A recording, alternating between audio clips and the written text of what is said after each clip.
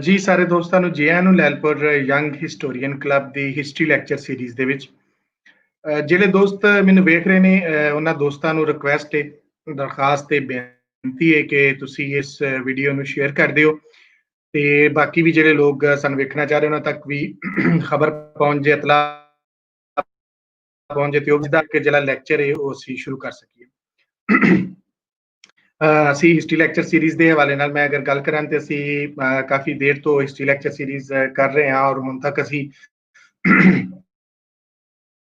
60 plus lecture ਕਰ ਲਏ ਨੇ ਔਰ ਪੰਜਾਬ ਦੀ ਤਾਰੀਖ ਨੂੰ ਲੈ ਕੇ ਅਸੀਂ ਚਾਹੁੰਦੇ ਹਾਂ ਕਿ ਪੰਜਾਬ ਦੀ ਤਾਰੀਖ ਦੇ ਵਿੱਚ ਪੰਜਾਬੀ ਜ਼ੁਬਾਨ ਵਿੱਚ ਇੱਕ ਬਹੁਤ ਵੱਡਾ ਆਰਕਾਈਵ, ਡਿਜੀਟਲ ਆਰਕਾਈਵ ਹੋਏ ਜਿਹਦੇ ਰਾਹੀਂ ਸਾਡੇ ਆਉਣ ਵਾਲੇ ਸਟੂਡੈਂਟ, ਸਕਾਲਰਸ, ਰਿਸਰਚਰਸ ਜਿਹੜੇ ਨੇ ਉਹ ਆਪਣੀ ਰਿਸਰਚ ਕਰ ਸਕਣ, ਸਾਡੇ ਇਹਨਾਂ ਸੋਰਸਿਸ ਨੂੰ ਵੀ ਸਾਈਟ ਕਰਨ। ਬਹੁਤ ਜ਼ਿਆਦਾ ਜਿਹੜੇ ਸਾਡੇ ਨਾਲ ਪ੍ਰੋਫੈਸਰਸ ਔਰ ਰਿਸਰਚਰਸ ਮੌਜੂਦ ਹੁੰਦੇ ਨੇ, ਅਸੀਂ ਕਹਾਂਗੇ ਕਿ ਇਹਨਾਂ ਨੂੰ ਸਾਈਟ ਕਰੋ ਤਾਂ ਕਿ ਪੰਜਾਬੀ ਜ਼ੁਬਾਨ ਦਾ ਇੱਕ ਜਿਹੜਾ ਆਰਕਾਈਵ ਹੈ ਉਹਨੂੰ ਅਸੀਂ ਜਿਹੜਾ ਰਿਕੋਗਨਾਈਜ਼ ਕਰਾ ਸਕੀਏ। ਅੱਜ ਦਾ ਦਿਨ ਜਿਹੜਾ ਹੈ, ਅੱਜ ਦਾ ਦਿਨ ਜਿਹੜਾ ਸਰਦਾਰ ਭਗਤ ਸਿੰਘ ਹੋਰਾਂ ਦਾ, ਕਾਮਰੇਡ ਭਗਤ ਸਿੰਘ ਹੋਰਾਂ ਦਾ ਜਨਮ ਦਿਨ ਹੈ ਔਰ ਲੈਲਪੁਰ ਦੇ ਵਿੱਚ ਉਹਨਾਂ ਦਾ ਜਿਹੜਾ ਜਨਮ ਹੋਇਆ ਔਰ ਲੈਲਪੁਰ ਦੇ ਵਿੱਚ ਕਿਸਾਨਾਂ ਦੀਆਂ ਤਹਿਰੀਕਾਂ ਬਹੁਤ ਚਿਰ ਤੋਂ ਚੱਲ ਰਹੀਆਂ ਸਨ। 1907 ਦੀ ਮਸ਼ਹੂਰ ਹੋਈ ਔਰ ਪਗੜੀ ਸੰਭਾਲ ਜੱਟਾ ਔਰ ਫਿਰ ਇਸ ਤੋਂ ਬਾਅਦ ਤਹਿਰੀਕਾਂ ਚੱਲੀਆਂ ਤੇ ਅਸੀਂ ਅੱਜ ਸਾਰਾ ਦਿਨ ਭਗਤ ਸਿੰਘ ਹੋਰਾਂ ਦੇ ਹਵਾਲੇ ਨਾਲ ਮੁਖਤਲਿਫ ਸਾਡੇ ਸ਼ਹਿਰ ਦੇ ਵਿੱਚ ਤਕਰੀਬਾਂ ਸਨ, ਕੇਕ ਕੱਟਣ, ਉਹਨਾਂ ਦੀ ਗੱਲਬਾਤ ਨੂੰ ਲੈ ਕੇ ਉਹਦੇ ਵਿੱਚ ਟ੍ਰੇਡ ਯੂਨੀਅਨਸ, ਸਾਡੇ ਬਹੁਤ ਸਾਰੇ ਜਿਹੜੇ ਲੈਫਟ ਦੇ ਜਿਹੜੇ ਸਿਆਸੀ ਵਰਕਰ ਸਨ, ਮਾਰਕਸਿਸਟ ਤਨਜ਼ੀਮਾਂ ਦੇ ਜਿਹੜੇ ਸੋਸ਼ਲਿਜ਼ਮ ਦੀਆਂ ਗੱਲਾਂ ਕਰਦੇ ਨੇ, ਕੈਮਿਸਟ ਤਨਜ਼ੀਮ ਦੇ ਲੋਕਾਂ ਨੇ ਅੱਜ ਉਹ ਦਿਨ ਜਿਹੜਾ ਮਨਾਇਆ।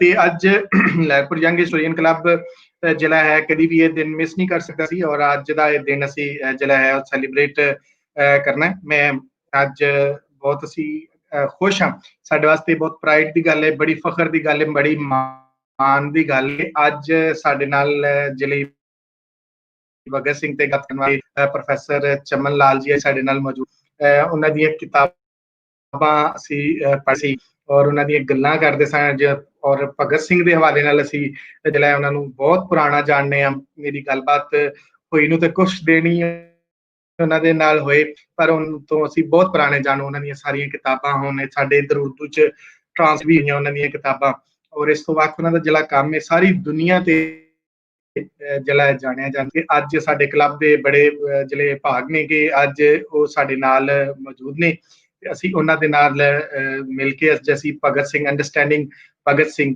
ਜਿਹੜੀ ਭਗਤ ਸਿੰਘ ਨੂੰ ਸਮਝਣ ਦੀ, ਉਹਦੇ ਗੱਲ ਨੂੰ ਸਮਝਣ ਦੀ, ਉਹਦੇ ਜੋ ਜਿਸ ਵਾਸਤੇ ਉਹਨੇ ਆਪਣੀ ਜਾਨ ਦਿੱਤੀ ਉਹਨੂੰ ਸਮਝਣ ਦੀ ਜਿਹੜੀ ਇੱਕ ਕੋਸ਼ਿਸ਼ ਕਰਾਂਗੇ ਸਰ ਦੇ ਨਾਲ। ਤੇ ਉਹ ਜਿਹੜਾ ਉਹਦਾ ਭਗਤ ਸਿੰਘ ਦੇ ਹਵਾਲੇ ਨਾਲ ਮਸ਼ਹੂਰ ਹੈ ਕਿ ਜਿਹੜਾ ਸ਼ੇਰ ਉਹਨਾਂ ਦੇ ਕੋਲੋਂ ਜਿਹੜਾ ਉਹਨਾਂ ਦੇ ਕੋਲ ਲਿਖਿਆ ਹੁੰਦਾ ਸੀ ਕਿ ਸੇਵਾ ਦੇਸ਼ ਦੀ ਜ਼ਿੰਦਗੀ ਇਹ ਬੜੀ ਔਖੀ, ਗੱਲਾਂ ਕਰਨੀਆਂ ਢੇਰ ਸਵੱਲੀਆਂ ਨੇ, ਜਿਨ੍ਹਾਂ ਦੇਸ਼ ਸੇਵਾ ਵਿੱਚ ਪੈਰ ਪਾਇਆ ਉਹਨਾਂ ਲੱਖ ਮੁਸੀਬਤਾਂ ਚੱਲੀਆਂ ਨੇ। ਅੱਜ ਮੈਂ ਹੁਣ ਰਿਕੁਐਸਟ ਕਰਾਂਗਾ, ਦਾਵਤ ਦਿਆਂਗਾ ਪ੍ਰੋਫੈਸਰ ਚਮਨ ਲਾਲ ਜੀ ਨੂੰ ਕਿ ਉਹ ਸਾਡੇ ਨਾਲ ਆਉਣ। ਜੀ ਸਰ, ਜੀ ਆਇਆਂ ਨੂੰ ਲੈਲਪੁਰ ਯੰਗ ਜੀ। ਤਾਹਿਦ ਜੀ ਸ਼ੁਕਰੀਆ। ਲਾਇਲਪੁਰ ਦੀ ਸਰਜ਼ਮੀਨ ਨੂੰ ਮੇਰਾ ਸਲਾਮ, ਲਾਇਲਪੁਰ ਦੇ ਸਾਰੇ ਬਸ਼ਿੰਦਿਆਂ ਨੂੰ ਔਰ ਇਸ ਪ੍ਰੋਗਰਾਮ ਨੂੰ ਸੁਣਨ ਵਾਲਿਆਂ ਨੂੰ ਮੁਬਾਰਕਬਾਦ। ਅੱਜ ਸਾਡੇ ਬੜੇ ਖੂਬਸੂਰਤ ਤੇ ਅਜਿਹੇ ਨੌਜਵਾਨ, ਹਮੇਸ਼ਾ ਨੌਜਵਾਨ ਰਹਿਣ ਵਾਲੇ ਨੌਜਵਾਨ ਤੇ ਸਾਡੇ ਸਾਰੇ ਦੇ ਦਿਲਾਂ 'ਚ ਵਸਣ ਵਾਲੇ ਹਿੰਦੁਸਤਾਨੀਆਂ ਦੇ, ਪਾਕਿਸਤਾਨੀਆਂ ਦੇ, ਉਹ ਭਗਤ ਸਿੰਘ ਦਾ ਅੱਜ ਉਹਨਾਂ ਦਾ ਜਨਮ ਦਿਹਾੜਾ, ਸਾਲਗਿਰਹ। ਔਰ ਇਹ ਸਾਲਗਿਰਹ ਜਿਸ ਤਰੀਕੇ ਨਾਲ ਤੁਸੀਂ ਮਨਾ ਰਹੇ ਹੋ ਔਰ ਜਿਸ ਤਰੀਕੇ ਨਾਲ ਖਾਸ ਤੌਰ 'ਤੇ ਸਾਨੂੰ ਤਾਂ ਬੜਾ ਥੋੜ੍ਹਾ ਜਿਹਾ ਰਸ਼ਕ ਆਉਂਦਾ ਹੈ ਕਿ ਅਸੀਂ ਤਾਂ ਅੱਜ ਤੇ ਖੈਰ ਤੁਸੀਂ ਵੀ ਨਹੀਂ ਜਾ ਸਕੇ ਪਿੰਡ, ਪਰ ਪਿਛਲੇ ਸਾਲਾਂ ਦੇ ਵਿੱਚ ਤਾਂ ਤੁਸੀਂ ਪਿੰਡ ਜਾ ਕੇ ਮੇਲੇ ਲਾਉਂਦੇ ਰਹੇ ਹੋ ਤੇ ਸਾਨੂੰ ਤਾਂ ਬੜਾ ਰਸ਼ਕ ਆਉਂਦਾ ਕਿ ਅਸੀਂ ਉਸ ਮੇਲੇ ਦੇ ਵਿੱਚ ਸ਼ਾਮਿਲ ਨਹੀਂ ਹੋ ਸਕਦੇ ਹੈ। ਔਰ ਮੈਂ ਤਾਂ 2007 ਦੇ ਵਿੱਚ ਜਦੋਂ ਆਇਆ ਸੀ ਤੇ ਮੈਨੂੰ ਤਾਂ ਬੜਾ ਅੱਛਾ ਲੱਗਿਆ ਸੀ। ਉਦੋਂ ਤੱਕ ਸਿਰਫ ਉਹਨਾਂ ਦਾ ਜਿਹੜਾ ਘਰ ਸੀਗਾ ਉਹ ਪੁਰਾਣੇ ਰੂਪ 'ਚ ਹੀ ਮੌਜੂਦ ਸੀ, ਉਹੀ ਬੇਰੀ ਵੀ ਸੀਗੀ, ਉਹੀ ਕੱਚਾ ਵਿਹੜਾ ਵੀ ਸੀਗਾ, ਉਹੀ ਚੁੱਲ੍ਹਾ ਵੀ ਲੱਗਿਆ ਹੋਇਆ ਸੀਗਾ ਤੇ ਦੋ ਜਿਹੜੇ ਪੱਕੇ ਕਮਰੇ ਸੀ ਉਹ ਹਾਲੇ ਤੱਕ ਜਾਤੀ ਮਲਕੀਅਤ ਹੀ ਸੀ ਉਹਨਾਂ ਦੀ।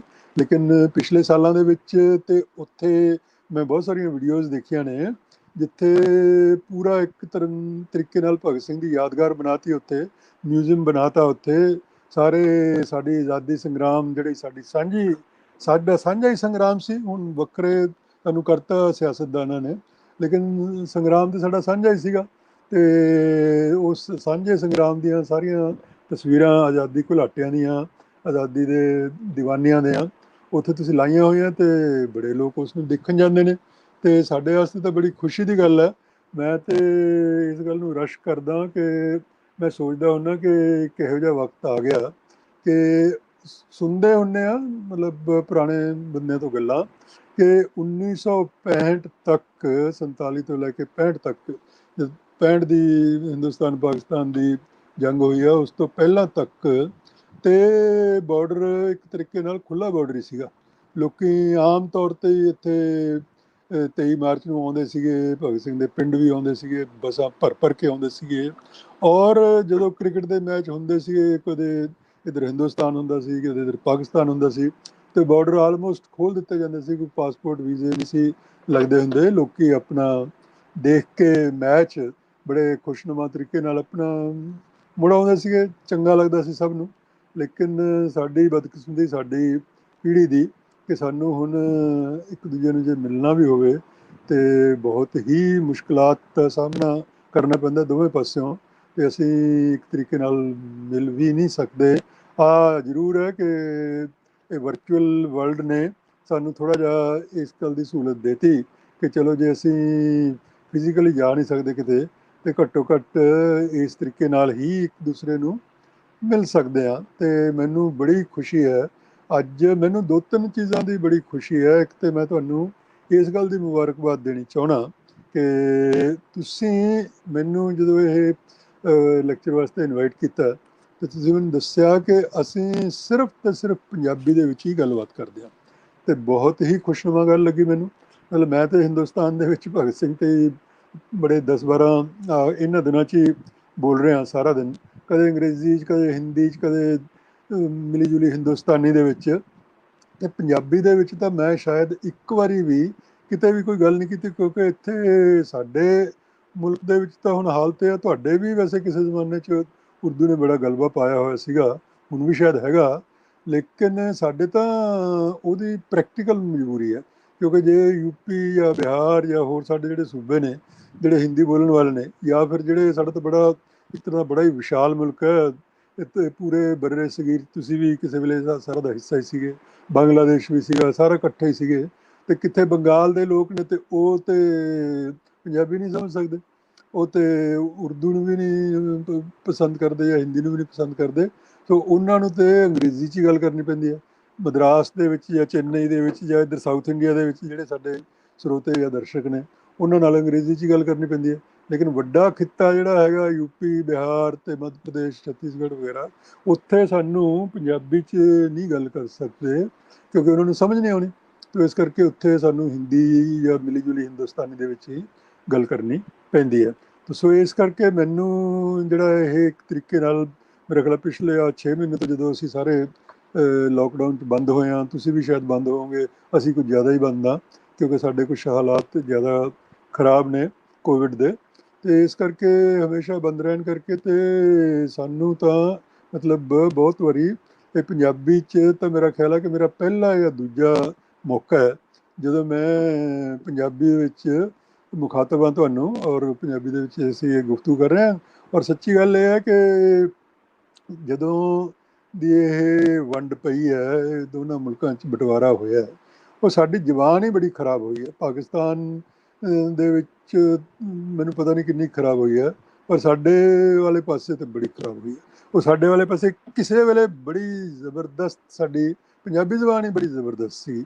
ਹੁਣ ਵੀ ਤੁਹਾਡੀ ਜ਼ੁਬਾਨ ਸੁਣ ਕੇ ਸਾਨੂੰ ਜਿਹੜਾ ਕਈ ਵਾਰੀ ਰਸ਼ਕ ਵੀ ਆਉਂਦਾ ਹੈਗਾ, ਕਿਉਂਕਿ ਉਹ ਪੁਰਾਣੀ ਜਿਹੜੀ ਪੰਜਾਬੀ ਜ਼ੁਬਾਨ ਸੀ, ਉਹ ਇੱਕ ਤਰੀਕੇ ਨਾਲ ਉਰਦੂ ਦਾ ਉਹਦੇ 'ਚ ਥੋੜ੍ਹਾ ਜਿਹਾ ਰੰਗ ਮਿਲਿਆ ਹੋਇਆ ਸੀਗਾ, ਤੇ ਸੰਸਕ੍ਰਿਤ ਤੇ ਅਰਬੀ ਫਾਰਸੀ ਦਾ ਰੰਗ ਨਹੀਂ ਸੀਗਾ। ਪਰ ਹੁਣ ਸਾਡੀ ਜਿਹੜੀ ਇੱਕ ਕਿਸਮ ਦਾ ਕਹਿਣਾ ਚਾਹੀਦਾ ਕਿ ਜ਼ੁਬਾਨ ਖਰਾਬ ਹੋਈ ਹੈ, ਸਾਡੇ ਵਾਲੇ ਪਾਸੇ ਪੰਜਾਬੀ ਤੇ ਸੰਸਕ੍ਰਿਤ ਹਿੰਦੀ ਦਾ ਰੰਗ ਚੜ੍ਹ ਗਿਆ, ਤੁਹਾਡੇ ਵਾਲੇ ਪਾਸੇ ਅਰਬੀ ਫਾਰਸੀ ਦਾ ਰੰਗ ਚੜ੍ਹ ਗਿਆ। ਤੇ ਆਮ ਲੋਕਾਂ ਦੀ ਬੋਲਣ ਚਾਲਣ 'ਚ ਤਾਂ ਸ਼ਾਇਦ ਕੋਈ ਫਰਕ ਨਾ ਆਇਆ ਹੋਵੇ, ਲੇਕਿਨ ਲਿਖਣ ਪੜ੍ਹਨ ਵਾਲਿਆਂ ਦੀ ਜ਼ੁਬਾਨ ਜਿਹੜੀ ਹੈਗੀ ਉਹਦੇ 'ਚ ਕਾਫੀ ਜ਼ਿਆਦਾ ਫਰਕ ਇੱਧਰਲੇ ਪਾਸੇ ਜਿਸ ਤਰ੍ਹਾਂ ਦੀ ਪੰਜਾਬੀ ਅਸੀਂ ਅਕੈਡਮਿਕ ਦੇ ਵਿੱਚ ਲਿਖਦੇ ਹਾਂ ਉਹ 'ਚ ਹਿੰਦੀ ਦਾ ਪ੍ਰਭਾਵ ਜ਼ਿਆਦਾ ਹੁੰਦਾ ਜਾਂ ਸੰਸਕ੍ਰਿਤ ਦਾ ਪ੍ਰਭਾਵ ਜ਼ਿਆਦਾ ਹੁੰਦਾ। ਤੁਹਾਡੇ ਵਾਲੇ ਪਾਸੇ ਵੀ ਮੇਰਾ ਖਿਆਲ ਹੈ ਜਿਹੜੀ ਅਕੈਡਮਿਕ ਭਾਸ਼ਾ ਲਿਖੀ ਜਾਂਦੀ ਹੈ ਅਤੇ ਉਹਦੇ 'ਤੇ ਅਰਬੀ ਫਾਰਸੀ ਦਾ ਪ੍ਰਭਾਵ ਜ਼ਿਆਦਾ ਹੁੰਦਾ। ਜਦੋਂ ਕਿ ਸਾਡੀ ਆਪਣੀ ਜ਼ੁਬਾਨ ਹੈ ਜਿਹੜੀ ਪੰਜਾਬੀ, ਉਹ ਇੰਨੀ ਸਮਰੱਥ ਹੈ ਕਿ ਅਸੀਂ ਆਪ ਹੀ ਆਪਣੀ ਜ਼ੁਬਾਨ ਦੇ ਵਿੱਚ ਸ਼ਬਦ ਵੀ ਘੜ ਸਕਦੇ ਹਾਂ, ਟਰਮਾਂ ਵੀ ਘੜ ਸਕਦੇ ਹਾਂ ਅਤੇ ਚੰਗੇ ਤਰੀਕੇ ਨਾਲ ਉਹਨੂੰ ਪੇਸ਼ ਵੀ ਕਰ ਸਕਦੇ ਹਾਂ। ਜੇ ਉਰਦੂ ਦੇ ਵਿੱਚ ਚੰਗੇ ਤਰੀਕੇ ਨਾਲ ਟਰਮਾਂ ਪੇਸ਼ ਹੋ ਸਕਦੀਆਂ ਨੇ, ਹਿੰਦੀ ਦੇ ਵਿੱਚ ਹੋ ਸਕਦੀਆਂ ਨੇ ਅਤੇ ਬੰਗਾਲੀ ਦੇ ਵਿੱਚ ਹੋ ਸਕਦੀਆਂ ਨੇ, ਅਤੇ ਪੰਜਾਬੀ ਦੇ ਵਿੱਚ ਕਿਉਂ ਨਹੀਂ ਹੋ ਸਕਦੀ? ਸਾਨੂੰ ਕਿਉਂ ਅਰਬੀ ਫਾਰਸੀ ਜਾਂ ਸੰਸਕ੍ਰਿਤ ਹਿੰਦੀ ਦੀ ਮਦਦ ਲੈਣੀ ਪਵੇ? ਤਾਂ ਸਾਡੀ ਆਪਣੀ ਜ਼ੁਬਾਨ ਹੀ ਬੜੀ ਸ਼ਾਨਦਾਰ ਹੈ। ਤਾਂ ਖੈਰ ਮੈਂ ਤੁਹਾਡੇ ਨਾਲ ਆਪਣਾ ਪਿਛਲੇ ਨਾਤੇ ਰਿਸ਼ਤੇ ਜੋੜ ਰਿਹਾ ਸੀਗਾ ਕਿਉਂਕਿ ਮੈਂ ਤੇ 13 ਸਾਲ ਪਹਿਲਾਂ 2007 ਦੇ ਵਿੱਚ ਆਇਆ ਸੀ। ਉਸ ਵੇਲੇ ਉਹ ਵੀ ਬੜਾ ਖੁਸ਼ਨੁਮਾ ਤਰੀਕਾ ਸੀ। ਉਸ ਵੇਲੇ ਹਾਲਾਤ ਇੰਨੇ ਖਰਾਬ ਨਹੀਂ ਸੀ ਦੋਵਾਂ ਮੁਲਕਾਂ ਦੇ ਕਿ ਡਾਕਟਰ ਅੰਬੇਡਕਰ ਦਾ ਜਨਮ ਦਿਨ ਵੀ ਪਾਕਿਸਤਾਨ ਦੇ ਵਿੱਚ ਬੜੇ ਸ਼ੌਕ ਨਾਲ ਮਨਾਇਆ ਜਾਣਾ ਸ਼ੁਰੂ ਹੋਇਆ ਪਿਛਲੇ ਕੁਝ ਸਾਲਾਂ ਤੋਂ। ਕਰਾਚੀ ਦੇ ਵਿੱਚ, ਲਾਹੌਰ ਦੇ ਵਿੱਚ, ਇਸਲਾਮਾਬਾਦ ਦੇ ਵਿੱਚ ਕਈ ਜਗ੍ਹਾ ਡਾਕਟਰ ਅੰਬੇਡਕਰ ਦਾ ਜਨਮ ਦਿਹਾੜਾ ਇੱਥੇ ਮਨਾਇਆ ਜਾਂਦਾ। ਮੈਂ ਤਾਂ ਅਸਲ 'ਚ ਡਾਕਟਰ ਅੰਬੇਡਕਰ 'ਤੇ ਇੱਕ ਸੈਮੀਨਾਰ ਦੇ ਵਿੱਚ ਹਿੱਸਾ ਲੈਣ ਆਇਆ ਸੀਗਾ।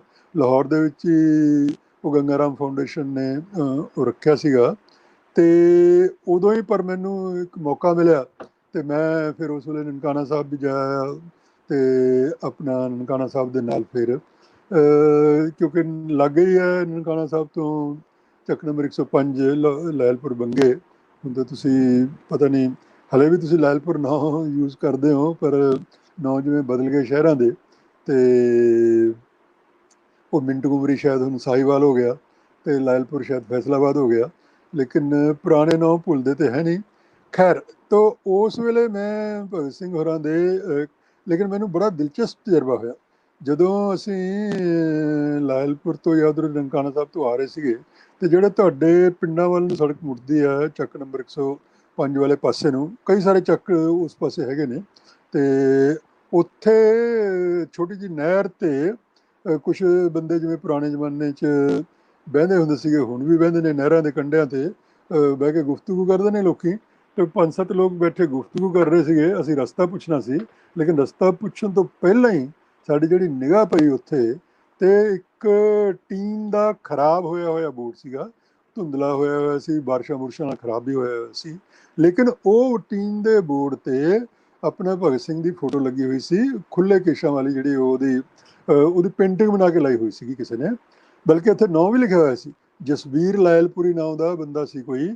ਮੈਂ ਉਹਨੂੰ ਬੜੀ ਕੋਸ਼ਿਸ਼ ਕੀਤੀ ਕਿ ਉਹਦਾ ਮੈਨੂੰ ਮੇਲ ਮੂਲ ਭੇਜ ਕੇ ਦੇਖਾਂ ਵੀ ਕਿਸੇ ਤਰ੍ਹਾਂ ਪਤਾ ਲੱਗ ਜੇ, ਲੇਕਿਨ ਮੈਨੂੰ ਨਹੀਂ ਪਤਾ ਲੱਗਿਆ। ਲੇਕਿਨ ਉਹ ਜਸਬੀਰ ਲਾਇਲਪੁਰੀ ਦਾ ਨਾਂ ਉੱਥੇ ਜ਼ਰੂਰ ਉਹਦੇ ਦਰਜ ਸੀਗਾ ਕਿ ਉਹ ਪੇਂਟਿੰਗ ਲੱਗੀ ਹੋਈ ਸੀ। ਹੁਣ ਮੈਨੂੰ ਪਤਾ ਨਹੀਂ ਕਿ ਅੱਜ ਕੱਲ੍ਹ ਵੀ ਉਹ ਪੇਂਟਿੰਗ ਲੱਗੀ ਹੋਈ ਹੈ ਜਾਂ ਉੱਥੋਂ ਲਾਤੀ, ਲੇਕਿਨ ਉੱਥੇ ਜਦੋਂ ਪੁੱਛਿਆ ਉਹ ਪਿੰਡਾਂ ਨੂੰ ਅਤੇ ਉਹਨਾਂ ਨੇ ਸਾਨੂੰ ਰਾਹ ਤਾਂ ਦੱਸਿਆ ਜ਼ਰੂਰ ਅਤੇ ਲੇਕਿਨ ਉਹਨਾਂ ਨੇ ਕਿਹਾ ਭਗਤ ਸਿੰਘ ਦੇ ਪਿੰਡ ਜਾਣ ਤੋਂ ਪਹਿਲਾਂ ਤੁਸੀਂ ਫਲਾਣੇ ਪਿੰਡ ਰਸਤੇ 'ਚ ਆਉਂਦਾ ਉੱਥੇ ਰੁਕੋ, 4-5 ਕਿਲੋਮੀਟਰ ਪਹਿਲਾਂ। ਉਹਦਾ ਮੈਂ ਹੁਣ ਨਾਂ ਭੁੱਲ ਗਿਆ ਚੱਕ ਨੰਬਰ ਕਿਹੜਾ ਸੀ ਉਹ। ਅਤੇ ਲੇਕਿਨ ਜਦੋਂ ਅਸੀਂ ਮੁੜੇ ਉੱਥੋਂ ਨਹਿਰ ਤੋਂ ਪਿੰਡਾਂ ਵਾਲੇ ਪਾਸੇ ਨੂੰ ਤਾਂ ਉੱਥੇ ਦੇਖਿਆ ਸਾਈਡ 'ਤੇ ਭਗਤ ਸਿੰਘ ਲੇਨ ਲਿਖਿਆ ਹੋਇਆ ਸੀ। ਅਸੀਂ ਬੜੇ ਹੈਰਾਨ ਹੋਏ ਕਿ ਵੀ ਇੱਥੇ ਪਾਕਿਸਤਾਨ ਦੇ ਵਿੱਚ ਲੋਕ ਤਾਂ ਇੱਕ ਦੂਜੇ ਨੂੰ ਇੰਨੀਆਂ ਗਲਤ ਗੱਲਾਂ ਦੱਸਦੇ ਨੇ ਅਤੇ ਇੱਥੇ ਤਾਂ ਭਗਤ ਸਿੰਘ ਲੇਨ ਦਾ ਵੀ ਜ਼ਿਕਰ ਹੈਗਾ। ਅਤੇ ਉੱਥੋਂ ਜਿੱਥੋਂ ਕਿ ਮੇਰਾ ਯਾਦ ਹੈ ਕਿ ਉਹਨਾਂ ਦਾ ਨਾਂ ਸ਼ਾਇਦ ਫਰਹਾਨ ਖਾਨ ਸੀ, ਉਹ ਰਿਟਾਇਰਡ ਤਹਿਸੀਲਦਾਰ ਸੀਗੇ ਅਤੇ ਉੱਥੇ ਉਹਨਾਂ ਦਾ ਬੜਾ ਵੱਡਾ ਪੁਰਾਣੇ ਟਾਈਪ ਦਾ ਘਰ ਸੀ, ਦਲਾਨ ਬੜਾ ਵੱਡਾ ਸੀ ਉਹਨਾਂ ਦਾ, ਦਰਵਾਜ਼ਾ ਬੜਾ ਵੱਡਾ ਸੀ, ਦਰਵਾਜ਼ੇ ਦੇ ਵਿੱਚ ਹੀ ਉਹ ਆਪਣੇ ਮਹਿਮਾਨਾਂ ਨੂੰ ਬਿਠਾਉਂਦੇ ਵਗੈਰਾ ਸੀਗੇ। ਅਤੇ ਜਦੋਂ ਅਸੀਂ ਉਹਨਾਂ ਕੋਲ ਗਏ ਤਾਂ ਬੜੇ ਖੁਸ਼ਨੁਮਾ ਤਰੀਕੇ ਨਾਲ ਮਿਲੇ ਅਤੇ ਸਾਨੂੰ ਵੀ ਬੜਾ ਚੰਗਾ ਲੱਗਿਆ। ਅਤੇ ਉਹਨਾਂ ਦੇ ਜਿਹਨੂੰ ਆਪਣੇ ਆਧੁਨਿਕ ਸ਼ਬਦਾਂ 'ਚ ਡਰਾਇੰਗ ਰੂਮ ਕਹਾਂਗੇ, ਲੇਕਿਨ ਉਹ ਪੁਰਾਣੇ ਜ਼ਮਾਨੇ ਵਾਲਾ ਜਿਹਨੂੰ ਅੰਦਰ ਕਹਿੰਦੇ ਹੁੰਦੇ ਸੀ, ਅੰਦਰ ਵਾਲਾ ਜਿਹੜਾ ਉਹਦਾ ਸੀਗਾ ਜਿੱਥੇ ਮਹਿਮਾਨ ਨੂੰ ਬਿਠਾਇਆ ਜਾਂਦਾ ਸੀ, ਦਰਵਾਜ਼ੇ ਵਾਲੇ ਪਹਿਲਾ ਵਾਲਾ ਕਮਰਾ, ਅਤੇ ਉੱਥੇ ਜਿੱਥੇ ਉਹਨਾਂ ਨੇ ਚਾਹ ਚੂਹ ਵੀ ਮੰਗਵਾਈ ਅਤੇ ਸਾਡੇ ਬਿਠਾਇਆ ਵੀ, ਮੰਜੀਆਂ ਵੀ ਸੀਗੀਆਂ ਬੈਠਣ ਵਾਸਤੇ ਅਤੇ ਸੋਫੇ ਸਾਫੇ ਵੀ ਸੀਗੇ। ਉਹਨਾਂ ਦੀ ਮੇਜ਼ 'ਤੇ ਕਾਲੇ ਰੰਗ ਦੇ ਫਰੇਮ ਦੇ ਵਿੱਚ ਬਲੈਕ ਐਂਡ ਵਾਈਟ ਫੋਟੋ ਲੱਗੀ ਸੀ। ਮੇਰੇ ਤਸਵੀਰ ਦੇ ਪਿੱਛੇ ਤੁਸੀਂ ਜਿਹੜਾ ਭਗਤ ਸਿੰਘ ਦੀ ਫੋਟੋ ਦੇਖ ਰਹੇ ਹੋ, ਇਹ ਥੋੜ੍ਹੀ ਕਲਰ ਹੈ ਲੇਕਿਨ ਉਹ ਬਲੈਕ ਐਂਡ ਵਾਈਟ ਜਿਹਦਾ ਬਲਕਿ ਉਹ ਸ਼ੀਸ਼ਾ ਵੀ ਟੁੱਟਿਆ ਹੋਇਆ ਸੀਗਾ, ਉਹ ਉੱਥੇ ਲੱਗਿਆ ਹੋਇਆ ਸੀ। ਅਸੀਂ ਬੜੇ ਹੈਰਾਨ ਹੋਏ। ਅਸੀਂ ਕਿਹਾ ਵੀ ਤੁਸੀਂ ਕਿਵੇਂ ਭਗਤ ਸਿੰਘ ਦੀ ਫੋਟੋ ਲਾਈ? ਉਹ ਤੇ ਬੜੇ ਜਜ਼ਬਾਤੀ ਹੋ ਕੇ ਬੋਲੇ ਕਿ ਮੇਰੇ ਕੋਲ ਤਾਂ ਪਿੰਡ 'ਚ ਉਹਨਾਂ ਦੇ ਉਸ ਵੇਲੇ ਉਹਨਾਂ ਦੀ ਉਮਰ 82 ਸਾਲ ਸੀ ਸ਼ਾਇਦ, ਹੁਣ ਪਤਾ ਨਹੀਂ ਉਹ ਜਿਉਂਦੇ ਨੇ ਜਾਂ ਨਹੀਂ, ਕਿਉਂਕਿ 13 ਸਾਲ ਹੋ ਗਏ ਇਸ ਗੱਲ ਨੂੰ। ਜੇ ਜਿਉਂਦੇ ਹੋਣਗੇ ਤਾਂ ਬੜੀ ਚੰਗੀ ਗੱਲ ਹੈ, 95 ਸਾਲ ਦੀ ਉਮਰ ਹੋਏਗੀ ਉਹਨਾਂ ਦੀ। ਮੈਂ ਤਾਂ ਜ਼ਰੂਰ ਉਹਨਾਂ ਨੂੰ ਸਲਾਮ ਭੇਜਣਾ ਚਾਹੂੰਗਾ। ਜੇ ਕੋਈ ਲਾਇਲਪੁਰ 'ਚ ਉਹਨਾਂ ਨੂੰ ਜਾਣਦਾ ਹੋਵੇ ਤਾਂ ਜ਼ਰੂਰ ਸਲਾਮ ਪਹੁੰਚਾਵੇ, ਬਲਕਿ ਉਹਨਾਂ ਦੇ ਖਾਨਦਾਨ ਦੇ ਬੰਦਿਆਂ ਨੂੰ ਵੀ ਪਹੁੰਚਾਵੇ, ਉਹਨਾਂ ਦੇ ਪੁੱਤਰਾਂ ਧੀਆਂ ਨੂੰ ਪਹੁੰਚਾਵੇ ਜੇ ਹੋਣਗੇ, ਕਿਉਂਕਿ ਬਹੁਤ ਵੱਡਾ ਉਹ ਘਰ ਸੀ ਉਹਨਾਂ ਦਾ, ਬਹੁਤ ਵੱਡੀ ਇੱਕ ਤਰ੍ਹਾਂ ਦੀ ਫੈਕਟਰੀ ਲਾਈ ਹੋਈ ਸੀ ਉੱਥੇ ਉਹਨਾਂ ਨੇ ਘਰ ਦੇ ਵਿੱਚ। ਤੇ ਉਹ ਕਹਿੰਦੇ ਜੀ, ਅਸੀਂ ਉਹਨੂੰ ਦੱਸਿਆ ਕਿ ਅਸੀਂ ਉੱਥੇ ਚੱਲੇ ਹਾਂ। ਉਹ ਕਹਿੰਦੇ ਜੀ ਤੁਸੀਂ ਬੈਠੋ, ਪਹਿਲਾਂ ਸਾਡੇ ਕੋਲੇ ਚਾਹ ਪਾਣੀ ਪੀਓ, ਉਸ ਤੋਂ ਬਾਅਦ ਤੁਹਾਨੂੰ ਭੇਜਾਂਗੇ। ਤੇ ਮੇਰੇ ਕੋਲੇ ਉਰਦੂ ਦੇ ਵਿੱਚ ਇੱਕ ਕਿਤਾਬ ਸੀ ਨੈਸ਼ਨਲ ਬੁੱਕ ਟਰਸਟ ਤੋਂ ਛਪੀ ਹੋਈ, ਭਗਤ ਸਿੰਘ ਦੇ ਸਿਆਸੀ ਦਸਤਾਵੇਜ਼। ਉਹ ਮੈਂ ਲੈ ਗਿਆ ਸੀ। ਨਹੀਂ, ਉਸ ਵੇਲੇ ਉਰਦੂ 'ਚ ਨਹੀਂ ਸੀ ਛਪੀ, ਉਸ ਵੇਲੇ ਬਲਕਿ ਮੇਰੇ ਵਾਲੀ ਐਡਿਟਡ ਕਿਤਾਬ ਨਹੀਂ ਸੀਗੀ, ਕਿਸੇ ਹੋਰ ਮੇਰੇ ਦੋਸਤ ਜਾਂ ਸਾਥੀ ਦੀ ਐਡਿਟਡ ਕਿਤਾਬ ਸੀ, ਅੰਗਰੇਜ਼ੀ ਦੀ ਕਿਤਾਬ ਸੀ, ਨੈਸ਼ਨਲ ਬੁੱਕ ਟਰਸਟ ਦੀ ਕਿਤਾਬ ਸੀ, selected writings of Bhagat Singh, ਜਿਹੜੀ ਮੈਂ ਹਿਸਟੋਰੀਅਨ ਮੁਬਾਰਕ ਅਲੀ ਹੋਰਾਂ ਨੂੰ ਦੇਣ ਵਾਸਤੇ ਲਿਆਇਆ ਸੀਗਾ। ਤੇ ਉਹਨਾਂ ਨੇ ਮੈਨੂੰ ਕਿਹਾ ਜੀ ਤੁਸੀਂ ਆਹ ਕਿਤਾਬ ਜ਼ਰਾ ਮੈਨੂੰ ਦਿਖਾਓ। ਦੇਖੀ ਹੱਥ 'ਚ ਲੈ ਕੇ ਉਹਨਾਂ ਨੇ ਮੇਰੇ ਕੋਲੋਂ, ਮੈਨੂੰ ਕਹਿੰਦੇ ਜੀ ਤੁਸੀਂ ਜਦ ਤੱਕ ਚਾਹ ਪਾਣੀ ਪੀਣੇ ਹੋ ਕਿਤਾਬ ਮੈਨੂੰ ਦੇ ਦਿਓ। ਮੈਂ ਕਿਹਾ ਜੀ ਲੈ ਲਓ।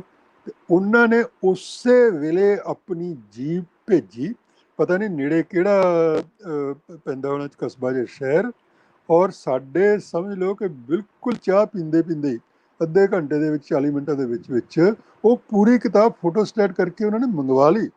ਔਰ ਉਹ ਕਹਿੰਦੇ ਸਾਨੂੰ ਤਾਂ ਬੜਾ ਤੁਸੀਂ ਸਾਨੂੰ ਮੌਕਾ ਨਹੀਂ ਮਿਲਦਾ, ਤੁਸੀਂ ਦਿਓ ਇਹ। ਤੇ ਉਹ ਆਪਣੇ ਕੋਲੇ ਉਹਨਾਂ ਨੇ ਫੋਟੋਸਟੇਟ ਕਾਪੀ ਰੱਖ ਕੇ ਤੇ ਸਾਡੀ ਗੱਡੀ ਨੂੰ ਛੱਡ ਕੇ ਉਹਨੂੰ ਕਿਹਾ ਜੀ ਨਹੀਂ ਅਸੀਂ ਤੁਹਾਨੂੰ ਸਾਡੀ ਗੱਡੀ 'ਚ ਲੈ ਕੇ ਚੱਲਦੇ ਹਾਂ। ਤੇ ਉਹ ਸਗੋਂ ਸਾਨੂੰ ਥੋੜ੍ਹਾ ਨੁਕਸਾਨ ਉਹਦਾ ਇਹ ਹੋਇਆ ਕਿ ਪਿੰਡ ਪਹੁੰਚਦੇ ਪਹੁੰਚਦੇ ਉਹਨਾਂ ਦੇ ਚੱਕ ਨੰਬਰ 105 ਤੇ ਹਨੇਰਾ ਹੋ ਗਿਆ। ਤੇ ਮੇਰੇ ਕੋਲੇ ਉਸ ਵੇਲੇ ਕੋਈ ਵਧੀਆ ਕੈਮਰੇ ਵੀ ਨਹੀਂ ਸੀਗੇ, ਇਹੋ ਜਿਹੇ ਮੋਬਾਈਲ ਅੱਜ ਕੱਲ੍ਹ ਵਰਗੇ ਮੋਬਾਈਲ ਤਾਂ ਉਦੋਂ ਹੁੰਦੇ ਨਹੀਂ ਸੀਗੇ ਕਿ ਬਹੁਤ ਹੀ ਵਧੀਆ ਕੈਮਰੇ ਵਾਲੇ ਮੋਬਾਈਲ। ਤੋ ਥੋੜ੍ਹੇ ਬਹੁਤੇ ਮਾੜੇ ਚੰਗੇ ਹੀ ਸੀ, ਕੋਈ ਪਤਾ ਨਹੀਂ ਸੋਨੀ ਦਾ ਮੇਰੇ ਕੋਲ ਮੋਬਾਈਲ ਸੀ ਜਾਂ ਕਿਹੜਾ ਸੀ। ਔਰ ਉਸ ਵੇਲੇ ਜਿਹੜੀਆਂ ਮੈਂ ਉੱਥੋਂ ਫਿਰ ਤਸਵੀਰਾਂ ਖਿੱਚੀਆਂ ਉਹਨਾਂ ਦੇ ਭਗਤ ਸਿੰਘ ਦੇ ਘਰ ਦੀਆਂ, ਤੇ ਉਹ ਸਾਰੀਆਂ ਬੜੀਆਂ ਧੁੰਦਲੀਆਂ ਜਿਹੀਆਂ ਵੀ ਹੋ ਗਈਆਂ ਸੀਗੀਆਂ। ਤੇ ਬਲਕਿ ਉੱਥੇ ਜਦੋਂ ਉਸ ਖਾਨਦਾਨ ਦੇ ਵਿੱਚ ਜਿਹਦੇ ਕੋਲ ਘਰ ਹੈ, ਉਹਨਾਂ ਦੇ ਐਡਵੋਕੇਟ ਹੁੰਦੇ ਸੀ ਇਕਬਾਲ, ਮੈਂ ਸੁਣਿਆ ਕਿ ਉਹ ਫੌਤ ਹੋ ਗਏ। ਤੇ ਉਹ ਉੱਥੋਂ ਲਾਇਲਪੁਰ ਤੋਂ ਹੀ ਜਾਂ ਫੈਸਲਾਬਾਦ ਤੋਂ ਹੀ ਰੋਜ਼ ਪਿੰਡ ਆਉਂਦੇ ਜਾਂਦੇ ਸੀਗੇ। ਔਰ ਮੇਰਾ ਖਿਆਲ ਹੈ ਕਿ ਸਾਡੇ ਉੱਥੇ ਖੜੇ ਖਲੋਤੇ ਹੀ ਉਹ ਆ ਵੀ ਗਏ ਸੀਗੇ। ਤੇ ਅਸੀਂ ਉਹ ਚੁੱਲ੍ਹਾ ਵੀ ਦੇਖਿਆ ਜਿੱਥੇ ਪੁਰਾਣੇ ਤਰੀਕੇ ਨਾਲ ਰੋਟੀਆਂ ਪੱਕਦੀਆਂ ਨੇ, ਉੱਥੇ ਉਹ ਬੇਰੀ ਵੀ ਦੇਖੀ ਜਿਹਦੇ ਹੇਠਾਂ ਉਹ ਚੁੱਲ੍ਹਾ ਰੱਖਿਆ ਸੀ। ਕਿਤੇ ਕਹਿੰਦੇ ਸੀ ਭਗਤ ਸਿੰਘ ਇੱਥੇ ਬਹਿ ਕੇ ਖਾਂਦਾ ਹੁੰਦਾ ਸੀ ਰੋਟੀ ਰਾਟੀ, ਤੇ ਸਾਰਾ ਪਰਿਵਾਰ ਉੱਥੇ ਬੈਠ ਕੇ ਖਾਂਦਾ ਸੀ।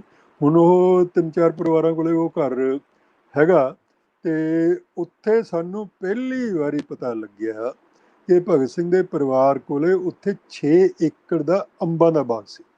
ਤੇ ਇਹ ਮਤਲਬ ਸਮਝ ਲਓ ਕਿ 1931 ਚ ਭਗਤ ਸਿੰਘ ਦੀ ਫਾਂਸੀ ਤੋਂ ਲੈ ਕੇ ਤੇ 2007 ਤੱਕ ਸਾਨੂੰ ਕਿਸੇ ਨੂੰ ਪਤਾ ਨਹੀਂ। ਭਗਤ ਸਿੰਘ ਦੇ ਖਾਨਦਾਨ ਨੇ ਵੀ, ਕਿਉਂਕਿ ਭਗਤ ਸਿੰਘ ਦਾ ਖਾਨਦਾਨ ਤੇ ਹਿੰਦੁਸਤਾਨ 'ਚ ਕਾਫੀ ਲੰਬਾ ਚੌੜਾ ਫੈਲਿਆ ਹੋਇਆ ਖਾਨਦਾਨ ਹੈ, ਬਲਕਿ ਹਿੰਦੁਸਤਾਨ ਤੋਂ ਬਾਹਰ ਵੀ ਇੰਗਲੈਂਡ, ਕੈਨੇਡਾ, ਅਮਰੀਕਾ ਤੱਕ ਵੀ ਫੈਲਿਆ ਹੋਇਆ, ਕਿਉਂਕਿ 9 ਭੈਣ ਭਰਾ ਸੀ ਉਹ।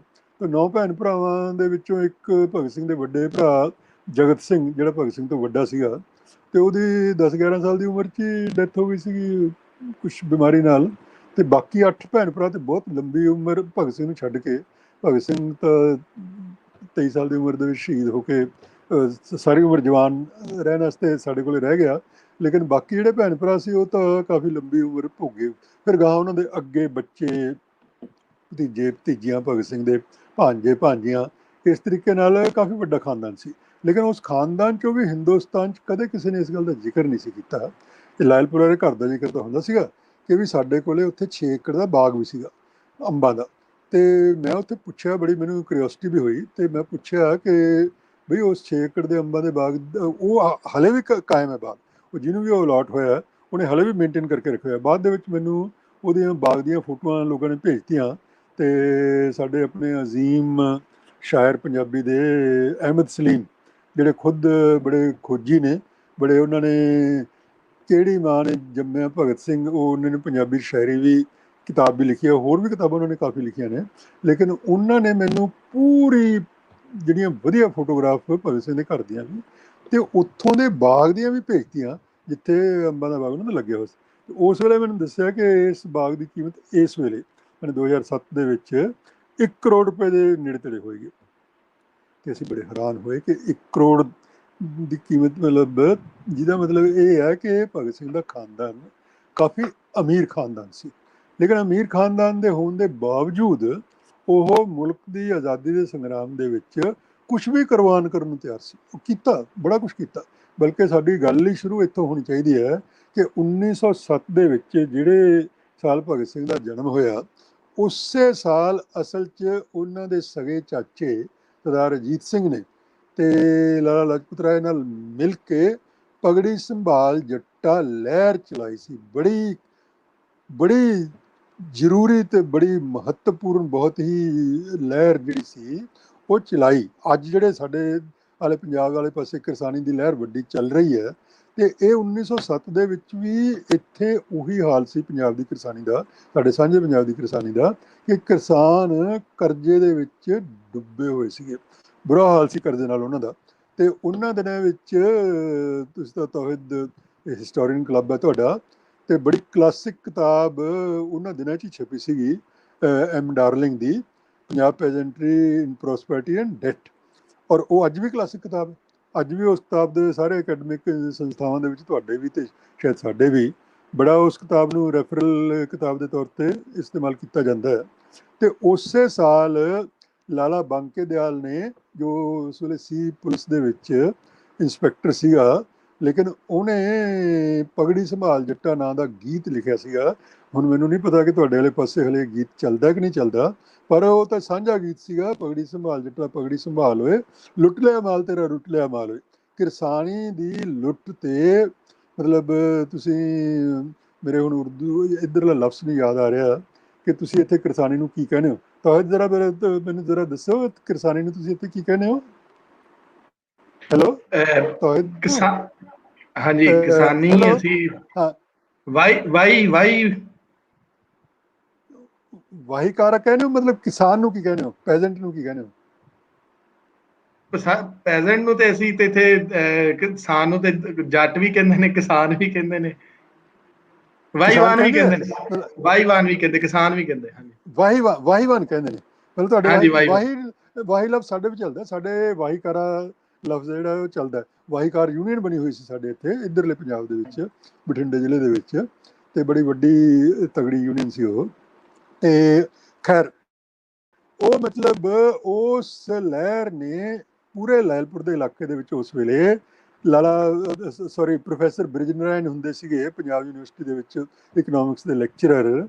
ਤੇ ਭਗਤ ਸਿੰਘ ਦੇ ਆਪਣੇ ਜਿਹੜੇ ਉਸਤਾਦ ਸੀ, ਪ੍ਰਿੰਸੀਪਲ ਸ਼ਬੀਲ ਦਾਸ, ਜਿਹੜੇ ਲਾਹੌਰ ਨੈਸ਼ਨਲ ਕਾਲਜ ਦੇ ਪ੍ਰਿੰਸੀਪਲ ਬਣੇ, ਉਹ ਸਾਰੇ ਜਿਹੜੇ ਬੰਦੇ ਸੀ, ਬਣੇ ਖੁਦ ਲਾਲਾ ਲਾਜਪਤ ਰਾਏ ਤੇ ਅਜੀਤ ਸਿੰਘ ਪਿੰਡਾਂ ਦੇ ਵਿੱਚ ਜਾ ਕੇ ਤਕਰੀਰਾਂ ਕਰਦੇ ਸੀ ਕਿਸਾਨਾਂ ਦੇ ਸਾਹਮਣੇ। ਔਰ ਕਿਰਸਾਨੀ ਦੀ ਬੜੇ ਜ਼ਿਆਦਾ ਟੈਕਸ ਲੱਗੇ ਹੋਏ ਸੀ ਉਸ ਵੇਲੇ, ਬਹੁਤ ਤੰਗ ਸੀ ਕਿਸਾਨ। ਤੇ ਉਹ ਬੜੀਆਂ ਇੰਨੀਆਂ ਮੀਟਿੰਗਾਂ ਹੁੰਦੀਆਂ ਸੀ ਕਿ ਉਹ ਸਾਰੀਆਂ ਮੀਟਿੰਗਾਂ ਕਰਕੇ ਲਾਲਾ ਲਾਜਪਤ ਰਾਏ ਨੂੰ ਤੇ ਸਰਦਾਰ ਅਜੀਤ ਸਿੰਘ ਨੂੰ, ਦੋਹਾਂ ਨੂੰ ਉੱਥੇ ਕੈਦ ਕਰਕੇ ਮਾਂਡਲੇ ਜੇਲ੍ਹ ਭੇਜਤਾ। ਬਰਮਾ ਕਿਸੇ ਵੇਲੇ 1933 ਤੱਕ ਹਿੰਦੁਸਤਾਨ ਦਾ ਹਿੱਸਾ ਰਿਹਾ। ਮਤਲਬ ਅੰਗਰੇਜ਼ੀ ਜਿਹੜੀ ਹਕੂਮਤ ਸੀਗੀ, ਬਰਤਾਨਵੀ ਹਕੂਮਤ ਦਾ ਪਾਰਟ ਇਕੱਲਾ ਹਿੰਦੁਸਤਾਨ, ਪਾਕਿਸਤਾਨ ਤੇ ਬੰਗਲਾਦੇਸ਼ ਹੀ ਨਹੀਂ ਸੀਗਾ। ਬਰਮਾ ਵੀ ਉਸ ਵੇਲੇ ਬਰਤਾਨਵੀ ਹਕੂਮਤ ਦਾ ਹੀ, ਹਿੰਦੁਸਤਾਨ ਦਾ ਹੀ ਪਾਰਟ ਮੰਨਿਆ ਜਾਂਦਾ ਸੀ। ਤੇ ਮਾਂਡਲੇ ਜੇਲ੍ਹ ਮਸ਼ਹੂਰ ਸੀ ਉੱਥੇ, ਜਦੋਂ ਵੀ ਹਿੰਦੁਸਤਾਨ 'ਚ ਕਿਸੇ ਨੂੰ ਕੈਦ ਕਰਨਾ ਹੁੰਦਾ ਸੀਗਾ, ਉਹ ਮਾਂਡਲੇ ਜੇਲ੍ਹ ਭੇਜ ਦਿੰਦੇ ਸੀਗੇ। ਤੇ ਇਹ ਸਾਡੇ ਨਾਮਧਾਰੀ ਗੁਰੂ ਰਾਮ ਸਿੰਘ, ਉਹਨਾਂ ਨੂੰ ਸ਼ਾਇਦ ਰੰਗੂਨ ਰੱਖਿਆ ਸੀਗਾ ਉੱਥੇ। ਸਾਡੇ ਬਹਾਦਰ ਸ਼ਾਹ ਜ਼ਫਰ, ਹਿੰਦੁਸਤਾਨ ਦੇ ਜੰਗੇ ਆਜ਼ਾਦੀ ਦੇ ਪਹਿਲੇ ਸਾਡੇ ਹੀਰੋ, 1857 ਦੀ ਜਿਹੜੀ ਜੰਗੇ ਆਜ਼ਾਦੀ ਹੋਈ ਸੀ, ਤੇ ਉਹਨਾਂ ਨੂੰ ਵੀ ਕੈਦ ਕਰਕੇ 1857-58 ਦੇ ਵਿੱਚ ਇੱਥੇ ਰੰਗੂਨ ਭੇਜਤਾ ਸੀ। ਉਹਨਾਂ ਦੀ ਤਾਂ ਕਬਰ ਵੀ ਰੰਗੂਨ ਹਾਲੇ ਬਣੀ ਹੋਈ ਹੈ। ਹੁਣ ਤਾਂ ਉਹਨੂੰ ਮੈਨਾਮਾਰ ਕਹਿਣਾ ਸ਼ੁਰੂ ਕਰਤਾ ਬਰਮਾ ਨੂੰ ਲੋਕਾਂ ਨੇ, ਤੇ ਰੰਗੂਨ ਨੂੰ ਵੀ ਯਾਂਗੂਨ ਕਹਿਣਾ ਸ਼ੁਰੂ ਕਰਤਾ। ਜਿਵੇਂ ਤੁਹਾਡੇ ਸ਼ਹਿਰਾਂ ਦੇ ਨਾਮ ਬਦਲੇ ਨੇ, ਬਰਮਾ 'ਚ ਵੀ ਬਦਲੇ ਨੇ, ਸਾਡੇ ਵੀ ਬਦਲੇ ਨੇ, ਬਹੁਤ ਜਗ੍ਹਾ ਨਾਮ ਬਦਲੇ ਨੇ। ਤੇ ਇਸ ਕਰਕੇ ਉਸ ਵੇਲੇ, ਬਲਕਿ ਇੱਥੋਂ ਤੱਕ ਕਿ ਅੰਗਰੇਜ਼ਾਂ ਦੀ ਹਕੂਮਤ ਜਿੱਥੋਂ ਤੱਕ ਵੀ ਹੁੰਦੀ ਸੀਗੀ, ਯਮਨ ਦੇ ਵਿੱਚ ਵੀ ਹਕੂਮਤ ਹੁੰਦੀ ਸੀ। ਯਮਨ ਦਾ ਸ਼ਹਿਰ ਅਡਨ ਹੁੰਦਾ ਸੀਗਾ। ਅਡਨ ਦੇ ਵਿੱਚ ਇਹ ਸੂਫੀ ਅੰਬਾ ਪ੍ਰਸਾਦ ਨੂੰ ਕੈਦ ਕਰਕੇ ਉੱਥੇ ਭੇਜਿਆ ਹੋਇਆ ਸੀ। ਤੇ ਸਰਦਾਰ ਅਜੀਤ ਸਿੰਘ ਵੀ ਉੱਥੇ ਗਏ ਹੋਏ ਸੀਗੇ। ਮਤਲਬ ਜਦੋਂ ਮਾਂਡਲੇ ਜੇਲ੍ਹ ਤੋਂ ਲਾਲਾ ਲਾਜਪਤ ਰਾਏ ਤਾਂ ਵਾਪਸ ਆ ਗਏ ਕੁਛ ਸਾਲਾਂ ਬਾਅਦ, 2 ਸਾਲਾਂ ਬਾਅਦ ਜਾਂ ਕੁਛ ਮਹੀਨਿਆਂ ਬਾਅਦ, ਲੇਕਿਨ ਅਜੀਤ ਸਿੰਘ ਤਾਂ ਉੱਥੋਂ ਐਗਜ਼ਾਈਲ ਹੋ ਕੇ ਉਹਨਾਂ ਨੂੰ 38 ਸਾਲ ਮੁਲਕ ਤੋਂ ਦਰਬਦਰ ਰਹਿਣਾ ਪਿਆ।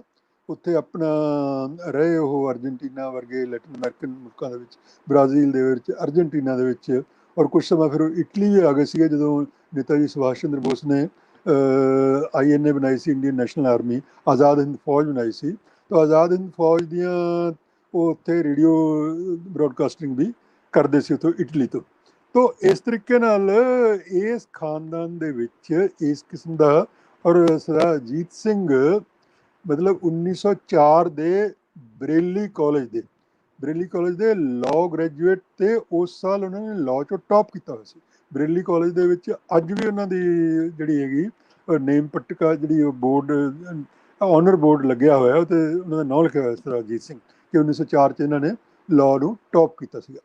ਤੇ ਉਹ ਮਤਲਬ ਇਸ ਕਿਸਮ ਦੇ ਉਹਦੇ 'ਚ ਮਾਹੌਲ ਦੇ ਵਿੱਚ ਭਗਤ ਸਿੰਘ ਦਾ ਜਿਹੜਾ ਪਿਛੋਕੜ ਹੈ, ਜਾਂ ਕਹਿ ਲਓ ਉਹਨਾਂ ਦੇ ਖਾਨਦਾਨ ਦਾ ਜਿਹੜਾ ਪਿਛੋਕੜ ਹੈ, ਉਹ ਤਾਂ ਪਿੰਡ ਖਟਕੜ ਕਲਾਂ, ਐਕਚੁਅਲੀ ਉਹ ਖਟਕੜ ਕਲਾਂ ਨਹੀਂ ਸੀਗਾ, ਖਟਗੜ੍ਹ ਕਲਾਂ ਸੀ।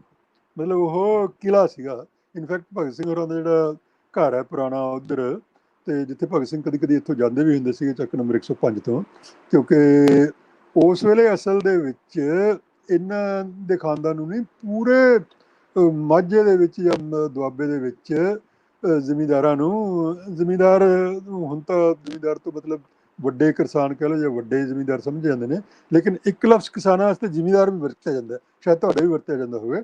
ਜ਼ਮੀਂਦਾਰ ਜਿਹਦੇ ਕੋਲ ਜ਼ਮੀਨ ਹੈ, ਤਾਂ ਉਹਨਾਂ ਜ਼ਮੀਂਦਾਰਾਂ ਨੂੰ ਜਿਹੜੇ ਪਿੰਡਾਂ ਤੋਂ ਉੱਠ ਕੇ ਇੱਥੇ, ਕਿਉਂਕਿ ਨਹਿਰਾਂ ਨਵੀਆਂ ਕੱਢੀਆਂ ਸੀਗੀਆਂ, ਇੱਧਰ ਫੈਸਲਾਬਾਦ, ਲਾਇਲਪੁਰ, ਤੇ ਉੱਥੇ ਆਪਣਾ ਮਿੰਟ ਗੁਮਰੀ, ਇਹਨਾਂ 2 ਇਲਾਕਿਆਂ ਦੇ ਵਿੱਚ ਨਹਿਰਾਂ ਕੱਢੀਆਂ ਸੀਗੀਆਂ। ਉਹਨਾਂ ਨਹਿਰਾਂ ਦੇ ਉਦਾਲੇ ਜ਼ਮੀਨ ਬੜੀ ਜ਼ਰਖੇਜ਼ ਸੀ, ਤੇ ਅੰਗਰੇਜ਼ਾਂ ਨੇ ਵਸਾਏ, ਇਹਨਾਂ ਖੁੱਲ੍ਹੇ ਖੇਤ ਸੀ, ਖੁੱਲ੍ਹੀਆਂ ਜ਼ਮੀਨਾਂ ਸੀਗੀਆਂ, ਕੋਈ ਇੱਥੇ ਆਬਾਦੀ ਨਹੀਂ ਸੀਗੀ। ਤੇ ਇਹ ਫਿਰ ਮਾਝੇ ਦੁਆਬੇ ਤੋਂ ਇੱਧਰ ਕਿਸਾਨਾਂ ਨੂੰ ਜ਼ਮੀਨਾਂ ਦਿੱਤੀਆਂ, ਔਰ ਕੌਡੀ ਦੇ ਮੁੱਲ ਜਿਹਨੂੰ ਕਹਿੰਦੇ ਨੇ ਜ਼ਮੀਨਾਂ ਦਿੱਤੀਆਂ ਹੋਣਗੀਆਂ, ਜਾਂ ਮੁਫਤਵੀ ਦੀ ਦਿੱਤੀਆਂ ਹੋਣਗੀਆਂ। ਤੇ ਇਹ ਜਿਹੜੇ ਵੀ ਪਿੰਡ ਤੋਂ ਉੱਠ ਕੇ ਬੰਦੇ ਇੱਧਰ ਆਉਂਦੇ ਸੀਗੇ, ਤਾਂ ਆਪਣੇ ਪਿੰਡ ਦਾ ਨਾਂ ਨਾਲ ਲਾ ਲੈਂਦੇ ਸੀਗੇ। ਹੁਣ ਵੀ ਸ਼ਾਇਦ ਤੁਸੀਂ ਲਾਇਲਪੁਰ 'ਚ ਰਹਿੰਦੇ ਹੋ, ਤੁਹਾਨੂੰ ਸ਼ਾਇਦ ਹਲੇ ਵੀ ਮੇਰਾ ਖਿਆਲ, ਮੈਂ ਜਦੋਂ ਪਿਛਲੀ ਵਾਰੀ ਆਇਆ ਉਦੋਂ ਵੀ ਜਿਵੇਂ ਇਹਨਾਂ ਦਾ ਚੱਕ ਨੰਬਰ 105 ਸੀ। ਹਾਂ, ਹੁਣ ਮੇਰੇ ਯਾਦ ਆ ਰਿਹਾ ਕਿ ਜਿਹੜੇ ਫਰਹਾਨ ਖਾਨ ਦੇ ਤਹਿਸੀਲਦਾਰ ਦੇ ਮੈਂ ਗਿਆ ਸੀ, ਸ਼ਾਇਦ ਉਹਨਾਂ ਦਾ ਪਿੰਡ ਚੱਕ ਨੰਬਰ 107 ਸੀ, ਉਹਨਾਂ ਦਾ ਪਿੰਡ ਚੱਕ ਨੰਬਰ 107 ਸੀ। ਤੇ ਐਂ ਇੱਥੇ ਚੱਕ ਨੰਬਰ 115, ਅੱਛਾ, ਉਹਦੇ ਨਾਲ ਫਿਰ ਜਿਹੜੇ ਪਿੰਡੋਂ ਉੱਠ ਕੇ ਆਏ ਹੋਏ ਸੀਗੇ, ਹੁਣ ਉਹ ਨਾਂ ਬਦਲ ਗਏ ਜਾਂ ਨਹੀਂ ਬਦਲੇ ਮੈਨੂੰ ਨਹੀਂ ਪਤਾ, ਲੇਕਿਨ ਗਿੱਦੜ ਪਿੰਡੀ, ਬੰਗੇ, ਜਿਵੇਂ ਇਹ ਬੰਗੇ ਤੋਂ ਉੱਠ ਕੇ ਗਏ ਸੀਗੇ ਭਗਤ ਸਿੰਘ ਦਾ ਖਾਨਦਾਨ।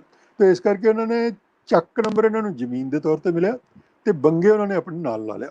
ਤਾਂ ਇਸ ਤਰੀਕੇ ਨਾਲ ਇੱਧਰ ਆਬਾਦੀ ਵਧੀ ਹੈ, ਖਾਸ ਤੌਰ ਤੇ ਮਿੰਟ ਗੁਮਰੀ ਤੇ ਲਾਇਲਪੁਰ ਦੇ ਵਿੱਚ। ਔਰ ਬਾਅਦ ਦੇ ਵਿੱਚ ਤਾਂ ਇੰਨੀਆਂ ਜ਼ਰਖੇਜ਼ ਜ਼ਮੀਨਾਂ ਹੋ ਗਈਆਂ, ਹੁਣ ਵੀ ਮੇਰੇ ਕੋਲ ਬਹੁਤ ਜ਼ਰਖੇਜ਼ ਜ਼ਮੀਨਾਂ ਨੇ ਮਿੰਟ ਗੁਮਰੀ ਦੇ, ਜਿਹੜੀ ਸ਼ਾਇਦ ਸਾਹੀਵਾਲ ਕਹਿੰਦੇ ਨੇ। ਤੇ ਉਹ ਫਿਰ ਇੰਨੀ ਖੁਸ਼ਹਾਲੀ ਆਈ ਕਿ ਮਤਲਬ ਉਹਨਾਂ ਕੋਲ ਕਾਫੀ ਇੱਕ ਤਰ੍ਹਾਂ ਦਾ, ਸਾਰੇ ਜ਼ਿਮੀਂਦਾਰ ਜਿਹੜੇ ਹੈਗੇ ਬੜੇ ਆਪਣੇ ਫਸਲਾਂ ਦੇ ਕਰਕੇ ਬੜੇ ਖੁਸ਼ਹਾਲ ਹੋਏ ਉਹਨਾਂ ਨਾਲ। ਤੇ ਉਹ ਉਸ ਦੌਰਾਨ ਦੇ ਵਿੱਚ ਭਗਤ ਸਿੰਘ ਨੇ ਆਪਣੀ ਪ੍ਰਾਇਮਰੀ ਸਕੂਲ, ਤਾਂ ਹੁਣ ਮੈਨੂੰ ਪਤਾ ਲੱਗਿਆ ਕਿ ਉਹ ਹੈਰੀਟੇਜ ਸਕੂਲ ਬਣਾਤਾ, ਇੱਕ ਤਰੀਕੇ ਨਾਲ ਯਾਦਗਾਰੀ ਸਕੂਲ ਬਣਾਤਾ ਪਿੰਡ ਵਾਲਾ। ਤੇ ਸ਼ਾਇਦ ਉੱਥੇ ਭਗਤ ਸਿੰਘ ਦਾ ਨਾਂ ਤਾਂ ਨਹੀਂ ਲਾਇਆ, ਲੇਕਿਨ ਇੰਨਾ ਕੁ ਸ਼ਾਇਦ ਹੈ ਕਿ ਵੀ ਉਹ ਲਿਖਿਆ ਕਿ ਭਗਤ ਸਿੰਘ ਇੱਥੋਂ ਪੜ੍ਹਦਾ ਹੁੰਦਾ ਸੀ। ਇੱਥੇ ਜਿਹੜਾ ਕੋਈ ਤੁਹਾਡੇ SDM ਇੱਥੇ ਆਇਆ, ਮੈਂ ਉਹਦਾ ਨਾਂ ਭੁੱਲ ਗਿਆ, ਪਹਿਲਾਂ ਮੇਰੇ ਯਾਦ ਵੀ ਸੀਗਾ, ਉਹ ਲਾਹੌਰ ਦੇ ਵਿੱਚ ਕਿਸੇ ਵੇਲੇ ਸੀਗਾ SDM, ਸ਼ਾਇਦ SDM ਹੀ ਕਹਿੰਦੇ ਨੇ ਤੁਹਾਡੇ, ਸਬ ਡਿਵੀਜ਼ਨਲ ਮੈਜਿਸਟਰੇਟ ਵਗੈਰਾ। ਤੇ ਇੱਕ ਤਰ੍ਹਾਂ ਦਾ ਕਾਫੀ ਵੱਡਾ ਅਫਸਰ ਉਹ ਹੁੰਦਾ ਸਰਕਾਰੀ। ਤੇ ਲਾਹੌਰ ਦੇ ਵਿੱਚ ਸ਼ਾਦਮਾਨ ਚੌਕ ਨੂੰ ਉਹਨੇ ਭਗਤ ਸਿੰਘ ਚੌਕ ਦਾ ਨਾਮ ਦਿੱਤਾ ਸੀ, ਔਰ ਉਹਨੇ ਭਗਤ ਸਿੰਘ ਦੇ ਚੌਕ ਦਾ ਨਾਮ ਨੋਟੀਫਿਕੇਸ਼ਨ ਕਰਤੀ ਸੀਗੀ। ਅੱਛਾ, ਕਮੇਟੀ ਵਗੈਰਾ ਵੀ ਬਣੀ ਸੀ, ਉਹਦੇ ਵਿੱਚ ਫੈਜ਼ ਸਾਹਿਬ ਦੀ ਬੇਟੀ ਸਲੀਮਾ ਹਾਸ਼ਮੀ, ਜਿਹੜੀ ਉੱਥੇ ਬਰਕਨਹੈਡ ਯੂਨੀਵਰਸਿਟੀ ਦੇ ਵਿੱਚ ਆਰਟਸ ਦੀ ਬੜੀ ਵੱਡੀ ਪ੍ਰੋਫੈਸਰ ਨੇ, ਤੇ ਉਹ ਕਮੇਟੀ ਨੇ ਰਿਕਮੈਂਡ ਕਰਤਾ ਸੀਗਾ ਕਿ ਹਾਂ, ਇਹਦਾ ਨਾਮ ਭਗਤ ਸਿੰਘ ਚੌਕ ਰੱਖਣਾ ਚਾਹੀਦਾ। ਬਾਅਦ 'ਚ ਚਲੋ ਸਾਡੇ ਵੀ ਬਥੇਰੇ ਇਹੋ ਜਿਹੇ ਨੇ ਤੇ ਤੁਹਾਡੇ ਵੀ ਬਥੇਰੇ ਇਹੋ ਜਿਹੇ ਨੇ ਕਿ ਜਿਹੜੇ ਇਹ ਸਾਡੇ ਇਹਨਾਂ ਸ਼ਹੀਦਾਂ ਨੂੰ ਨਾਪਸੰਦ ਕਰਦੇ ਨੇ, ਨਾਸਤਕ ਹੋਣ ਕਰਕੇ ਨਾਪਸੰਦ ਕਰਦੇ ਨੇ, ਕਮਿਊਨਿਸਟ ਜਾਂ ਲੈਫਟਿਸਟ ਹੋਣ ਕਰਕੇ ਨਾਪਸੰਦ ਕਰਦੇ ਨੇ। ਤੇ ਉੱਥੇ ਇਸ ਕਿਸਮ ਦਾ ਕਾਫੀ ਵਿਵਾਦ ਜਿਹਾ ਹੁੰਦਾ ਰਿਹਾ ਤੇ ਉਹ ਹਲੇ ਵੀ ਕੇਸ ਉੱਥੋਂ ਦਾ ਕੋਰਟ ਦੇ ਵਿੱਚ ਅਟਕਿਆ ਹੋਇਆ। ਲੇਕਿਨ ਉਹੀ ਅਫਸਰ ਉਦੋਂ ਫਿਰ ਉਹਦੀ ਬਦਲੀ ਵੀ ਕਰਤੀ ਲਾਹੌਰ ਤੋਂ, ਤੇ ਲਾਹੌਰ ਤੋਂ ਉਹਨੂੰ ਫੈਸਲਾਬਾਦ ਬਦਲਤਾ, ਲਾਇਲਪੁਰ ਬਦਲਤਾ। ਲੇਕਿਨ ਇੱਥੇ ਵੀ ਉਸਨੇ ਆਪਣੇ ਉਸੇ ਪੈਸ਼ਨ ਨਾਲ ਫਿਰ ਭਗਤ ਸਿੰਘ ਦੇ ਪਿੰਡ ਵਾਲਾ ਜਿਹੜਾ ਸਕੂਲ ਸੀਗਾ, ਇੱਥੇ ਉਹਨੂੰ ਜ਼ਿਆਦਾ ਰੁਕਾਵਟ ਦਾ ਸਾਹਮਣਾ ਨਹੀਂ ਕਰਨਾ ਪਿਆ। ਇੱਥੇ ਮੇਰਾ ਖਿਆਲ ਹੈ ਸਹਿਯੋਗ ਹੀ ਮਿਲਿਆ, ਪਿੰਡ ਵਾਲਿਆਂ ਨੇ ਵੀ ਸ਼ਾਇਦ ਸਹਿਯੋਗ ਹੀ ਕੀਤਾ ਹੋਣਾ, ਪੂਰੇ ਇਲਾਕੇ ਨੇ ਵੀ ਸ਼ਾਇਦ ਸਹਿਯੋਗ ਕੀਤਾ ਹੋਣਾ, ਔਰ ਉਸ ਨੂੰ ਪਤਾ ਨਹੀਂ ਕਿੰਨਾ 8 ਲੱਖ ਜਾਂ 8 ਕਰੋੜ ਰੁਪਏ ਦੇ ਕੇ ਉਸ ਸਕੂਲ ਨੂੰ ਉਹਨੇ ਇੱਕ ਤਰ੍ਹਾਂ ਦਾ ਹੈਰੀਟੇਜ ਸਕੂਲ ਬਣਾਇਆ। ਤੇ ਮੈਨੂੰ ਬੜੀ ਇਸ ਗੱਲ ਦੀ ਖੁਸ਼ੀ ਹੈ ਕਿ ਖਾਸ ਤੌਰ 'ਤੇ ਲਾਇਲਪੁਰ ਦੇ ਇਲਾਕੇ ਦੇ ਵਿੱਚ ਉਹ ਭਗਤ ਸਿੰਘ ਦੇ ਆਪਣੇ ਜਿਹੜੇ ਉਹਨਾਂ ਦਾ ਪੁੱਤ ਹੈ, ਉਸ ਨੂੰ ਉਹਨਾਂ ਨੇ ਬੜੇ ਹੀ ਪਿਆਰ ਨਾਲ ਰੱਖਿਆ ਹੋਇਆ। ਇੱਥੇ ਮੇਰੇ ਜਿਹਨੂੰ ਕਹਿੰਦੇ ਨੇ ਕਲਮੀ ਦੋਸਤ ਨੇ, ਸਾਡੀ ਸ਼ਾਇਦ ਮੁਲਾਕਾਤ ਤਾਂ ਕਦੀ ਹੋਈ ਨਹੀਂ, ਤੁਸੀਂ ਸਾਰੇ ਜਾਣਦੇ ਹੋ ਉਹਨਾਂ ਨੂੰ, ਤੁਹਾਡੇ ਵੀ ਇੱਕ ਤਰ੍ਹਾਂ ਦੇ ਉਸਤਾਦ ਹੀ ਰਹੇ ਨੇ। ਹੁਣ ਰਿਟਾਇਰ ਹੋ ਗਏ, ਹਿਸਟਰੀ ਦੇ ਪ੍ਰੋਫੈਸਰ, ਗਵਰਨਮੈਂਟ ਕਾਲਜ, ਹੁਣ ਸ਼ਾਇਦ ਗਵਰਨਮੈਂਟ ਕਾਲਜ ਯੂਨੀਵਰਸਿਟੀ ਬਣ ਗਈ ਉਹ, ਫੈਸਲਾਬਾਦ ਦੇ ਵਿੱਚ ਸੀ ਉਹ, ਪ੍ਰੋਫੈਸਰ ਵਕਾਰ ਪਿਰੋਜ਼। ਤੋ ਇਹਨਾਂ ਦਿਨਾਂ 'ਚ ਉਹਨਾਂ ਨੇ ਬੜੀ ਸ਼ਾਨਦਾਰ ਉਰਦੂ ਦੇ ਵਿੱਚ ਭਗਤ ਸਿੰਘ ਦੀ ਬਾਇਓਗ੍ਰਾਫੀ ਜਿਹੜੀ ਉਹ ਲਿਖੀ ਹੈ, ਮੈਨੂੰ ਭੇਜੀ ਉਹਨਾਂ ਨੇ। ਸ਼ਾਇਦ ਸਾਡੇ ਇੱਥੇ ਦਾ ਵਾਇਰ ਜਿਹੜਾ ਬਹੁਤ ਹੀ ਆਨਲਾਈਨ, ਬਹੁਤ ਹੀ ਜ਼ਬਰਦਸਤ ਸਾਡਾ ਇੱਕ ਆਨਲਾਈਨ ਪਰਚਾ ਹੈ, ਉਹ ਅੰਗਰੇਜ਼ੀ 'ਚ ਵੀ ਨਿਕਲਦਾ, ਮਰਾਠੀ 'ਚ ਵੀ ਨਿਕਲਦਾ, ਹਿੰਦੀ 'ਚ ਵੀ ਨਿਕਲਦਾ ਤੇ ਉਰਦੂ 'ਚ ਵੀ ਨਿਕਲਦਾ। ਤੇ ਉਸ ਉਰਦੂ ਦੇ ਵਿੱਚ ਅੱਜ ਮੈਂ ਦੇਖ ਨਹੀਂ ਸਕਿਆ ਕਿਉਂਕਿ ਮੈਂ ਉਰਦੂ ਬਹੁਤਾ ਖੁਦ ਮੈਨੂੰ ਬਹੁਤ ਹੌਲੀ ਹੌਲੀ ਪੜ੍ਹ ਸਕਦਾ, ਮਤਲਬ ਜ਼ਿਆਦਾ ਤੇਜ਼ੀ ਨਾਲ ਨਹੀਂ ਪੜ੍ਹ ਸਕਦਾ।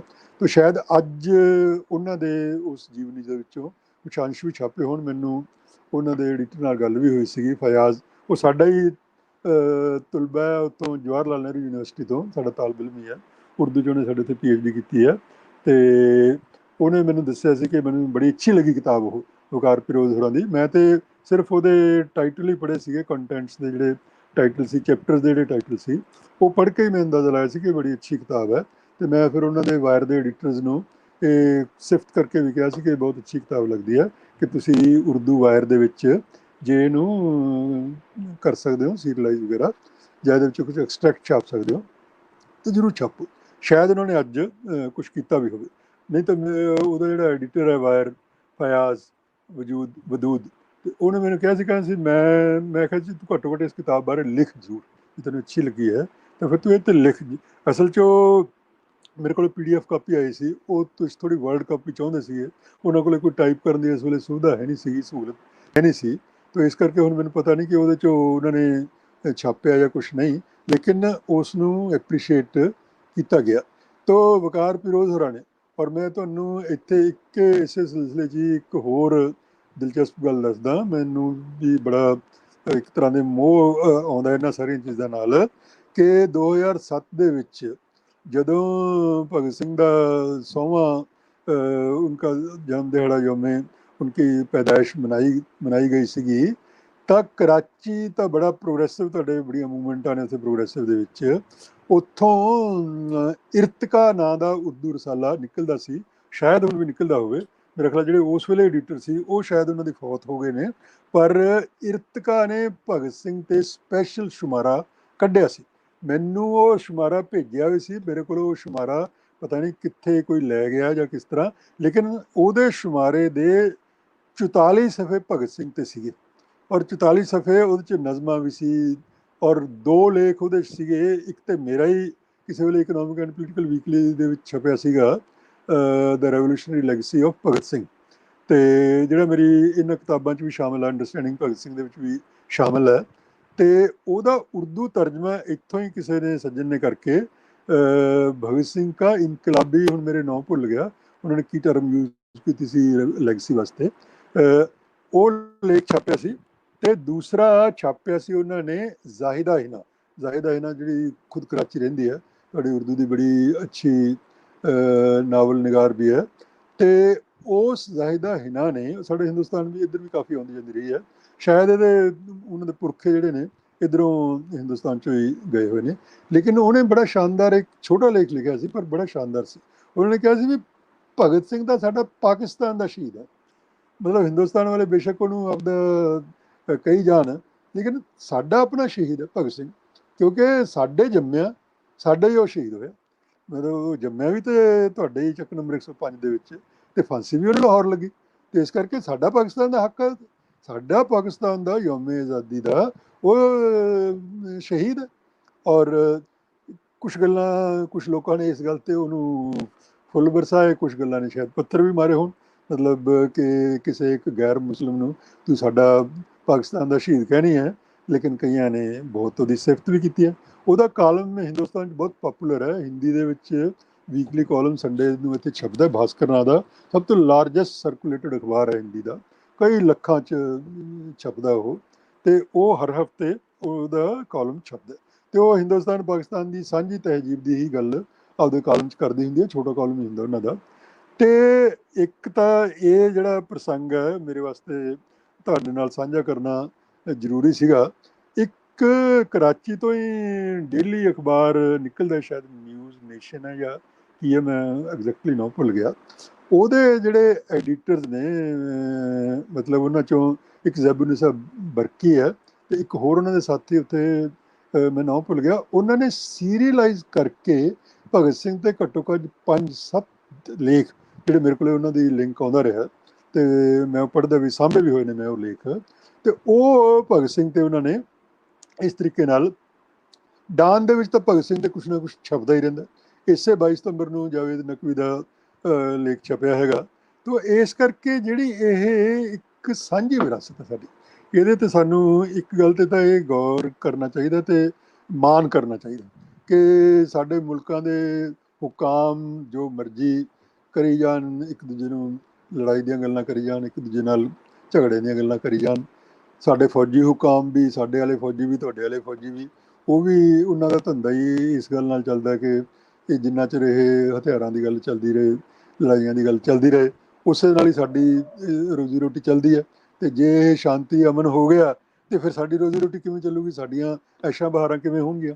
ਤੇ ਇਸ ਕਰਕੇ ਉਹ ਸਾਡੇ ਮੁਲਕਾਂ ਦੇ ਜਿਹੜੇ ਅਵਾਮ ਹੈ, ਉਹਨਾਂ ਦੀਆਂ ਜਜ਼ਬਾਤਾਂ ਦਾ ਉਹਨਾਂ ਨੂੰ ਕੋਈ ਖਿਆਲ ਨਹੀਂ ਹੈਗਾ।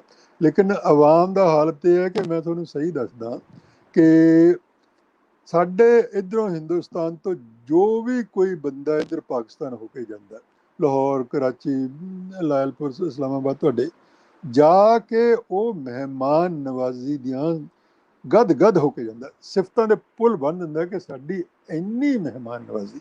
ਮੈਂ ਵੀ ਸੱਚੀ ਗੱਲ ਹੈ ਕਿ ਮੈਂ ਵੀ ਜਦੋਂ ਆਇਆ 2007 ਦੇ ਵਿੱਚ 5-7 ਦਿਨ ਇੱਥੇ ਰਿਹਾ, ਮੇਰੇ ਨਾਲ ਵੀ ਬਹੁਤ ਮਹਿਮਾਨ ਨਵਾਜ਼ੀ ਹੋਈ ਹੈ।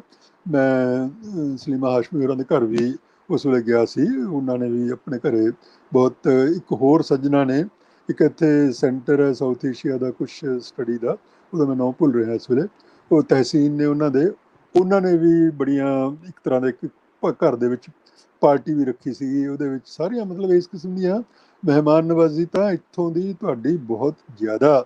ਬਲਕਿ ਮੈਂ ਤੇ ਕਈ ਵਾਰੀ ਖੁਦ ਕਹਿਣਾ ਹੁੰਦਾ ਕਿ ਭਾਈ ਅਸੀਂ ਤੇ ਹਿੰਦੁਸਤਾਨੀ ਆ ਜਿਹੜੇ, ਅਸੀਂ ਸੱਚੀ ਗੱਲ ਹੈ ਇੰਨੇ ਵਧੀਆ ਮਹਿਮਾਨ ਨਵਾਜ਼ ਨਹੀਂ ਹਾਂ ਜਿੰਨੇ ਵਧੀਆ ਮਹਿਮਾਨ ਨਵਾਜ਼ ਸਾਡੇ ਪਾਕਿਸਤਾਨੀ ਭਰਾ ਨੇ ਜਾਂ ਸਾਡੇ ਪੰਜਾਬੀ ਭਰਾ ਇੱਧਰਲੇ ਪਾਕਿਸਤਾਨ 'ਚ ਰਹਿਣ ਵਾਲੇ ਨੇ, ਸਰਹੱਦੋਂ ਪਾਰ ਵਾਲੇ।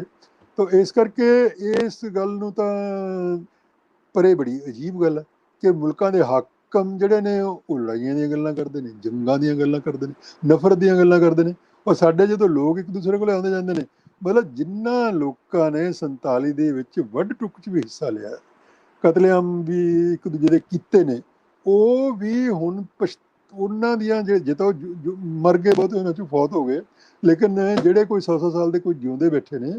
ਮੈਂ ਤੁਹਾਨੂੰ ਦੱਸਦਾ, ਇੱਥੇ ਸਾਡੇ ਪੰਜਾਬੀ ਟ੍ਰਿਬਿਊਨ ਦੇ ਵਿੱਚ ਇੱਕ ਕਾਲਮ ਛਪਦਾ, ਬੜਾ ਹੀ ਸ਼ਾਨਦਾਰ ਕਾਲਮ ਹੈ। ਉਹ ਸਾਂਵਲ ਸਾਡਾ ਇੱਕ ਰਾਈਟਰ ਹੈ ਪੰਜਾਬੀ ਦਾ, ਗੁਰਮੁਖੀ ਪੰਜਾਬੀ 'ਚ ਲਿਖਦਾ, ਪੰਜਾਬੀ ਟ੍ਰਿਬਿਊਨ 'ਚ ਉਹਦਾ ਹਰ ਹਫ਼ਤੇ ਕਾਲਮ ਛਪਦਾ। ਉਹ ਸਾਰੀਆਂ ਕਹਾਣੀਆਂ ਵੰਡ ਤੋਂ ਜਿਹੜੇ ਇੱਧਰੋਂ ਉੱਧਰ ਗਏ ਤੇ ਉੱਧਰੋਂ ਇੱਧਰ ਆਏ, ਉਹ ਬਜ਼ੁਰਗਾਂ ਨਾਲ ਗੱਲਾਂ ਕਰਕੇ, ਫਿਰ ਕਈ ਵਾਰੀ ਕੋਈ ਹਿੰਦੂ ਔਰਤ ਜਾਂ ਸਿੱਖ ਔਰਤ ਇੱਧਰਲੇ ਪਾਸੇ ਰਹਿ ਗਈ, ਫਿਰ ਉਹਨੂੰ ਮੁਸਲਮਾਨ ਬਣਾ ਲਿਆ, ਜਾਂ ਉਹਦੇ ਫਿਰ ਅੱਗੇ ਬੱਚੇ ਵੀ ਹੋ ਗਏ। ਕਿਵੇਂ 80 ਸਾਲਾਂ ਬਾਅਦ, 50 ਸਾਲਾਂ ਬਾਅਦ ਫਿਰ ਉਹ ਖਾਨਦਾਨ ਆਪਸ ਇੱਕ ਦੂਜੇ ਨਾਲ ਜੁੜਦੇ ਨੇ, ਟੈਲੀਫੋਨਾਂ 'ਤੇ ਗੱਲਾਂ ਕਰਦੇ ਨੇ। ਇਹ ਸਾਰੀਆਂ ਕਹਾਣੀਆਂ ਉਹ ਆਪਣਾ ਹਕੀਕੀ ਕਹਾਣੀਆਂ ਉਹ ਆਪਣਾ ਸਾਡਾ ਜਿਹੜਾ ਕਾਲਮਿਸਟ ਹੈ ਉਹ ਪੰਜਾਬੀ ਦੇ ਵਿੱਚ ਇੱਧਰ ਲਿਖਦਾ ਹੈਗਾ। ਤੇ ਉਹ ਮਤਲਬ ਇਸ ਕਿਸਮ ਦਾ ਇਹ ਕਹਿਣਾ ਚਾਹੀਦਾ ਹੈ ਕਿ ਆਵਾਮ ਦਾ ਰਿਸ਼ਤਾ ਹੈ, ਕਿ ਜਿਸ ਆਵਾਮ ਦੇ ਰਿਸ਼ਤੇ ਨੂੰ ਤੁਸੀਂ ਬੰਦ ਕਰ ਦਿਓ ਸਭ ਕੁਛ, ਫਿਰ ਵੀ ਜਿਵੇਂ ਕਹਿੰਦੇ ਹੁੰਦੇ ਨੇ ਪੁਰਾਣੇ ਜ਼ਮਾਨੇ 'ਚ ਤੁਸੀਂ ਕਿੰਨਾ ਕੁ ਰੋਕੋਗੇ, ਤੇ ਲੋਕੀ ਤਾਂ ਕਬੂਤਰਾਂ ਰਾਹੀਂ ਵੀ ਆਪਦੇ ਸੁਨੇਹੇ ਇੱਕ ਦੂਜੇ ਨੂੰ ਭੇਜ ਲੈਂਦੇ ਨੇ। ਹੈਂ, ਵਾਸਤਾ ਹੀ ਰੱਬ ਦਾ ਤੂੰ ਜਾਈ ਵੇ ਕਬੂਤਰਾ, ਜਿਹੜਾ ਸਾਡਾ ਹੀ ਤੁਹਾਡੇ ਵਾਲੇ ਪਾਸੇ ਦਾ ਐਡਾ ਮਸ਼ਹੂਰ ਗੀਤ ਹੈ, ਤੇ ਸਾਡੇ ਵਾਲੇ ਪਾਸੇ ਵੀ ਓਡੇ ਹੀ ਪਿਆਰ ਨਾਲ ਇਸ ਗੀਤ ਨੂੰ ਸੁਣਦੇ ਨੇ। ਤੇ ਇਸ ਕਿਸਮ ਦੇ ਜਦੋਂ ਤੁਸੀਂ ਇੰਨੀਆਂ ਰੋਕਾਂ ਵੀ ਲਾਉਣੇ ਹੋ, ਤਾਂ ਵੀ ਜਿਹੜੇ ਹੈਗੇ ਨੇ ਲੋਕ ਤਾਂ ਕੁਰਬਾਨ ਹੋ ਕੇ ਵੀ, ਤੁਸੀਂ ਜਾਣਦੇ ਹੋ ਮਾਰਕ ਟੁਲੀ ਨੇ ਆਪਦੀ ਕਿਤਾਬ 'ਚ ਫਰੀडम ਐਟ ਮਿਡਨਾਈਟ 'ਚ ਉਹ ਬੂਟਾ ਖਾਂ ਦੀ ਕਹਾਣੀ ਲਿਖੀ ਹੋਈ ਹੈ। ਉਹਦੇ 'ਤੇ ਗੁਰਦਾਸ ਸਾਡੇ ਵਾਲੇ ਇੱਧਰਲੇ ਨੇ ਫਿਲਮ ਵੀ ਬਣਾ ਰੱਖੀ ਸੀਗੀ। ਤੇ ਉਹ ਦੇਖੋ ਕਿਸ ਤਰੀਕੇ ਨਾਲ ਹਲੇ ਵੀ ਲੋਕੀ ਇੱਕ ਦੂਜੇ ਦੇ ਸਰਹੱਦਾਂ ਪਾਰ ਕਰਕੇ ਜਾਂਦੇ ਨੇ, ਕੁਰਬਾਨ ਹੁੰਦੇ ਨੇ। ਔਰ ਕਿਵੇਂ ਤੁਹਾਡੇ ਵਾਲੇ ਪਾਸੇ ਵੀ ਇੰਨਾ ਹੀ ਕਿ ਉਹ ਬੰਦਾ ਜਦੋਂ ਬੂਟਾ ਸਿੰਘ ਇੱਧਰ ਆ ਕੇ ਮਰ ਗਿਆ ਇੱਕ ਤਰੀਕੇ ਨਾਲ, ਫਿਰ ਉਹ ਸ਼ਹੀਦ ਪਾਕਿਸਤਾਨ ਦੇ ਲੋਕਾਂ ਨੇ ਕਿਹਾ ਸ਼ਹੀਦ, ਇਹ ਤਾਂ ਸਾਡਾ ਇਸ਼ਕ ਦਾ ਸ਼ਹੀਦ ਹੈ। ਆਪਦੇ ਇਸ਼ਕ ਪਿੱਛੇ ਜਿਹੜੀ ਉਹਦੀ ਬੀਵੀ ਸੀਗੀ, ਕਿਉਂਕਿ ਉਹ ਮੁਸਲਮਾਨ ਸੀਗੀ, ਤੇ ਉੱਧਰੋਂ ਮੁੜ ਕੇ ਫਿਰ ਉਹਨੂੰ ਇੱਧਰੋਂ ਖਿੱਚ ਕੇ ਲੈ ਗਏ ਉੱਧਰ, ਤੇ ਉਹਦੇ ਬਿਨਾਂ ਰਹਿ ਨਹੀਂ ਸਕਦਾ, ਬੱਚੇ ਵੀ ਹੋ ਗਏ ਸੀ ਉਹਨਾਂ ਦੇ, ਤੇ ਉਹ ਫਿਰ ਉਹ ਟੱਪ ਕੇ ਆਪਦਾ, ਤੁਹਾਨੂੰ ਦੇਖ ਕੇ ਤਾਂ ਟੋਬਾ ਟੇਕ ਸਿੰਘ ਦੀ ਕਹਾਣੀ ਯਾਦ ਆਊਗੀ ਮੰਟੋ ਦੀ, ਕਿਵੇਂ ਟੋਬਾ ਟੇਕ ਸਿੰਘ ਉੱਥੇ ਸਰਹੱਦ ਦੀ ਬਾੜ ਤੇ ਖੜਾ ਕਹੀ ਜਾਂਦਾ ਕਿ ਕਿੱਧਰ, ਕਿਹੜਾ ਹਿੰਦੁਸਤਾਨ, ਕਿਹੜਾ ਪਾਕਿਸਤਾਨ, ਤੇ ਮੈਂ ਕੌਣ ਹਾਂ, ਤੇ ਮੇਰਾ ਟੋਬਾ ਟੇਕ ਸਿੰਘ ਕਿੱਥੇ ਹੈ, ਤੇ ਹਿੰਦੁਸਤਾਨ 'ਚ ਆ ਕੇ ਪਾਕਿਸਤਾਨ 'ਚ ਕਿੱਥੇ ਹੈ ਇਹ। ਤੋ ਇਸ ਤਰੀਕੇ ਨਾਲ ਮਤਲਬ ਇਹ ਐਡੀਆਂ ਸਾਂਝਾਂ ਜੁੜੀਆਂ ਹੋਈਆਂ ਨੇ ਕਿ ਇਹਨਾਂ ਸਾਂਝਾਂ ਨੂੰ ਇਸ ਤਰੀਕੇ ਨਾਲ ਤੋੜਿਆ ਨਹੀਂ ਜਾ ਸਕਦਾ, ਚਾਹੇ ਇੱਕ ਦੂਜੇ ਨੂੰ ਕਤਲ ਵੀ ਕਰਦੇ ਰਹਿਣ। ਮੈਂ ਸਾਡੇ ਇੱਥੇ ਇਹੋ ਜਿਹੀਆਂ ਕਹਾਣੀਆਂ ਲਿਖੀਆਂ ਹੋਈਆਂ ਨੇ। ਮਲਬੇ ਕਾ ਮਾਲਿਕ ਸਾਡੇ ਇੱਥੇ ਮੋਹਨ ਰਾਕੇਸ਼ ਸ਼ਿੰਦੇ ਦਾ ਬੜਾ ਹੀ ਵਧੀਆ ਨਾਵਲ ਨਿਗਾਰ ਹੈ, ਜਿਹੜਾ ਅਫਸਾਨਾ ਨਿਗਾਰ ਹੈ। ਉਸਨੇ ਇਸੇ ਕਿਸਮ ਦੀ ਕਹਾਣੀ ਲਿਖੀ ਹੈ ਕਿ ਕਿਵੇਂ ਮਤਲਬ ਵੰਡ ਵੇਲੇ ਲੋਕ ਇੱਕ ਦੂਜੇ ਨੂੰ ਮਾਰਦੇ ਵੀ ਰਹੇ ਨੇ, ਤੇ ਫਿਰ 20-30 ਸਾਲਾਂ ਬਾਅਦ ਜੋ ਜਾਂਦੇ ਨੇ ਤੇ ਸ਼ਰਮ ਨਾਲ ਮਰਦੇ ਵੀ ਰਹੇ ਨੇ। ਉਹੀ ਬੰਦੇ ਜਿਹੜੇ ਕਤਲ ਕਰਦੇ ਨੇ, ਚਾਹੇ ਹਿੰਦੂ ਹੋਣ, ਸਿੱਖ ਹੋਣ, ਮੁਸਲਮਾਨ ਹੋਣ, ਫਿਰ 20-30 ਸਾਲਾਂ ਬਾਅਦ ਉਹਨਾਂ ਨੂੰ ਸ਼ਰਮ ਵੀ ਮਾਰਦੀ ਹੈ ਕਿ ਓਹੋ ਅਸੀਂ ਕੀ ਕਰ ਬੈਠੇ। ਮਤਲਬ ਮੈਂ ਜਦੋਂ ਇੱਥੇ ਆਇਆ ਪਾਕਿਸਤਾਨ ਲਾਹੌਰ ਦੇ ਵਿੱਚ, ਤੇ ਜਦੋਂ ਉੱਥੇ ਡਾਕਟਰ ਅੰਬੇਡਕਰ, ਤੇ ਚਲੋ ਮੇਰਾ ਉਸ ਵੇਲੇ ਭਾਸ਼ਣ ਸੀਗਾ, ਉਸ ਵੇਲੇ ਪੰਜਾਬ ਦਾ ਗਵਰਨਰ ਉਹਨੂੰ ਪ੍ਰਜ਼ਾਈਡ ਕਰ ਰਿਹਾ ਸੀਗਾ, ਤੇ ਕਾਫੀ ਬੰਦੇ ਅਸੀਂ ਆਏ ਹੋਏ ਸੀਗੇ, ਕਾਫੀ ਦਲਿਤ ਰਾਈਟਰ VT ਰਾਜਸ਼ੇਖਰ ਵੀ ਆਇਆ ਹੋਇਆ ਸੀਗਾ, ਔਰ ਨੇਪਾਲ ਤੋਂ ਵੀ ਇੱਕ ਸੱਜਣ ਆਏ ਹੋਏ ਸੀਗੇ। ਤੇ ਮੈਂ ਤੇ ਉਸ ਵੇਲੇ ਕਿਹਾ ਕਿ ਦੇਖੋ, ਸਾਡੇ ਤਾਂ ਪੰਜਾਬੀਆਂ ਵਾਸਤੇ ਇਹ ਕਹਾਵਤ ਸਾਰਿਆਂ ਵਾਸਤੇ ਸੱਚੀ ਹੈ ਕਿ ਜੇ ਲਾਹੌਰ ਨਹੀਂ ਦੇਖਿਆ ਉਹ ਜੰਮਿਆ ਹੀ ਨਹੀਂ।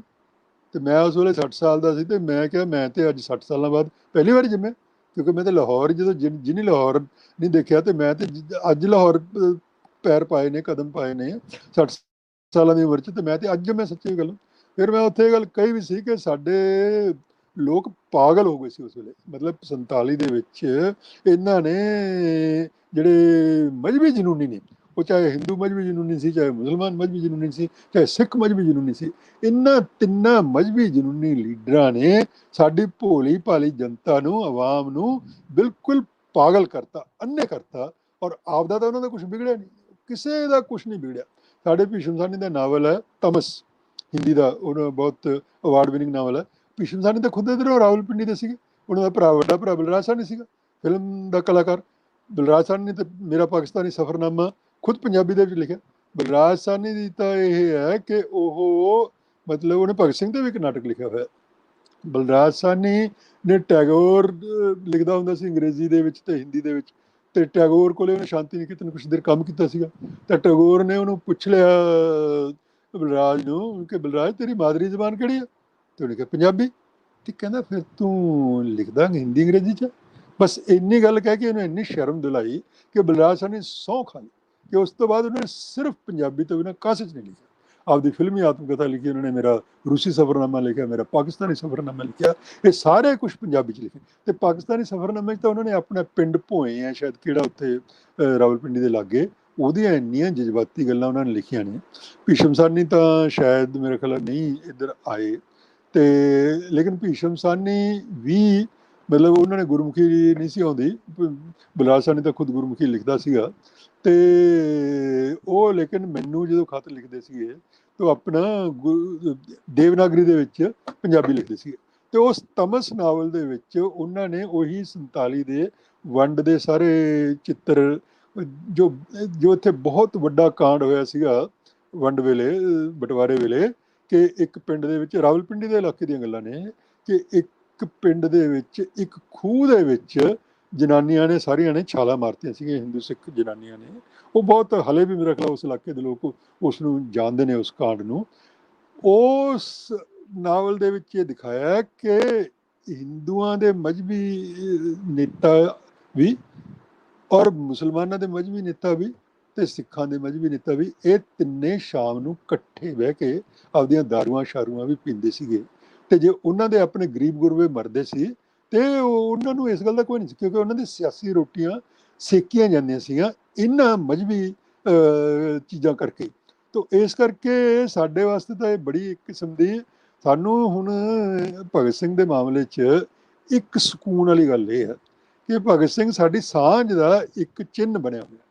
ਸਾਡੇ ਹੁਣ 3-4 ਚਿੰਨ੍ਹ ਇਹੋ ਜਿਹੇ ਨੇ ਜਿਹੜੇ ਬਣ ਗਏ, ਜਿਹੜੇ ਦੋਹਾਂ ਮੁਲਕਾਂ ਦੇ ਆਵਾਮ ਨੂੰ ਤੇ ਦੋਹਾਂ ਮੁਲਕਾਂ ਦੀਆਂ ਸਰਕਾਰਾਂ ਨੂੰ ਵੀ ਡਿਸਓਨ ਕਰਨੇ ਔਖੇ। ਇੱਕ ਸਾਡਾ ਸਾਂਝਾ ਚਿੰਨ੍ਹ ਹੈ ਟੀਪੂ ਸੁਲਤਾਨ। ਤੁਸੀਂ ਇੱਧਰ ਪਾਕਿਸਤਾਨ 'ਚ ਉਹਨੂੰ ਸੁਲਤਾਨ ਟੀਪੂ ਕਹਿੰਦੇ ਹੋ, ਅਸੀਂ ਇਹਨੂੰ ਟੀਪੂ ਸੁਲਤਾਨ ਕਹਿੰਦੇ ਹਾਂ। ਮੈਂ ਜਦੋਂ ਲਾਹੌਰ ਆਇਆ ਸੀਗਾ 2007 ਦੇ ਵਿੱਚ, ਤੇ ਮੈਂ 1-2 ਰਾਤਾਂ ਪੰਜਾਬ ਯੂਨੀਵਰਸਿਟੀ ਦੇ ਗੈਸਟ ਹਾਊਸ ਵੀ ਰਿਹਾ। ਤੇ ਉੱਥੇ ਪੰਜਾਬ ਯੂਨੀਵਰਸਿਟੀ ਦਾ ਲਾਹੌਰ ਦਾ ਗੈਸਟ ਹਾਊਸ ਤੇ ਪੰਜਾਬ ਯੂਨੀਵਰਸਿਟੀ ਚੰਡੀਗੜ੍ਹ, ਬਿਲਕੁਲ ਉਹਦੀ ਤਕਰੀਬਨ ਉਸੇ ਤਰੀਕੇ ਨਾਲ ਉਹ ਚੰਡੀਗੜ੍ਹ ਬਣਾਈ ਗਈ ਯੂਨੀਵਰਸਿਟੀ, ਇੱਕੋ ਹੀ ਯੂਨੀਵਰਸਿਟੀ ਹੈ, ਸਾਂਝੀ ਯੂਨੀਵਰਸਿਟੀ ਹੈ ਸਾਡੀ, 1882 ਦੀ ਬਣੀ ਹੋਈ ਹੈ। ਤੇ ਮੈਂ ਉੱਥੇ 1-2 ਦਿਨ ਜਦੋਂ ਰਿਹਾ ਤੇ ਮੈਂ ਦੇਖਿਆ ਇੱਕ ਉੱਥੇ ਸੁਲਤਾਨ ਟੀਪੂ ਹੋਸਟਲ ਸੀਗਾ, ਤੇ ਮੈਂ ਉਸ ਹੋਸਟਲ ਦੇ ਜਾ ਕੇ ਆਪਣਾ ਸਵੇਰੇ ਨਾਸ਼ਤਾ ਵੀ ਕੀਤਾ। ਤੇ ਉੱਥੋਂ ਦੀ ਜੋ ਮਾਰਕੀਟ ਜਿਹੜੀ ਉੱਥੇ ਬਣੀ ਹੋਈ ਹੈ, ਦੁਕਾਨਾਂ ਵੀ ਉੱਥੇ ਚੰਡੀਗੜ੍ਹ ਵਰਗੂ ਵੀ 14 ਸੈਕਟਰ ਵਾਂਗੂ ਹੀ ਬਣਾਈਆਂ ਹੋਈਆਂ ਨੇ ਉੱਥੇ। ਹੁਣ ਪੁਰਾਣੀਆਂ ਹੋ ਗਈਆਂ, ਮਤਲਬ ਲਾਹੌਰ ਵਾਲੀਆਂ ਪੁਰਾਣੀਆਂ ਹੋ ਗਈਆਂ, ਸਾਡੇ ਥੋੜ੍ਹਾ ਨਵਾਂ ਬਣਿਆ ਤੇ ਥੋੜ੍ਹਾ ਜਿਹਾ ਉਸ ਤਰੀਕੇ ਨਾਲ ਹੈ। ਪਰ ਮਤਲਬ ਉਹ ਸਾਂਝ ਟੀਪੂ ਸੁਲਤਾਨ ਦੇ ਵਿੱਚ ਵੀ ਹੈ। ਸਾਡਾ ਵੀ ਟੀਪੂ ਸੁਲਤਾਨ ਹੀਰੋ, ਹਾਲਾਂਕਿ ਸਾਡੇ ਮਜ਼੍ਹਬੀ ਜਿਹੜੇ ਜਨੂਨੀ ਨੇ ਉਹ ਟੀਪੂ ਸੁਲਤਾਨ ਪ੍ਰਤੀ ਵੀ ਨਫ਼ਰਤ ਪੈਦਾ ਕਰਨ ਦੀ ਕੋਸ਼ਿਸ਼ ਕਰਦੇ ਨੇ, ਪਰ ਸਾਡੇ ਉਹ ਜੰਗੇ ਆਜ਼ਾਦੀ ਦਾ ਅਸੀਂ ਹਲੇ ਵੀ ਉਹਨੂੰ ਹੀਰੋ ਮੰਨਦੇ ਹਾਂ। ਤੇ ਇੱਕ ਤੀਜਾ ਨਵਾਂ ਸਾਡਾ ਸਾਂਝਾ ਸਿੰਬਲ ਜੁੜ ਗਿਆ, ਉਹ ਬੇਸ਼ੱਕ ਉਹਦਾ ਪਾਕਿਸਤਾਨ ਨਾਲ ਕੋਈ ਤਾਲੁਕ ਨਹੀਂ ਸੀਗਾ, ਲੇਕਿਨ ਹੋਰ ਕਾਰਨਾਂ ਕਰਕੇ ਜੁੜ ਗਿਆ। ਉਹ ਡਾਕਟਰ ਅੰਬੇਡਕਰ। ਡਾਕਟਰ ਅੰਬੇਡਕਰ ਨਾ ਤੇ ਇੱਧਰਲੇ ਪਾਸੇ ਪੰਜਾਬ 'ਚ ਪੈਦਾ ਹੋਏ ਨੇ, ਨਾ ਇੱਧਰਲੇ ਪੰਜਾਬ ਨਾ ਉੱਧਰਲੇ ਪੰਜਾਬ, ਤੇ ਨਾ ਹੀ ਪੰਜਾਬ ਨਾਲ ਕੋਈ ਉਹਨਾਂ ਦਾ। ਲੇਕਿਨ ਲਾਹੌਰ ਦੇ ਵਿੱਚ ਡਾਕਟਰ ਅੰਬੇਡਕਰ ਦਾ 1935 ਦਾ ਇੱਕ ਬੜਾ ਜ਼ਬਰਦਸਤ ਭਾਸ਼ਣ ਹੋਣਾ ਸੀ, ਜਿਹੜਾ ਭਾਸ਼ਣ ਰੋਕ ਦਿੱਤਾ ਗਿਆ, ਔਰ ਫਿਰ ਉਹ ਹੀ ਜਿਹੜੀ ਹੈਗੀ ਕਿਤਾਬ ਬਣਾ ਕੇ ਉਹਨਾਂ ਨੇ ਛਾਪਿਆ, ਜਿਹੜੀ ਕਿਤਾਬ ਦੀ ਭੂਮਿਕਾ ਹੁਣ ਅੱਜ ਕੱਲ੍ਹ ਰੁੰਤੀ ਰਾਏ ਨੇ ਲਿਖੀ ਹੈ, ਬੜੀ ਪਪੂਲਰ ਕਿਤਾਬ ਹੋਈ ਹੈ, ਉਹਦੇ ਬੜੇ ਤਰਜਮੇ ਹੋਏ ਨੇ, ਸ਼ਾਇਦ ਤੁਹਾਡੇ ਵਾਲੇ ਪਾਸੇ ਵੀ ਤਰਜਮਾ ਮੇਰੇ ਖਿਆਲ ਹੋ ਗਿਆ ਹੋਣਾ। ਰੁੰਤੀ ਰਾਏ ਦੀ ਕਿਤਾਬਾਂ ਦੇ ਤਰਜਮੇ ਕਾਫੀ ਜ਼ਿਆਦਾ ਹੋ ਰਹੇ ਨੇ, ਤੇ ਉਹ ਕਾਸਟ ਬਾਰੇ ਬੜੀ ਮਸ਼ਹੂਰ ਕਿਤਾਬ ਹੈ ਉਹਨਾਂ ਦੀ। ਤਾਂ ਉਹ ਲਾਹੌਰ ਉਹਨਾਂ ਨੇ ਉਹ ਕਰਨਾ ਸੀ। ਪੰਜਾਬ ਆਏ ਗਏ ਜ਼ਰੂਰ ਨੇ 47 ਤੋਂ ਪਹਿਲਾਂ ਉਹ, ਔਰ ਉਸ ਕਿਸੇ ਵੇਲੇ ਉਹਨਾਂ ਨੂੰ ਇਹ ਵੀ ਲੱਗਦਾ ਸੀਗਾ ਕਿ ਮੈਂ ਜਾਂ ਤਾਂ ਸਿੱਖ ਬਣਾ, ਮੈਂ ਹਿੰਦੂ ਧਰਮ ਤਾਂ ਆਪਣਾ ਛੱਡਣਾ, ਮੈਂ ਇਹਦੇ ਕਾਸਟਿਜ਼ਮ ਕਰਕੇ ਮੈਂ ਇਹਨੂੰ ਛੱਡਣਾ। ਲੇਕਿਨ ਅਲਟੀਮੇਟਲੀ ਫਿਰ ਉਹਨਾਂ ਨੂੰ ਬੁੱਧਿਜ਼ਮ ਜ਼ਿਆਦਾ ਅਪੀਲ ਕੀਤਾ ਤੇ ਫਿਰ ਉਹ ਬੁੱਧਿਸਟ ਹੋ ਗਏ ਸੀ। ਲੇਕਿਨ ਬੜੀ ਜਿਹੜੀ ਦਿਲਚਸਪ ਗੱਲ ਇਹ ਹੈ ਕਿ ਦਲਿਤ ਜਿਹੜਾ ਉਹ ਵੀ ਸਾਡਾ ਸਾਂਝਾ ਹੀ ਵਿਰਸਾ ਹੈ। ਮਤਲਬ ਸਾਡੇ ਇਹੋ ਜਿਹੀਆਂ ਨਜ਼ਮਾਂ ਲਿਖੀਆਂ ਹੋਈਆਂ ਨੇ। ਸਾਡਾ ਗੁਰਦਾਸ ਰਾਮ ਆਲਮ ਇੱਕ ਬੜਾ ਪੰਜਾਬੀ ਦਾ ਬੜਾ ਸ਼ਾਨਦਾਰ ਸ਼ਾਇਰ ਹੈ, ਦਲਿਤ ਸ਼ਾਇਰ ਹੈ। ਉਹ ਕਹਿੰਦਾ ਉਹਨੇ ਨਜ਼ਮ ਹੀ ਇਹੋ ਜਿਹੀ ਲਿਖੀ ਹੋਈ ਹੈ ਕਿ ਜਦੋਂ ਬਟਵਾਰਾ ਹੋਇਆ ਤੇ ਉਦੋਂ ਇਹ ਵੀ ਚੱਲ ਪਿਆ ਦੋਹਾਂ ਮੁਲਕਾਂ ਦੇ ਲੀਡਰਾਂ ਦੇ ਵਿੱਚ ਕਿ ਇਹਨਾਂ ਨੂੰ ਛੂਤਾਂ ਨੂੰ ਕੌਣ ਹੋਊਗਾ। ਉਹ ਕਹਿਣਗੇ ਅਸੀਂ ਵੀ ਨਹੀਂ ਛੱਡਣੇ, ਤੇ ਉਹ ਕਹਿਣਗੇ ਅਸੀਂ ਵੀ ਨਹੀਂ ਛੱਡਣੇ। ਉਹ ਹਿੰਦੂ ਹੋਣ ਭਾਵੇਂ ਕੋਈ ਹੋਣ, ਵੀ ਛੱਡਣੇ ਨਹੀਂ, ਕਿਉਂਕਿ ਸਫਾਈਆਂ ਕੌਣ ਕਰੂਗਾ। ਮਤਲਬ ਜਿਹੜੇ ਜੋ ਕੰਮ ਸਾਡੇ ਦਲਿਤ ਭਾਈ ਕਰਦੇ ਨੇ, ਤੇ ਉਹ ਪਾਕਿਸਤਾਨ ਵਾਲੇ ਵੀ ਇਹਨਾਂ ਨੂੰ ਛੱਡਣ ਨੂੰ ਤਿਆਰ ਨਹੀਂ ਸੀਗੇ। ਤੇ ਉਸ ਵੇਲੇ ਦਲਿਤਾਂ ਨੇ ਅਛੂਤਸਤਾਨ ਮੰਗਿਆ ਸੀਗਾ। ਉਹ ਕਹਿੰਦੇ ਸੀ ਵੀ ਸਾਨੂੰ ਤਾਂ ਦੋਹਾਂ ਤੋਂ ਹੀ ਤੰਗੀ ਆ, ਸਾਨੂੰ ਤਾਂ ਨਾ ਹਿੰਦੂ ਤੋਂ ਅਸੀਂ ਖੁਸ਼ ਹਾਂ ਤੇ ਨਾ ਅਸੀਂ ਮੁਸਲਮਾਨਾਂ ਤੋਂ ਖੁਸ਼ ਹਾਂ, ਸਾਨੂੰ ਤਾਂ ਦੋਵੇਂ ਹੀ ਤੰਗ ਕਰਦੇ ਨੇ, ਕਿਉਂਕਿ ਸਾਨੂੰ ਛੋਟੇ ਸਮਝਦੇ ਨੇ, ਸਾਡੇ ਨਾਲ ਨਫ਼ਰਤ ਕਰਦੇ ਨੇ, ਸਾਡੇ ਨਾਲ ਛੂਤ-ਛਾਤ ਦਾ ਵਿਹਾਰ ਕਰਦੇ ਨੇ। ਤਾਂ ਸਾਨੂੰ ਤਾਂ ਸਾਡਾ ਤਾਂ ਅਛੂਤਸਤਾਨ ਵੱਖ ਕਰ ਦਿਓ। ਇਹ ਮੰਗ ਸੀ, ਐਕਚੁਅਲੀ ਰੀਅਲ ਪੋਲੀਟੀਕਲ ਮੰਗ ਸੀ। ਕਿ ਸਾਨੂੰ ਦਲਿਤਾਂ ਦਾ ਸਾਡਾ ਦਲਿਤਸਤਾਨ ਦਿਓ, ਸਾਡਾ ਅਛੂਤਸਤਾਨ ਦਿਓ, ਅਸੀਂ ਨਾ ਹਿੰਦੁਸਤਾਨ ਨਾਲ ਰਹਿਣਾ ਨਾ ਪਾਕਿਸਤਾਨ ਨਾਲ ਰਹਿਣਾ। ਤਾਂ ਉਹ ਪਾਕਿਸਤਾਨ ਦੇ ਵਿੱਚ ਵੀ ਜਿਹੜੇ ਦਲਿਤ ਨੇ ਇਸ ਵੇਲੇ ਕਰਾਚੀ ਦੇ ਵਿੱਚ ਨੇ, ਲਾਹੌਰ ਦੇ ਵਿੱਚ ਨੇ, ਤੇ ਉਹ ਸਾਰੇ ਦਲਿਤ, ਚਾਹੇ ਉਹ ਤਾਂ ਬਹੁਤੇ ਸ਼ਾਇਦ ਉਹਨਾਂ 'ਚੋਂ ਈਸਾਈ ਨੇ, ਥੋੜ੍ਹੇ ਬਹੁਤੇ ਹਿੰਦੂ ਨੇ, ਸ਼ਾਇਦ ਕੁਛ ਮੁਸਲਮਾਨ ਵੀ ਹੋਣਗੇ, ਲੇਕਿਨ ਉਹ ਸਾਰੇ ਇੱਕ ਆਪਦੇ ਦਲਿਤ ਪੱਖ ਤੋਂ ਇਕੱਠੇ। ਉਹਨਾਂ ਨੂੰ ਐਂ ਲੱਗਦਾ ਵੀ ਸਾਡੇ ਨਾਲ ਜਿਹੜਾ ਸਲੂਕ ਹੁੰਦਾ ਨਾ, ਚਾਹੇ ਉਹ ਹਿੰਦੁਸਤਾਨ 'ਚ ਹੁੰਦਾ ਤੇ ਚਾਹੇ ਉੱਥੇ ਪਾਕਿਸਤਾਨ ਵਾਲੇ ਪਾਸੇ ਹੁੰਦਾ, ਸਾਡੇ ਨਾਲ ਸਾਨੂੰ ਛੋਟਾ ਸਮਝ ਕੇ ਸਲੂਕ ਕੀਤਾ ਜਾਂਦਾ, ਸਾਨੂੰ ਛੋਟਾ ਸਮਝਿਆ ਜਾਂਦਾ, ਇੱਕ ਪੂਰਾ ਇਨਸਾਨੀ ਬਰਾਬਰੀ ਦਾ ਦਰਜਾ ਸਾਨੂੰ ਨਹੀਂ ਦਿੱਤਾ ਜਾਂਦਾ। ਤੇ ਫਿਰ ਉਹਨਾਂ ਨੂੰ ਲੱਗਦਾ ਕਿ ਸਾਨੂੰ ਤਾਂ ਬਰਾਬਰੀ ਦੇ ਹੱਕ ਦਿਲਾਉਣ ਵਾਲਾ ਅੰਬੇਡਕਰ ਸੀ। ਉਹ ਚਾਹੇ ਉਹਨੇ ਹਿੰਦੁਸਤਾਨ 'ਚ ਕੀਤਾ, ਪਰ ਸਾਡੇ ਪਾਕਿਸਤਾਨ ਦੇ ਦਲਿਤਾਂ ਨੂੰ ਵੀ ਇਹੀ ਲੱਗਦਾ ਵੀ ਸਾਡਾ ਤਾਂ ਆ ਕੇ ਆਈਕਨ ਆ ਜਿਹੜਾ ਉਹ ਡਾਕਟਰ ਅੰਬੇਡਕਰ ਹੀ ਹੈ, ਸਾਡੀ ਮੁਕਤੀ ਦਾ ਰਾਹ ਦਿਖਾਇਆ ਤਾਂ ਸਾਡਾ ਅੰਬੇਡਕਰ, ਅਸੀਂ ਤਾਂ ਉਸੇ ਨੂੰ ਆਪਦਾ ਮੰਨਦੇ ਹਾਂ। ਇਸੇ ਕਰਕੇ ਪਾਕਿਸਤਾਨ ਦੇ ਦਲਿਤ ਨੇ ਜਿਹੜੇ, ਉਹ ਚਾਹੇ ਈਸਾਈ ਹੋਣ, ਚਾਹੇ ਹਿੰਦੂ ਹੋਣ, ਚਾਹੇ ਮੁਸਲਮਾਨ ਵੀ ਹੋਣ, ਚਾਹੇ ਅਹਿਮਦੀਏ ਹੋਣ, ਮਤਲਬ ਇੱਥੇ ਤਾਂ ਹੁਣ ਅਹਿਮਦੀਏ ਵੀ ਅਛੂਤ ਬਣ ਗਏ ਨਾ, ਮਤਲਬ ਇੱਕ ਮਜ਼ਹਬੀ ਪੋਲੀਟਿਕਸ ਇਹੋ ਜਿਹੀ ਚੀਜ਼ ਹੁੰਦੀ ਹੈ ਕਿ ਜਿਨ੍ਹਾਂ ਦਾ ਜਿਹੜਾ ਸਭ ਤੋਂ ਕਰੀਬੀ ਬੰਦਾ ਸੀ, ਜਿਹੜਾ ਅਹਿਮਦੀਆ ਸੀਗਾ, ਜਿਹੜਾ ਉਹਨੇ ਤਾਂ ਮੰਤਰੀ ਬਣਾ ਲਿਆ ਸੀ, ਅੱਜ ਹੁਣ ਉਹਨਾਂ ਅਹਿਮਦੀਆ ਨੂੰ ਜਿਹੜਾ ਹੈਗਾ ਜੋ ਪਾਕਿਸਤਾਨ ਦੇ ਵਿੱਚ ਸੋਚਿਆ ਜਾਂਦਾ ਹੈਗਾ। ਤਾਂ ਇਸ ਕਿਸਮ ਦਾ ਜਿਹੜਾ ਮਾਹੌਲ ਹੈ, ਮਜ਼ਹਬੀ ਜਨੂਨੀਅਤ ਦਾ ਮਾਹੌਲ ਜਿਹੜਾ ਹੈਗਾ, ਕਿਸੇ ਵੀ ਮੁਲਕ ਵਾਸਤੇ ਚੰਗਾ ਨਹੀਂ। ਜਿਹੜੇ ਮੁਲਕ ਦੇ ਵਿੱਚ ਵੀ ਮਜ਼ਹਬੀ ਜਨੂਨੀਅਤ ਹੈ, ਉਹ ਮੁਲਕ ਬਰਬਾਦ ਹੀ ਬਰਬਾਦ ਹੋਏ ਨੇ। ਅੱਜ ਵੀ ਜੇ ਹਿੰਦੁਸਤਾਨ ਤੇ ਪਾਕਿਸਤਾਨ 'ਚ ਬਰਬਾਦੀ ਹੋ ਰਹੀ ਹੈ, ਤਾਂ ਇਹ ਬਰਬਾਦੀ ਦੇ ਪਿੱਛੇ ਵੱਡਾ ਕਾਰਨ ਮਜ਼ਹਬੀ ਜਨੂਨੀਅਤ ਹੈ। ਔਰ ਇਸ ਮਜ਼ਹਬੀ ਜਨੂਨੀਅਤ ਦੇ ਖਿਲਾਫ ਭਗਤ ਸਿੰਘ ਨੇ ਸਭ ਤੋਂ ਸਖਤ ਤਰੀਕੇ ਨਾਲ ਲਿਖਿਆ, ਮਜ਼ਹਬ ਔਰ ਹਮਾਰੀ ਆਜ਼ਾਦੀ ਕੀ ਜੰਗ, ਮਜ਼ਹਬ ਅਤੇ ਸਾਡੀ ਆਜ਼ਾਦੀ ਦੀ ਜੰਗ। ਇਹ ਉਹਨਾਂ ਦਾ ਬੜਾ ਮੇਜਰ ਆਰਟੀਕਲ ਹੈ, ਜਿਹੜਾ ਕਿਰਤੀ ਪੰਜਾਬੀ ਤੇ ਕਿਰਤੀ ਉਰਦੂ ਦੇ ਵਿੱਚ 1928 ਦੇ ਵਿੱਚ ਛਪਿਆ, ਜੂਨ ਜਾਂ ਜੁਲਾਈ ਦੇ ਵਿੱਚ। ਔਰ ਇੱਕ ਇਹਦੇ ਨਾਲ ਹੀ ਫਿਰਕੂ ਫਸਾਦਾਤ ਅਤੇ ਉਹਨਾਂ ਦਾ ਇਲਾਜ, ਮਤਲਬ ਇਹ ਦੂਜਾ ਲੇਖ ਉਹਨਾਂ ਨੇ ਪੰਜਾਬੀ 'ਚ ਲਿਖਿਆ। ਤੋ ਸਾਡੇ ਇੱਧਰ ਹਿੰਦੀ 'ਚ ਸੰਪਰਦਾਇਕ ਦੰਗੇ ਔਰ ਉਸਕਾ ਇਲਾਜ ਕਰਕੇ ਉਹਦਾ ਟਰਾਂਸਲੇਟ ਹੋਇਆ ਹੈ, आज़ादी संग्राम और आज़ादी की जंग, मतलब मज़हब और हमारी आज़ादी की जंग, धर्म और हमारा स्वतंत्रता संग्राम, मज़हब और हमारी आज़ादी की जंग। तो इस तरीके नाल पंजाबी हिंदी च उन्हां दे तर्जमे होए हुए ने उर्दू दे। उन्हां लेखां दे विच भगत सिंह मजहबी जुनूनीअत दे खिलाफ इन्ना लिखदा, और मैं तुहानूं दसदा कि ਉਹਦੇ ਪਿੱਛੇ ਰੈਫਰੈਂਸ ਕੀ ਸੀਗਾ। 1924 ਦੇ ਵਿੱਚ ਕੋਹਾਟ ਦੇ ਵਿੱਚ ਬੜੇ ਭਿਅੰਕਰ ਦੰਗੇ ਹੋਏ ਸੀ। ਹੁਣ ਸਾਡੇ ਵਾਲੇ ਪਾਸੇ ਤਾਂ ਕੋਹਾਟ ਕੋਈ ਜਾਣਦਾ ਹੀ ਨਹੀਂ, ਮਤਲਬ ਜਿਹੜੇ ਪੁਰਾਣੇ ਬੰਦੇ ਨੇ ਸਿਰਫ ਉਹੀ ਜਾਣਦੇ ਨੇ ਕਿ ਕੋਹਾਟ ਪਿਸ਼ਾਵਰ ਦੇ ਲਾਗੇ ਦਾ ਇਲਾਕਾ ਹੈਗਾ। ਉਸ ਇਲਾਕੇ ਦੇ ਵਿੱਚੋਂ ਸਾਡਾ ਸ਼ਹੀਦ ਹਰੀਕ੍ਰਿਸ਼ਨ ਵੀ ਆਇਆ, ਤੇ ਹਰੀਕ੍ਰਿਸ਼ਨ ਵੀ ਆਇਆ, ਔਰ ਉਹ ਉਸੇ ਇਲਾਕੇ ਦਾ ਸੀਗਾ। ਉਹ ਵੀ ਫਾਂਸੀ ਚੜ੍ਹਿਆ, ਅੰਗਰੇਜ਼ ਗਵਰਨਰ ਤੇ ਗੋਲੀ ਚਲਾਉਣ ਲੱਗੇ। ਉਹ ਪੰਜਾਬ ਯੂਨੀਵਰਸਿਟੀ ਦਾ ਤਾਲਬ ਇਲਮ ਸੀ, ਔਰ ਪੰਜਾਬ ਯੂਨੀਵਰਸਿਟੀ ਦਾ ਜਿਹੜਾ ਗਵਰਨਰ ਹੁੰਦਾ ਹੈ ਉਹ ਕਿਉਂਕਿ ਚਾਂਸਲਰ ਹੁੰਦਾ, ਤੁਹਾਡੇ ਵੀ ਤੇ ਸਾਡੇ ਵੀ, ਤੇ ਉਸ ਕਰਕੇ ਉਹ ਕਨਵੋਕੇਸ਼ਨ ਤੇ ਉਹਨੇ ਉੱਤੇ ਹਰੀਕ੍ਰਿਸ਼ਨ ਨੇ ਗੋਲੀ ਚਲਾਈ ਸੀ। ਉਹਦਾ ਜਿਹੜਾ ਫਾਦਰ ਸੀ ਗੁਰਦਾਸ ਰਾਮ ਤਲਵਾਰ, ਉਹ ਬੜਾ ਹੀ ਮਤਲਬ ਰਾਏ ਸਾਹਿਬ ਸੀ ਉਸ ਪਿਸ਼ਾਵਰ ਦੇ ਇਲਾਕੇ ਦਾ। ਇੱਥੇ ਮੈਨੂੰ ਇਹ ਵੀ ਬੜੀ ਦਿਲਚਸਪ ਗੱਲ ਯਾਦ ਆਈ ਹੈ ਕਿ ਮੈਂ ਉਸ ਵੇਲੇ ਜਦੋਂ 2007 'ਚ ਆਇਆ, ਫਿਰ 2008 'ਚ ਵੀ ਆਇਆ, ਉਸ ਵੇਲੇ ਸਾਨੂੰ ਆਲ ਪਾਕਿਸਤਾਨੀ ਟੀਚਰ ਐਸੋਸੀਏਸ਼ਨ ਨੇ ਇਨਵਾਈਟ ਕੀਤਾ ਸੀਗਾ, ਯੂਨੀਵਰਸਿਟੀ ਟੀਚਰ ਐਸੋਸੀਏਸ਼ਨ ਨੇ। ਉਹਨਾਂ ਨੇ 12 ਗਲੀ ਜਿਹੜੇ ਪਹਾੜੀ ਇਲਾਕਾ ਪਿਸ਼ਾਵਰ ਦੇ ਲਾਗੇ, ਉੱਥੇ ਸੈਮੀਨਾਰ ਰੱਖਿਆ ਹੋਇਆ ਸੀਗਾ ਤੇ ਟੀਚਰ ਐਸੋਸੀਏਸ਼ਨਾਂ ਦੇ ਰੋਲ ਬਾਰੇ। ਤੇ ਉਦੋਂ ਮੈਂ ਉੱਥੇ ਆਇਆ ਤੇ ਉਸ ਵੇਲੇ ਪਿਸ਼ਾਵਰ ਵੀ ਗਏ ਆ, ਤੇ ਅਜਮਲ ਹਯਾਤ ਖਾਨ ਉਸ ਵੇਲੇ ਵਾਈਸ ਚਾਂਸਲਰ ਹੁੰਦੇ ਸੀਗੇ ਪਿਸ਼ਾਵਰ ਯੂਨੀਵਰਸਿਟੀ ਦੇ, ਉਹਨਾਂ ਨੂੰ ਵੀ ਮਿਲਿਆ। ਔਰ ਇੱਕ ਦੂਸਰੀ ਗਵਰਨਮੈਂਟ ਕਾਲਜ ਜਿਹੜੀ ਹੁਣ ਯੂਨੀਵਰਸਿਟੀ ਬਣ ਗਈ, ਉਦੋਂ ਵੀ ਸ਼ਾਇਦ ਬਣ ਗਈ ਸੀਗੀ, ਉਹਦੇ ਵੀ ਵਾਈਸ ਚਾਂਸਲਰ ਜਿਨ੍ਹਾਂ ਨੂੰ ਬਾਅਦ 'ਚ ਅਗਵਾ ਕਰ ਲਿਆ ਗਿਆ ਸੀਗਾ, ਉਹ ਖਾਨ ਅਬਦੁਲ ਗਫਾਰ ਖਾਨ ਦੇ ਖਾਨਦਾਨ 'ਚੋਂ ਸੀਗੇ। ਤੇ ਉਹਨਾਂ ਨੂੰ ਅਗਵਾ ਕਰਕੇ ਮੇਰੇ ਖਿਆਲ ਕੋਈ ਸਾਲ 2 ਸਾਲ ਤੱਕ ਉਹਨਾਂ ਨੂੰ ਅਗਵਾ ਕਰਕੇ ਰੱਖਿਆ ਗਿਆ, ਬਾਅਦ 'ਚ ਉਹ ਰਿਲੀਜ਼ ਹੋਏ ਸੀਗੇ। ਉਹਨਾਂ ਦੋਹਾਂ ਨਾਲ ਵੀ ਮੇਰੀ ਉਹਦੇ ਉਸ ਵੇਲੇ ਜਿਹੜੀਆਂ ਮੁਲਾਕਾਤਾਂ ਹੋਈਆਂ ਨੇ, ਉਸ ਵੇਲੇ ਇਹ ਸਾਂਝੇ ਉਹਦੀਆਂ ਗੁਰਦਾਸ ਰਾਮ, ਬਲਕਿ ਉਸ ਵੇਲੇ ਸਾਨੂੰ ਅਜਮਲ ਹਯਾਤ ਖਾਨ ਜਿਹੜੇ ਵਾਈਸ ਚਾਂਸਲਰ ਸੀ ਪਿਸ਼ਾਵਰ ਯੂਨੀਵਰਸਿਟੀ, ਉਹਨਾਂ ਨੇ ਦੱਸਿਆ ਕਿ ਭਗਤ ਸਿੰਘ ਸਾਡੇ ਇੱਧਰ ਇਲਾਕੇ 'ਚ ਆਉਂਦਾ ਹੁੰਦਾ ਸੀ, ਇੱਥੇ ਉਹ ਹਥਿਆਰਾਂ ਦੀ ਟ੍ਰੇਨਿੰਗ ਲੈਂਦਾ ਹੁੰਦਾ ਸੀਗਾ, ਪਿਸਤੌਲ ਚਲਾਉਣ ਦੀ ਜਾਂ ਇਸ ਤਰ੍ਹਾਂ ਦੀ ਟ੍ਰੇਨਿੰਗ ਜਿਹੜੀ ਹੈਗੀ, ਇੱਥੇ ਉਹ ਕਈ ਅਰਸਾ ਤੱਕ ਇੱਥੇ ਰਹਿੰਦਾ ਰਿਹਾ।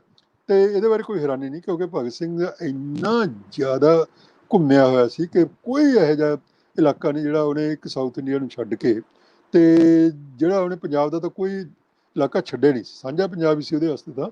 ਤੇ ਇਸ ਕਰਕੇ ਉਧਰਲੇ ਪਾਸੇ ਵੀ ਉਹ ਜ਼ਰੂਰ ਆਉਂਦਾ ਜਾਂਦਾ ਰਿਹਾ ਹੋਣਾ, ਕਿਉਂਕਿ ਉਹ ਜਿਹੜਾ ਗੁਰਦਾਸ ਰਾਮ ਤਲਵਾਰ ਦੇ ਹੀ ਜਿਹੜੇ ਬੇਟੇ ਸੀਗੇ, ਉਹ ਹਰਕ੍ਰਿਸ਼ਨ ਤਲਵਾਰ ਜਿਹੜਾ ਫਾਂਸੀ ਚੜ੍ਹਿਆ 9 ਜੂਨ 31 ਨੂੰ ਭਗਤ ਸਿੰਘ ਦੀ ਫਾਂਸੀ ਤੋਂ ਤਕਰੀਬਨ 2 ਮਹੀਨੇ ਬਾਅਦ, ਔਰ ਜਿਹਦੀ ਫਾਂਸੀ ਬਾਰੇ, ਜਿਹਦੇ ਮੁਕੱਦਮੇ ਬਾਰੇ ਭਗਤ ਸਿੰਘ ਨੇ 2 ਖੱਤ ਲਿਖੇ ਹੋਏ ਨੇ।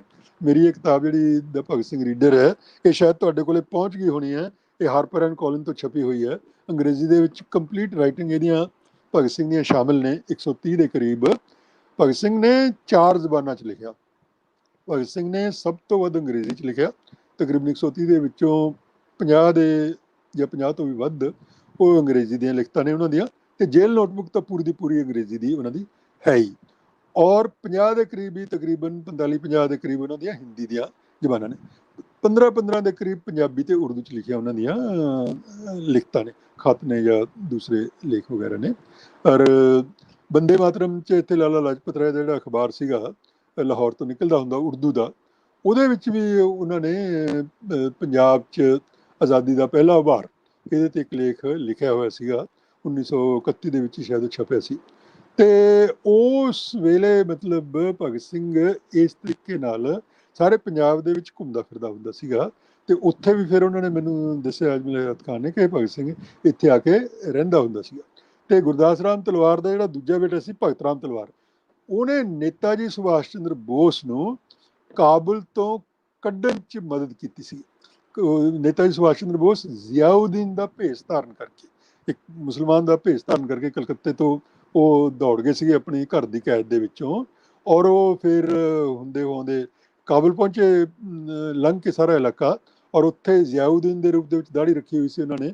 ਜਿਨ੍ਹਾਂ ਨੇ ਦ ਫੋਰਗੋਟਨ ਹੀਰੋ ਫਿਲਮ ਦੇਖੀ ਹੋਵੇ, ਤੁਹਾਡੇ ਵੀ ਬਹੁਤ ਲੋਕ ਫਿਲਮਾਂ ਦੇ ਸ਼ੌਕੀਨ ਨੇ, ਹਿਸਟੋਰਿਕ ਫਿਲਮਾਂ ਦੇ ਵੀ ਸ਼ੌਕੀਨ ਨੇ, ਉਹਨਾਂ 'ਚ ਉਹਨੇ ਦੇਖੇ ਹੋਣੇ ਕਿ ਕਿਸ ਤਰ੍ਹਾਂ ਜ਼ਿਆਉਦੀਨ ਦੇ ਨਾਂ ਨਾਲ ਉਹ ਆਪਣਾ ਕਾਬੁਲ ਪਹੁੰਚੇ ਸੀ।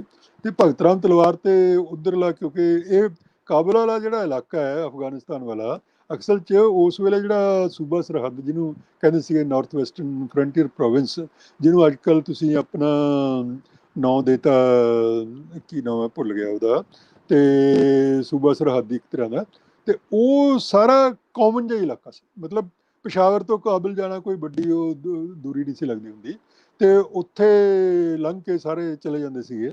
ਤੇ ਕਾਬੁਲ 'ਚੋਂ ਭਗਤ ਰਾਮ ਤਲਵਾਰ ਨੇ, ਗੁਰਦਾਸ ਰਾਮ ਤਲਵਾਰ ਦੇ ਬੇਟੇ ਨੇ, ਜਿਹੜੇ ਕਿ ਖੁਦ ਪਿਸ਼ਾਵਰ ਦੇ ਇਲਾਕੇ ਦੇ ਸੀ, ਸੂਬਾ ਸਰਹੱਦ ਦੇ, ਉਹਨਾਂ ਨੇ ਕੋਸ਼ਿਸ਼ ਕੀਤੀ ਸੀ। ਤਾਂ ਉਸ ਕਰਕੇ ਭਗਤ ਸਿੰਘ ਨੇ ਕੋਹਾਟ ਦੇ ਵਿੱਚ 1924 ਦੇ ਵਿੱਚ ਬੜੇ ਭਿਅੰਕਰ ਫਿਰਕੂ ਫਸਾਦਾਤ ਹੋਏ ਸੀ, ਔਰ ਉਹਨਾਂ ਫਿਰਕੂ ਫਸਾਦਾਤ ਦਾ ਰੈਫਰੈਂਸ ਦੇ ਕੇ ਭਗਤ ਸਿੰਘ ਨੇ ਫਿਰ ਇਹ ਲੇਖ ਲਿਖਿਆ, ਫਿਰਕੂ ਫਸਾਦਾਤ ਅਤੇ ਉਹਨਾਂ ਦਾ ਇਲਾਜ। ਤੇ ਉਹਦੇ 'ਚ ਸ਼ਾਇਦ ਤੁਹਾਡੇ ਵੀ ਬਹੁਤ ਲੋਕਾਂ ਨੂੰ ਬੁਰਾ ਲੱਗੂਗਾ, ਸਾਡੇ ਵੀ ਬਹੁਤ ਲੋਕਾਂ ਨੂੰ ਬੁਰਾ ਲੱਗ ਜਾਂਦਾ ਹੈ, ਪਰ ਸਾਨੂੰ ਤੇ ਸੱਚੀ ਗੱਲ ਹੈ ਕਿ ਅਸੀਂ ਤੇ ਆਪਣੇ ਮੂੰਹੋਂ ਇਹ ਗੱਲ ਆਪਣੇ ਤੌਰ ਤੇ ਕਹਿ ਵੀ ਨਹੀਂ ਸਕਦੇ। ਮਤਲਬ ਅਸੀਂ ਭਗਤ ਸਿੰਘ ਦੇ ਨਾਂ ਤੇ ਹੀ ਕਹਿ ਸਕਦੇ ਹਾਂ ਕਿ ਭਗਤ ਸਿੰਘ ਨੇ ਲਿਖਿਆ, ਭਾਈ ਮੈਂ ਨਹੀਂ ਆਪਣੇ ਵੱਲੋਂ ਕਹਿ ਰਿਹਾ। ਤੇ ਭਗਤ ਸਿੰਘ ਨੇ ਉਸ ਵੇਲੇ ਲਿਖਿਆ ਸੀਗਾ ਉਸ ਲੇਖ ਦੇ ਵਿੱਚ ਕਿ ਇਹਨਾਂ ਮਜ਼ਹਬਾਂ ਨੇ ਹਿੰਦੁਸਤਾਨ ਦਾ ਬੇੜਾ ਗਰਕ ਕਰ ਰੱਖਿਆ, ਇਹਨਾਂ ਧਰਮਾਂ ਨੇ ਹਿੰਦੁਸਤਾਨ ਦਾ ਬੇੜਾ ਗਰਕ ਕਰ ਰੱਖਿਆ। ਕਿ ਜਿਹੜੀ ਸਾਰੀ ਆਜ਼ਾਦੀ ਦੀ ਤਹਿਰੀਕ ਹੈ, ਇਹ ਮਜ਼ਹਬ ਸਾਰੇ ਉਸ ਆਜ਼ਾਦੀ ਦੀ ਤਹਿਰੀਕ ਨੂੰ ਇੰਨਾ ਨੁਕਸਾਨ ਪਹੁੰਚਾ ਰਹੇ ਨੇ ਕਿ ਬਹੁਤ ਹੀ ਜ਼ਿਆਦਾ ਇੱਕ ਤਰੀਕੇ ਨਾਲ।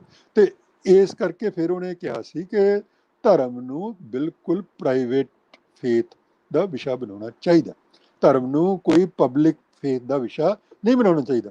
ਬੜਾ ਉਹਨੇ ਸਾਰਿਆਂ ਦੀ ਉਹਦੇ 'ਚ ਆਲੋਚਨਾ ਕੀਤੀ ਹੈ, ਤਾਜ਼ੀਏ ਕੱਢਣ ਦੀ ਵੀ ਆਲੋਚਨਾ ਕੀਤੀ ਹੈ। ਤੇ ਜਿਹੜੇ ਹਿੰਦੂ ਜਿਹੜੇ ਹੈਗੇ ਤਾਂ ਉਹ ਗਊਆਂ ਛੱਡ ਦਿੰਦੇ ਨੇ ਜਾਂ ਮਸਜਿਦਾਂ ਮੂਹਰੇ ਕੋਈ ਇਸ ਕਿਸਮ ਦੀਆਂ ਹਰਕਤਾਂ ਕਰ ਦਿੰਦੇ ਨੇ, ਦੋਵਾਂ ਦੀ ਉਹਨੇ ਜੰਮ ਕੇ ਜਿਹੜੀ ਹੈਗੀ ਮਜ਼ੰਮਤ ਕੀਤੀ ਹੈ ਆਪਣੇ ਉਹਨਾਂ ਲੇਖਾਂ ਦੇ ਵਿੱਚ।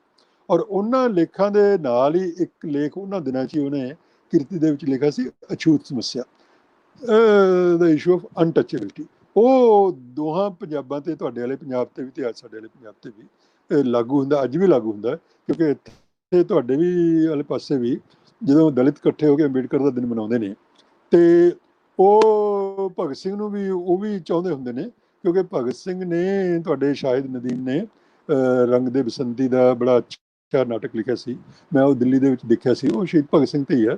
ਔਰ ਉਸ ਵਿੱਚ ਉਹਨਾਂ ਨੇ ਜਮਾਲ ਦਾ, ਲਾਹੌਰ ਦੀ ਜਿਹੜੀ ਉਹ ਸ਼ਾਹ ਜਮਾਲ ਦਾ ਮੇਲਾ ਲੱਗਦਾ, ਉਹਦਾ ਵੀ ਪ੍ਰਸੰਗ, ਕੁਝ ਕਾਲਪਨਿਕ ਇਮੈਜਿਨਰੀ ਪ੍ਰਸੰਗ ਵੀ ਉਹਦੇ ਸ਼ਾਮਿਲ ਕੀਤੇ ਨੇ, ਲੇਕਿਨ ਉਹਦੇ 'ਚ ਉਹਨਾਂ ਨੇ ਉਹ ਪ੍ਰਸੰਗ ਵੀ ਸ਼ਾਮਿਲ ਕੀਤਾ ਹੈ ਬੇਬੇ ਵਾਲਾ, ਕਿ ਭਗਤ ਸਿੰਘ ਆਪਣੇ ਜੇਲ੍ਹ ਦੇ ਮੁਲਾਜ਼ਮ ਨੂੰ ਬੇਬੇ ਕਹਿੰਦਾ ਹੁੰਦਾ ਸੀ, ਤੇ ਉਹ ਬੰਦਾ ਚਿੜਦਾ ਸੀ ਬਹੁਤ, ਕਹਿੰਦਾ ਤੂੰ ਮੈਨੂੰ ਕਿਉਂ ਬੇਬੇ ਕਹਿਣਾ, ਤੇ ਬੰਦਾ ਮਰਦ ਸੀ ਤੇ ਉਹ ਕਹਿੰਦਾ ਪਿਆਰ ਬੜਾ ਕਰਦਾ ਸੀ ਭਗਤ ਸਿੰਘ ਨੂੰ, ਤੇ ਉਹ ਕਹਿੰਦਾ ਸੀ ਦੇਖ ਗੱਲ ਸੁਣ ਕਿ ਬੰਦੇ ਦਾ ਮਲ ਮੂਤਰ ਆ ਜਿਹੜਾ ਟੱਟੀ ਪਿਸ਼ਾਬ ਹੈ ਉਹਦੀ ਮਾਂ ਸਾਫ਼ ਕਰਦੀ, ਬੱਚਾ ਹੁੰਦਾ ਛੋਟਾ, ਤੇ ਤੂੰ ਪੂਰੀ ਇਨਸਾਨੀਅਤ ਦਾ ਮਲ ਮੂਤਰ ਸਾਫ਼ ਕਰਦਾ, ਤੇਰਾ ਦਰਜਾ ਤਾਂ ਬੇਬੇ ਵਰਗਾ ਹੈ, ਬੇਬੇ ਤੋਂ ਵੱਡਾ ਦਰਜਾ ਤੇਰਾ। ਤੇ ਇਸ ਕਰਕੇ ਉਹ ਤਾਂ ਉਸ ਬੰਦੇ ਦਾ ਰੋ ਕੇ ਬੁਰਾ ਹਾਲ ਸੀ। ਉਹ ਕਹਿੰਦਾ ਸੀ ਮੈਨੂੰ ਇੰਨਾ ਮਾਣ ਇੱਜ਼ਤ ਕਿਸੇ ਬੰਦੇ ਨੇ ਦਿੱਤਾ ਨਹੀਂ, ਤੇ ਵੀ ਤੂੰ ਮੈਨੂੰ ਇੰਨਾ ਮਾਣ ਇੱਜ਼ਤ ਦਿੰਦਾ। ਔਰ ਉਹ ਆਖਰੀ ਜੋ ਫਾਂਸੀ ਜਾਣ ਵੇਲੇ ਵੀ ਜਦੋਂ ਭਗਤ ਸਿੰਘ ਦੀ ਆਖਰੀ ਇੱਛਾ ਪੁੱਛੀ ਗਈ ਤੇ ਉਹਨੇ ਕਿਹਾ ਮੈਂ ਤਾਂ ਬੇਬੇ ਦੇ ਹੱਥ ਦੀ ਰੋਟੀ ਖਾਣੀ, ਮੇਰੇ ਜਾਣ ਤੋਂ ਪਹਿਲਾਂ ਮੈਂ ਤਾਂ ਆਖਰੀ ਰੋਟੀ ਬੇਬੇ ਦੇ ਹੱਥ ਹੀ ਖਾਣੀ। ਤੇ ਉਹਨੂੰ ਕਿਹਾ ਮੁਲਾਜ਼ਮ ਨੂੰ, ਜਿਹੜਾ ਉਸ ਵੇਲੇ ਸੀ, ਉਸ ਵੇਲੇ ਦਲਿਤ ਮੁਲਾਜ਼ਮ, ਤੇ ਵੀ ਉਹ ਭਗਤ ਸਿੰਘ ਕਹਿੰਦਾ ਤੇਰੇ ਹੱਥ ਦੀ ਰੋਟੀ ਖਾਣੀ। ਉਹ ਕਹੇ ਮੈਂ ਇੰਨਾ ਪਾਪ ਦਾ ਭਾਗੀ ਕਿਵੇਂ ਬਣਾ। ਉਹ ਤਾਂ ਸਮਝਦੇ ਨੇ ਨਾ ਕਿ ਧਾਰਮਿਕ ਧਰਮ ਵਿੱਚ ਵੀ ਵੱਡੀ ਜਾਤ ਦੇ, ਉੱਚੀ ਜਾਤ ਦੇ ਬੰਦੇ ਨੂੰ, ਬ੍ਰਾਹਮਣ ਨੂੰ ਜਾਂ ਜੱਟ ਨੂੰ ਜਿਵੇਂ ਰੋਟੀ ਬਣਾ ਕੇ ਖਿਲਾਤੀ ਤਾਂ ਪਾਪ ਮੈਨੂੰ ਲੱਗੂਗਾ।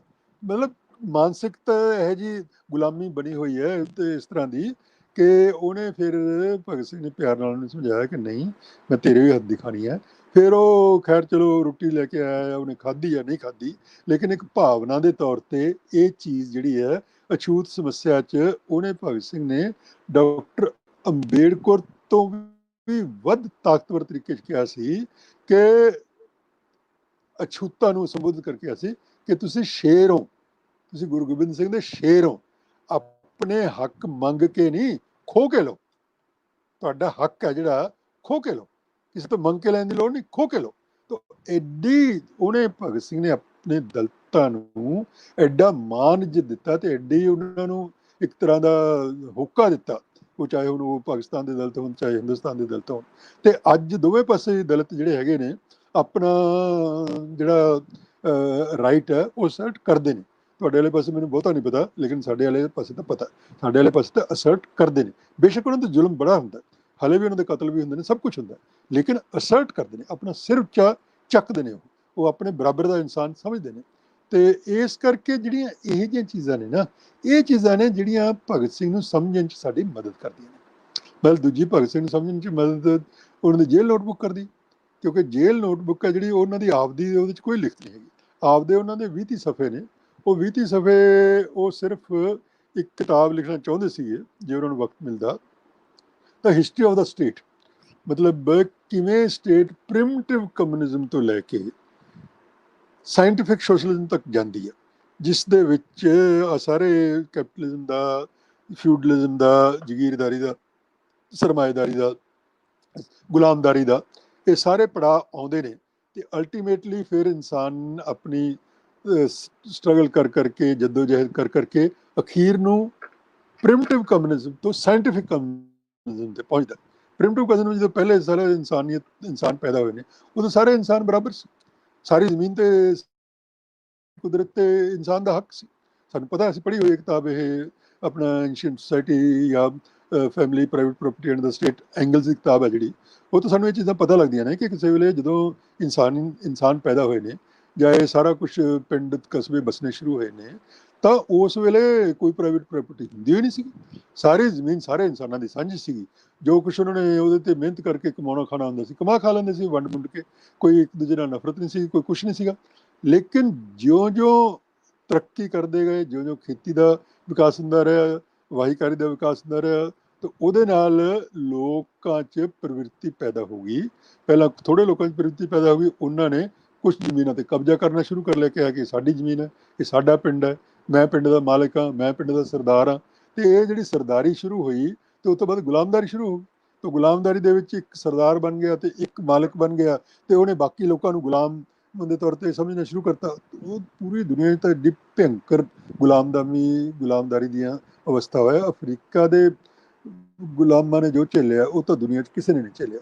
ਅਫਰੀਕਾ ਦੇ ਲੋਕਾਂ ਦੀ, ਕਾਲੇ ਲੋਕਾਂ ਦੀ ਜੰਜੀਰਾਂ 'ਚ ਬੰਨ ਕੇ ਲਿਜਾ ਕੇ ਮੰਡੀ ਲੱਗਦੀ ਸੀ, ਜਿਵੇਂ ਪਸ਼ੂ ਵਿਕਦੇ ਨੇ ਐ ਵੇਚਿਆ ਜਾਂਦਾ ਸੀ ਅਫਰੀਕਾ ਦੇ ਉਹਨਾਂ ਕਾਲੇ ਗੁਲਾਮਾਂ ਨੂੰ ਬੰਨ ਕੇ ਜੰਜੀਰਾਂ ਦੇ ਵਿੱਚ। ਕਿ ਬੋਲੀ ਲੱਗਦੀ ਹੈ ਲੈ ਜਾਓ। ਔਰ ਉਹਨਾਂ ਦੇ ਵਿੱਚ ਜਿਸ ਤਰੀਕੇ ਨਾਲ ਉਹਨਾਂ ਨੂੰ ਜ਼ੁਲਮ ਹੁੰਦੇ ਸੀਗੇ, ਉਹਨਾਂ ਦੀਆਂ ਔਰਤਾਂ ਤੇ ਜ਼ੁਲਮ ਹੁੰਦੇ ਸੀ। ਉਹਨਾਂ ਦੀਆਂ ਔਰਤਾਂ ਤਾਂ ਭੋਗ ਦਾ ਸਮਾਨ ਸੀ ਕਿ ਕਿਸੇ ਵੀ ਜਿਹੜੇ ਵੀ ਮਾਲਕ ਨੇ ਖਰੀਦ ਲਈ, ਤੇ ਉਹਦੇ ਵਾਸਤੇ ਉਹ ਜਿਵੇਂ ਮਰਜ਼ੀ ਉਹਦੇ ਨਾਲ ਜਿਹੜਾ ਹੈਗਾ ਉਹਦਾ ਜਿਸਮ ਦਾ ਇਸਤੇਮਾਲ ਕਰਦਾ ਸੀਗਾ। ਤੇ ਮਤਲਬ ਇਹ ਗੁਲਾਮਦਾਰੀ ਦੀ ਭਿਅੰਕਰ ਅਵਸਥਾ ਲੰਘ ਕੇ ਅੱਗੇ ਫਿਊਡਲਿਜ਼ਮ ਆਇਆ। ਫਿਊਡਲਿਜ਼ਮ ਜਦੋਂ ਜਾਗੀਰਦਾਰੀ ਥੋੜੀ ਜਿਹੀ ਉਹਦੇ ਨਾਲ ਗੁਲਾਮਦਾਰੀ ਤੋਂ ਹਾਲਤ ਥੋੜੀ ਜਿਹੀ ਸੁਧਰੀ, ਜ਼ਿਆਦਾ ਨਹੀਂ ਸੁਧਰੀ ਲੇਕਿਨ ਥੋੜੀ ਜਿਹੀ ਸੁਧਰੀ। ਤੇ ਉਸ ਤੋਂ ਬਾਅਦ ਹੌਲੀ ਹੌਲੀ ਲੋਕ ਲੜ ਕੇ ਗੁਲਾਮਦਾਰੀ ਖਤਮ ਕਰਕੇ ਪੂੰਜੀਵਾਦ ਦੇ ਉਸ ਤੇ ਪਹੁੰਚੇ ਨਿਸ਼ਾਨੇ ਤੇ। ਤਾਂ ਇਹ ਸਾਰੀਆਂ ਸਟੇਟ ਦੀਆਂ ਪੜਾਵਾਂ ਦਾ ਉਹਦੀ ਸਟੱਡੀ ਕਰ ਰਿਹਾ ਸੀਗਾ। Science of the state, science of the state, ਉਹ ਰਾਜ ਦਾ ਵਿਗਿਆਨ ਕੀ ਹੁੰਦਾ, ਇੱਕ ਸਟੇਟ ਦਾ ਵਿਗਿਆਨ ਕੀ ਹੁੰਦਾ, ਉਹਦੇ ਤੇ ਉਹ ਕੰਮ ਕਰ ਰਿਹਾ ਸੀ। ਤੇ ਉਹਦੇ ਤੋਂ ਪਤਾ ਲੱਗਦਾ ਕਿ ਉਹਦੀ ਜਿਹੜੀ ਇੰਟੈਲੈਕਚੁਅਲ ਕੈਪੇਬਿਲਿਟੀ ਸੀਗੀ ਉਹ ਕਿੰਨੀ ਜ਼ਿਆਦਾ ਸੀਗੀ। 23 ਸਾਲ ਦੀ ਉਮਰ 'ਚ ਹੀ ਮੁਸ਼ਕਿਲ ਨਾਲ, ਮਤਲਬ 21 ਸਾਲ ਦੀ ਉਮਰ 'ਚ ਤਾਂ ਉਹਨੇ ਸਾਰੇ ਲੇਖ ਲਿਖਣੇ। ਔਰ ਤੁਹਾਨੂੰ ਇੱਕ ਹੋਰ ਦਿਲਚਸਪ ਗੱਲ ਦੱਸਦਾ ਮੈਂ, ਇਹ ਵੀ ਤੁਹਾਨੂੰ ਲਾਹੌਰ ਨਾਲ ਹੀ ਸੰਬੰਧਿਤ ਗੱਲ ਹੈ ਕਿ ਲਾਹੌਰ ਦੇ ਵਿੱਚ ਦਿਆਲ ਸਿੰਘ ਫਾਊਂਡੇਸ਼ਨ ਬਣੀ ਹੋਈ ਹੈ। ਜਿੱਥੇ ਦਿਆਲ ਸਿੰਘ ਕਾਲਜ ਹੈ ਤੇ ਉਹਦੇ ਨਾਲ ਹੀ ਦਿਆਲ ਸਿੰਘ ਫਾਊਂਡੇਸ਼ਨ ਵੀ ਹੈ। ਤੇ ਦਿਆਲ ਸਿੰਘ ਫਾਊਂਡੇਸ਼ਨ ਨੂੰ ਸਰਕਾਰੀ ਮਦਦ ਮਿਲਦੀ ਹੈ। ਉਹ ਇੱਕ ਪੰਜਾਬੀ ਦੇ ਵਿੱਚ ਰਸਾਲਾ ਵੀ ਕੱਢਦੇ ਆ, ਔਰ ਉਹ ਰਸਾਲਾ ਗੁਰਮੁਖੀ 'ਚ ਵੀ ਕੱਢਦੇ ਆ ਤੇ ਸ਼ਾਹਮੁਖੀ 'ਚ ਵੀ ਕੱਢਦੇ ਆ। ਤੇ ਉੱਥੋਂ ਦੇ ਜਿਹੜੇ ਡਾਇਰੈਕਟਰ ਸੀਗੇ, ਮੈਂ ਉੱਥੇ ਵੀ ਚਲਾ ਗਿਆ, ਤੇ ਉਹਨਾਂ ਨੇ ਵੀ ਭਗਤ ਸਿੰਘ ਦਾ ਸ਼ੁਮਾਰਾ ਕੱਢਿਆ ਸੀ 2007 ਦੇ ਵਿੱਚ, ਪੰਜਾਬੀ ਨਜ਼ਮਾਂ ਦਾ, ਸ਼ਾਹਮੁਖੀ ਦੇ ਵਿੱਚ ਵੀ ਗੁਰਮੁਖੀ ਦੇ ਵਿੱਚ ਵੀ। ਤੇ ਉਹਨਾਂ ਨਾਲ ਜਦੋਂ ਉਹਨਾਂ ਦੇ ਡਾਇਰੈਕਟਰ ਨਾਲ ਮੇਰੀਆਂ ਗੱਲਾਂ ਬਾਤਾਂ ਹੋਣੀਆਂ ਸ਼ੁਰੂ ਹੋਈਆਂ, ਤੇ ਜਦੋਂ ਮੈਂ ਭਗਤ ਸਿੰਘ ਦੀ ਇੰਟੈਲੈਕਚੁਅਲ ਤਰਬੀਅਤ ਬਾਰੇ ਜਾਂ ਉਹਦੀ ਸ਼ਖਸੀਅਤ ਬਾਰੇ ਗੱਲਾਂ ਕਰਨੀਆਂ ਸ਼ੁਰੂ ਕੀਤੀਆਂ, ਲਓ ਕਰ ਲਓ ਜੀ ਗੱਲ, ਉਹ 23 ਸਾਲ ਦਾ ਮੁੰਡਾ, 23 ਸਾਲ ਦਾ ਮੁੰਡਾ ਕਿੱਥੋਂ ਐਡਾ ਇੰਟੈਲੈਕਚੁਅਲ ਹੋ ਗਿਆ? 23 ਸਾਲ ਦਾ ਮੁੰਡਾ ਕਿਵੇਂ ਇੰਟੈਲੈਕਚੁਅਲ ਬਣ ਸਕਦਾ?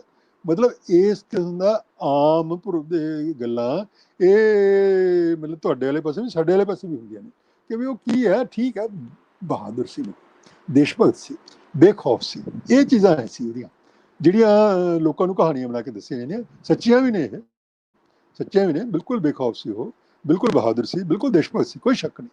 ਪਰ ਇਦੋਂ ਕਿਤੇ ਜ਼ਿਆਦਾ ਅੱਗੇ ਵੱਧ ਕੇ ਸੀ। ਤੇ ਮੈਂ ਫਿਰ ਉਹਨਾਂ ਨਾਲ ਕਈ ਗੱਲਾਂ ਉਹਨਾਂ ਨੂੰ ਦੱਸਦਾ, ਉਹਨਾਂ ਨਾਲ ਵੀ ਗੱਲ ਕਰਦਾ, ਇੱਧਰ ਵੀ ਗੱਲ ਕਰਦੀ, ਤਰਕ ਨਾਲ ਗੱਲ ਕਰੀਦੀ ਹੈ ਕਿ ਦੋਬਰੋ ਲਿਊਬੋਵ ਨਾਂ ਦਾ ਪ੍ਰੀ ਰੈਵੋਲੂਸ਼ਨਰੀ ਇੱਕ ਮਟੀਰੀਅਲਿਸਟ ਫਿਲਾਸਫਰ ਸੀ। ਉਹਦੀ ਉਮਰ 24 ਸਾਲ ਦੀ ਉਮਰ 'ਚ ਉਹਦੀ ਡੈਥ ਹੋ ਗਈ ਸੀ। 500 ਪੇਜ ਦੀ ਉਹਦੀ ਕਿਤਾਬ ਫਿਲਾਸੋਫੀਕਲ ਨੋਟਸ ਕਿਸੇ ਵੇਲੇ ਪ੍ਰੋਗਰੈਸ ਪਬਲਿਸ਼ਰ ਨੇ ਛਾਪੀ ਸੀ।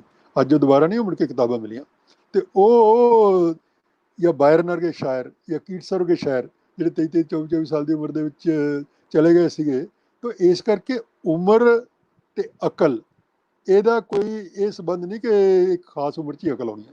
ਅੱਜ ਕੱਲ੍ਹ ਤਾਂ 11 12 ਸਾਲ ਦੀ ਉਮਰ ਦੇ ਵਿੱਚ ਕੰਪਿਊਟਰ ਦੇ ਐਕਸਪਰਟ ਬੱਚੇ ਬੈਠੇ, ਮਤਲਬ ਇੰਨੀ ਮੈਚਿਓਰਟੀ ਏਜ ਦੀ ਹੋ ਜਾਂਦੀ ਹੈ। ਤਾਂ ਇਸ ਕਰਕੇ ਭਗਤ ਸਿੰਘ ਦੇ ਵਿੱਚ ਇੱਕ ਉਹਨੂੰ ਹਾਲਾਤ ਇਹੋ ਜਿਹੇ ਮਿਲੇ ਜਿਹਦੇ 'ਚ ਉਹਦੀ ਇੰਟੈਲੈਕਚੁਅਲ ਜਿਹੜੀ ਹੈ ਡਿਵੈਲਪਮੈਂਟ ਬਹੁਤ ਜ਼ਿਆਦਾ ਹੋਈ, ਉਹਦੀ ਮੈਚਿਓਰਟੀ ਪਰਸਨੈਲਿਟੀ ਬਹੁਤ ਜ਼ਿਆਦਾ ਹੋਈ। ਉਸ ਮੈਚਿਓਰਟੀ ਦੇ ਵਿੱਚੋਂ ਹੀ ਉਹਨੇ ਵਾਇਆ ਮੈਨੇ ਏਥੀਸਟ ਵਰਗਾ ਲੇਖ ਵੀ ਲਿਖਿਆ। ਔਰ ਅੰਗਰੇਜ਼ੀ ਦਾ ਤਾਂ ਉਹ ਤਾਲਬ ਇਲਮ ਵੀ ਨਹੀਂ ਸੀਗਾ। ਅੰਗਰੇਜ਼ੀ ਦਾ ਉਹਨੇ ਕਿਤਾਬ 'ਚ ਡਿਕਸ਼ਨਰੀ ਰੱਖ ਕੇ ਸਿੱਖੀ ਸੀਗੀ, ਲੇਕਿਨ ਪੜ੍ਹਦਾ ਇੱਥੋਂ ਤੱਕ ਸੀ ਕਿ ਦੁਨੀਆ ਭਰ ਦਾ ਉਹਨੇ ਜਿਹੜਾ ਹੈਗਾ ਪੋਲੀਟੀਕਲ ਇਕੋਨੋਮੀ ਦਾ ਲਿਟਰੇਚਰ ਵੀ ਪੜ੍ਹਿਆ। ਮਾਰਕਸ ਦੀ ਕੈਪੀਟਲ ਉਹਨੇ ਆਪਦੇ ਸਾਥੀ ਨੂੰ ਪੜ੍ਹਨ ਨੂੰ ਦਿੱਤੀ, ਭਗਵਾਨ ਦਾਸ ਮਾਹੌਰ ਉਹਨਾਂ ਦਾ ਸਾਥੀ ਸੀਗਾ। ਤੇ ਉਹ ਕਹਿੰਦਾ ਮੈਨੂੰ ਤਾਂ ਯਾਰ ਇਹਦੇ 'ਚ ਕੁਝ ਸਮਝ ਹੀ ਨਹੀਂ ਆਇਆ, ਤੂੰ ਮੈਨੂੰ ਕਿਤਾਬ ਤਾਂ ਦੇਤੀ, ਮੇਰੇ ਤਾਂ ਕੁਛ ਪਿੜ ਪੱਲੇ ਪਿਆ ਨਹੀਂ। ਲੇਕਿਨ ਭਗਤ ਸਿੰਘ ਨੂੰ ਇਹਨਾਂ ਚੀਜ਼ਾਂ ਦੀ ਸਮਝ ਸੀ, ਇਹਨਾਂ ਚੀਜ਼ਾਂ ਦੀ ਜੋ ਸਮਝ ਸਕਦਾ ਸੀ 21 ਸਾਲ ਦੀ ਉਮਰ ਦੇ ਵਿੱਚ, ਤੇ ਉਹ ਸਮਝ ਕੇ ਉਹਨੇ ਤਾਂ ਹੀ ਉਹਦੀ ਸ਼ਖਸੀਅਤ ਦਾ ਵਿਕਾਸ ਹੋਇਆ। ਉਹਦੀ ਆਈਡੀਓਲੋਜੀਕਲ ਪਰਸਨੈਲਿਟੀ ਬਹੁਤ ਜ਼ਿਆਦਾ ਐਡਵਾਂਸ ਸੀ। ਉਹਦੇ ਆਈਡੀਓਲੋਜੀਕਲ ਪੱਖ ਨੂੰ ਅੱਜ ਤੱਕ ਦਬਾ ਕੇ ਰੱਖਿਆ ਗਿਆ, ਛੁਪਾ ਕੇ ਰੱਖਿਆ ਗਿਆ, ਤੇ ਤਾਂ ਕਿ ਉਹਨੂੰ ਇੱਕ ਸੀਮਿਤ ਦਾਇਰੇ ਤੱਕ ਹੀ ਰੱਖੋ। ਪਾਕਿਸਤਾਨ 'ਚ ਵੀ ਇਹੀ ਲੋਕ ਚਾਹੁੰਦੇ ਨੇ ਕਿ ਭਗਤ ਸਿੰਘ ਨੂੰ ਮੰਨ ਲਓ, ਭਗਤ ਸਿੰਘ ਨੂੰ ਬਹਾਦਰ ਮੰਨ ਲਓ, ਭਗਤ ਸਿੰਘ ਨੂੰ ਦੇਸ਼ ਭਗਤ ਮੰਨ ਲਓ, ਭਗਤ ਸਿੰਘ ਨੂੰ ਬੇਖੌਫ ਮੰਨ ਲਓ, ਲੇਕਿਨ ਭਗਤ ਸਿੰਘ ਦੀ ਆਈਡੀਓਲੋਜੀ ਦੀ ਗੱਲ ਨਾ ਕਰੋ, ਕੋਈ ਉਹਦੇ ਵਿਚਾਰਾਂ ਦੀ ਗੱਲ ਨਾ ਕਰੋ, ਉਹਦੇ ਮਜ਼ਦੂਰ ਕਿਸਾਨਾਂ ਦੇ ਹੱਕ 'ਚ ਖੜਨ ਦੀ ਜਾਂ ਉਹਦੇ ਮਜ਼ਦੂਰ ਕਿਸਾਨਾਂ ਵਾਸਤੇ ਲੜਨ ਵਾਸਤੇ ਵਿਚਾਰਾਂ ਦੀ ਗੱਲ ਹੈ ਜਿਹੜੀ ਉਹ ਤੁਸੀਂ ਨਾ ਕਰੋ। ਤਾਂ ਇਸ ਕਰਕੇ ਸਿਰਫ ਇਹੋ ਜਿਹੀਆਂ ਚੀਜ਼ਾਂ ਹੀ ਕਰੋ ਜਿਹਦੇ ਨਾਲ ਉਹਦਾ ਪਿਆਰਾ ਪਿਆਰਾ ਮਿੱਠਾ ਮਿੱਠਾ ਇਮੇਜ ਜਿਹਾ ਬਣਦਾ ਰਹੇ। ਇੱਥੋਂ ਤੱਕ ਕਿ ਇਹ ਵੀ ਮੰਗ ਇੱਥੇ ਪੰਜਾਬ 'ਚ ਹੀ ਉੱਠਦੀ ਰਹੀ ਹੈ ਕਿ ਜਿਵੇਂ ਸਾਡੇ ਇੱਥੇ ਕਹਿੰਦੇ ਨੇ ਕਿ ਭਗਤ ਸਿੰਘ ਨੂੰ ਭਾਰਤ ਰਤਨ ਦਿਓ, ਤੇ ਇੱਧਰਲੇ ਪਾਸੇ ਵੀ ਕਹਿੰਦੇ ਨੇ ਕਿ ਭਗਤ ਸਿੰਘ ਨੂੰ ਨਿਸ਼ਾਨੇ ਇਮਤਿਆਜ਼ ਦਿਓ।